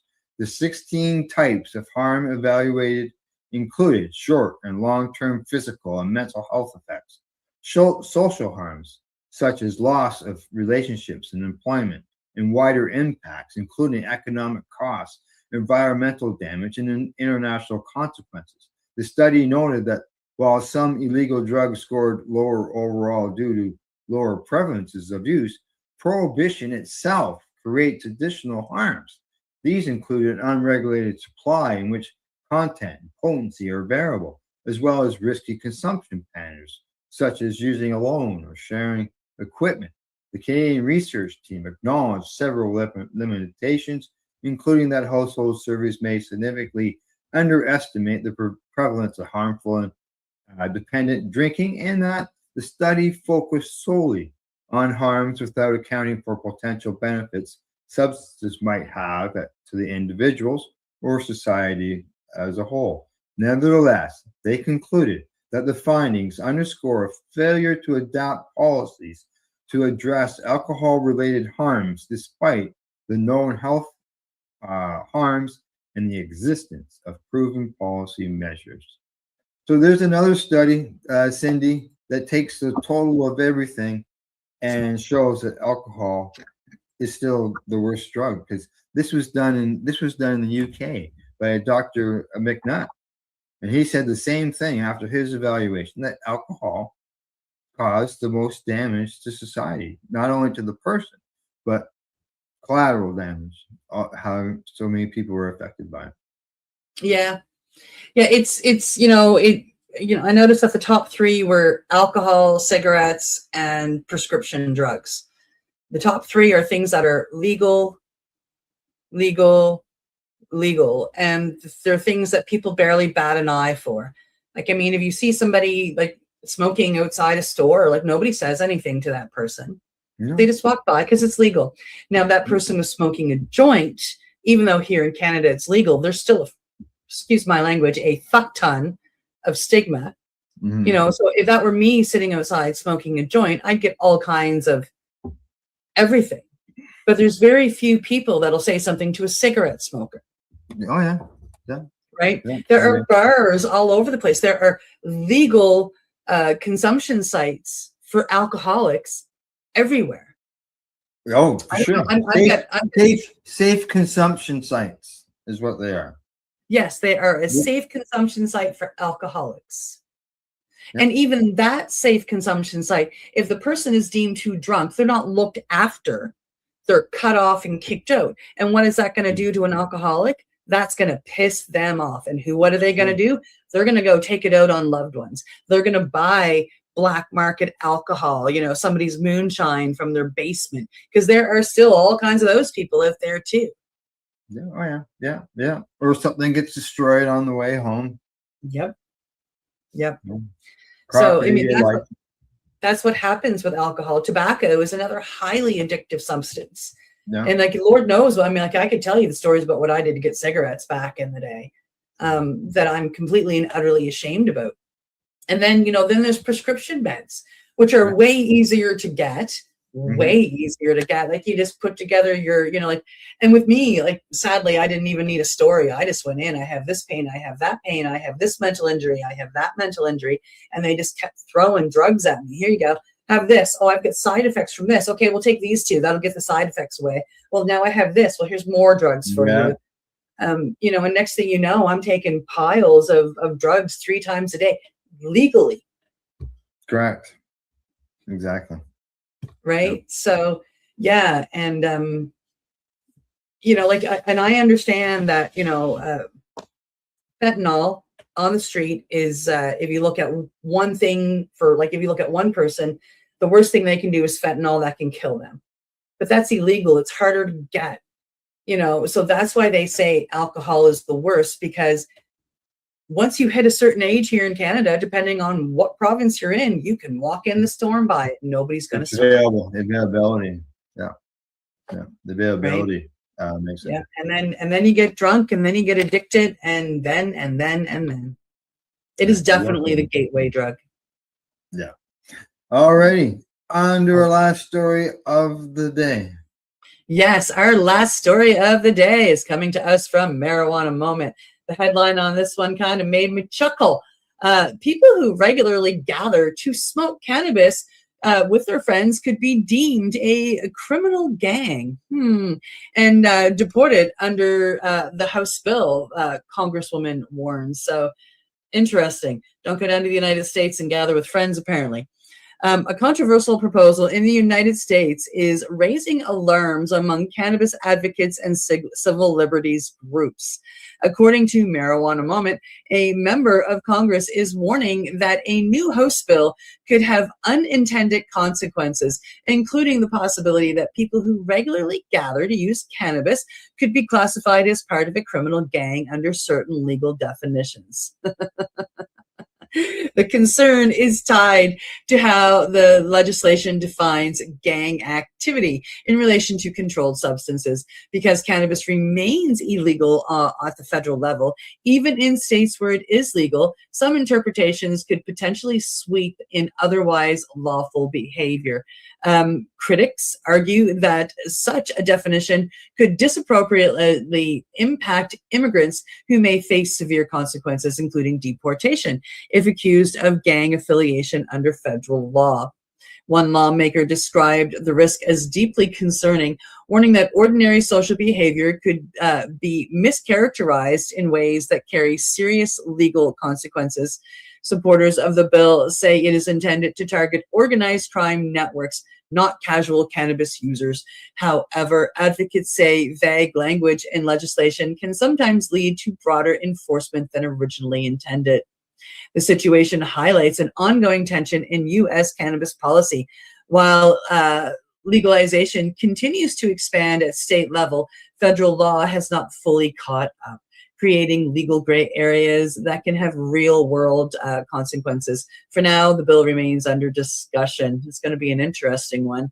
But the debate underscores how cannabis policy can intersect with broader issues like criminal justice and immigration enforcement.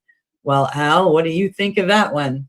I think that's about as absurd as excessive cannabis smoke law that goes on in Arizona.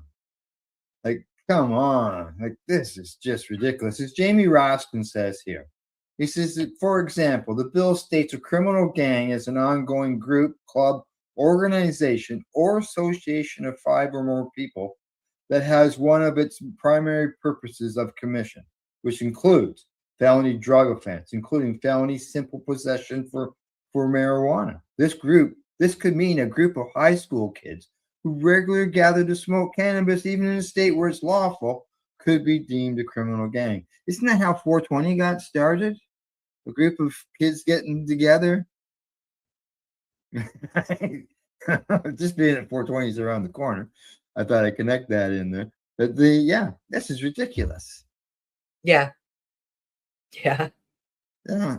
Like I said during the beginning of the show, hanging out with your friends out front or on the balcony or on your deck, it could be considered a criminal gang. Or gang. Yeah, that's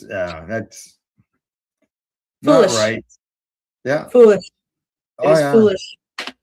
Yeah, for sure. Yeah, not right. They keep coming up with these silly laws when when some real law, like maybe passing some type of banking act, should be done instead of putting in laws arresting kids for gathering around to smoke some cannabis. Yeah. And you don't need to be a kid, No, you don't. Like, I mean, like, No. I go to visiting my aunt a couple of years ago when, my aunt that just passed when she turned 100 a few years ago. I remember going there, and here is a bunch of elderly people who are living at a care facility, and there was 8 or 9 of them sitting out in the smoking section, all smoking weed together. They could be a gang thrown in jail. Yeah, exactly. The wheelchair gang. The wheelchair gang, yeah. Oh well. Hopefully some common sense comes through. Oh yeah. Yeah. All right. Anything else offhand you want to mention before I sign us off? I will be back with details as I know them, but mark your calendars. April 24th here in Nova Scotia, the Nova Scotia Psychedelic Society is at it again. And we will have Our next social, April 24th, at the Shambhala Center in downtown Halifax on Tower Road, I believe it is. I will be late getting there because I will be landing coming back from BC at 8 p.m. and this is going on from 6:30 to 10. So I will be, coming in at the end of it. We have an amazing facilitator. His name is escaping me right now. I will have more details coming up on Monday. Coming in to give a talk and answer questions. This is I believe he is a cannabis psychedelic facilitator. So he works with cannabis and breath, if I remember correctly. And it should prove to be really interesting and really cool. And I'm kind of sad that I'm not landing at like 6 p.m. and I'm landing at 8 p.m. But I'm still going to be there and run in at the last thing and get to meet the guy. So Good. Hopefully flight's not late.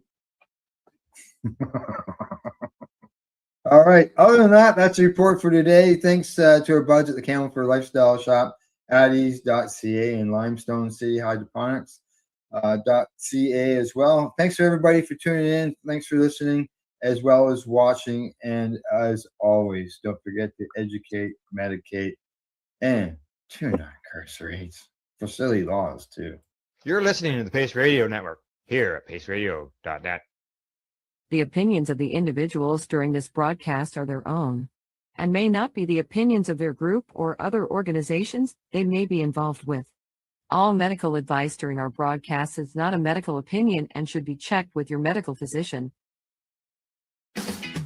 Enjoy the buzz of legalization with Campbellford Lifestyle Shop. From lights to plant nutrients, books, consumption accessories, and more, we've got all your basics to grow or consume cannabis. Visit our info center or take a look at our piercing services and body jewelry, now available in-store through Campbellford Lifestyle Shop, 17 Bridge Street West, Campbellford.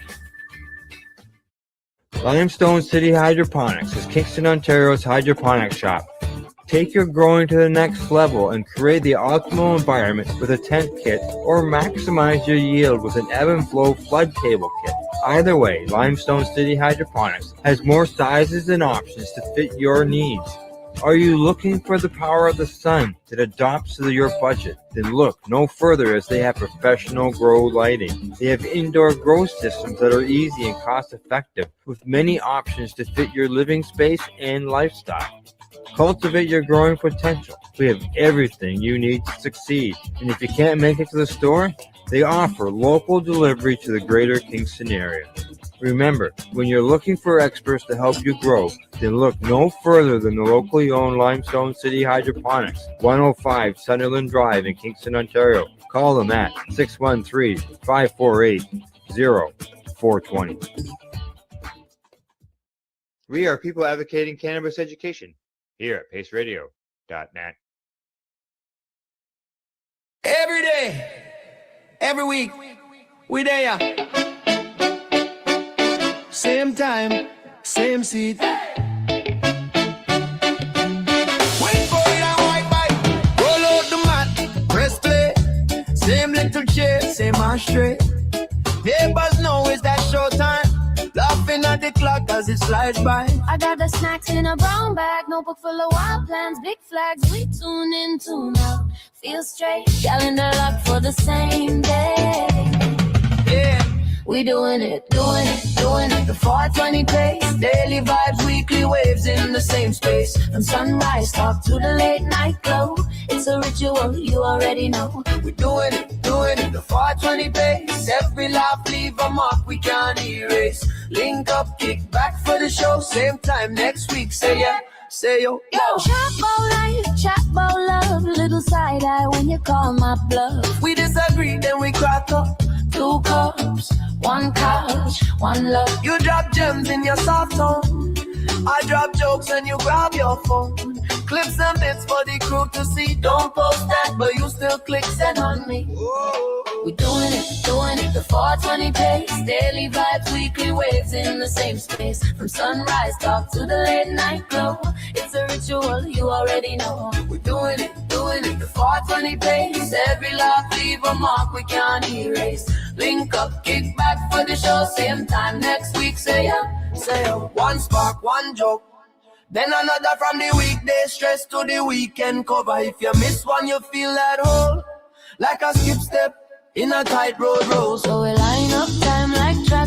in a crate. If you coming late, still we'll wait. Cause every day, every week, same place, we're living life on the 420 pace.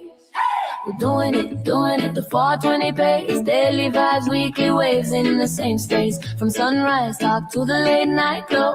It's a ritual, you already know. We're doing it, the 420 pace. Every life leave a mark we can't erase. Link up, kick back for the show. Same time next week, say ya, say yo. Daily show, yeah, we there, yeah. Weekly link. Same corner. Do it slow, do it straight. Keep it right on the 420 equate. Say yeah. Oh. You're watching the 420 Pace, found at 420pace.ca.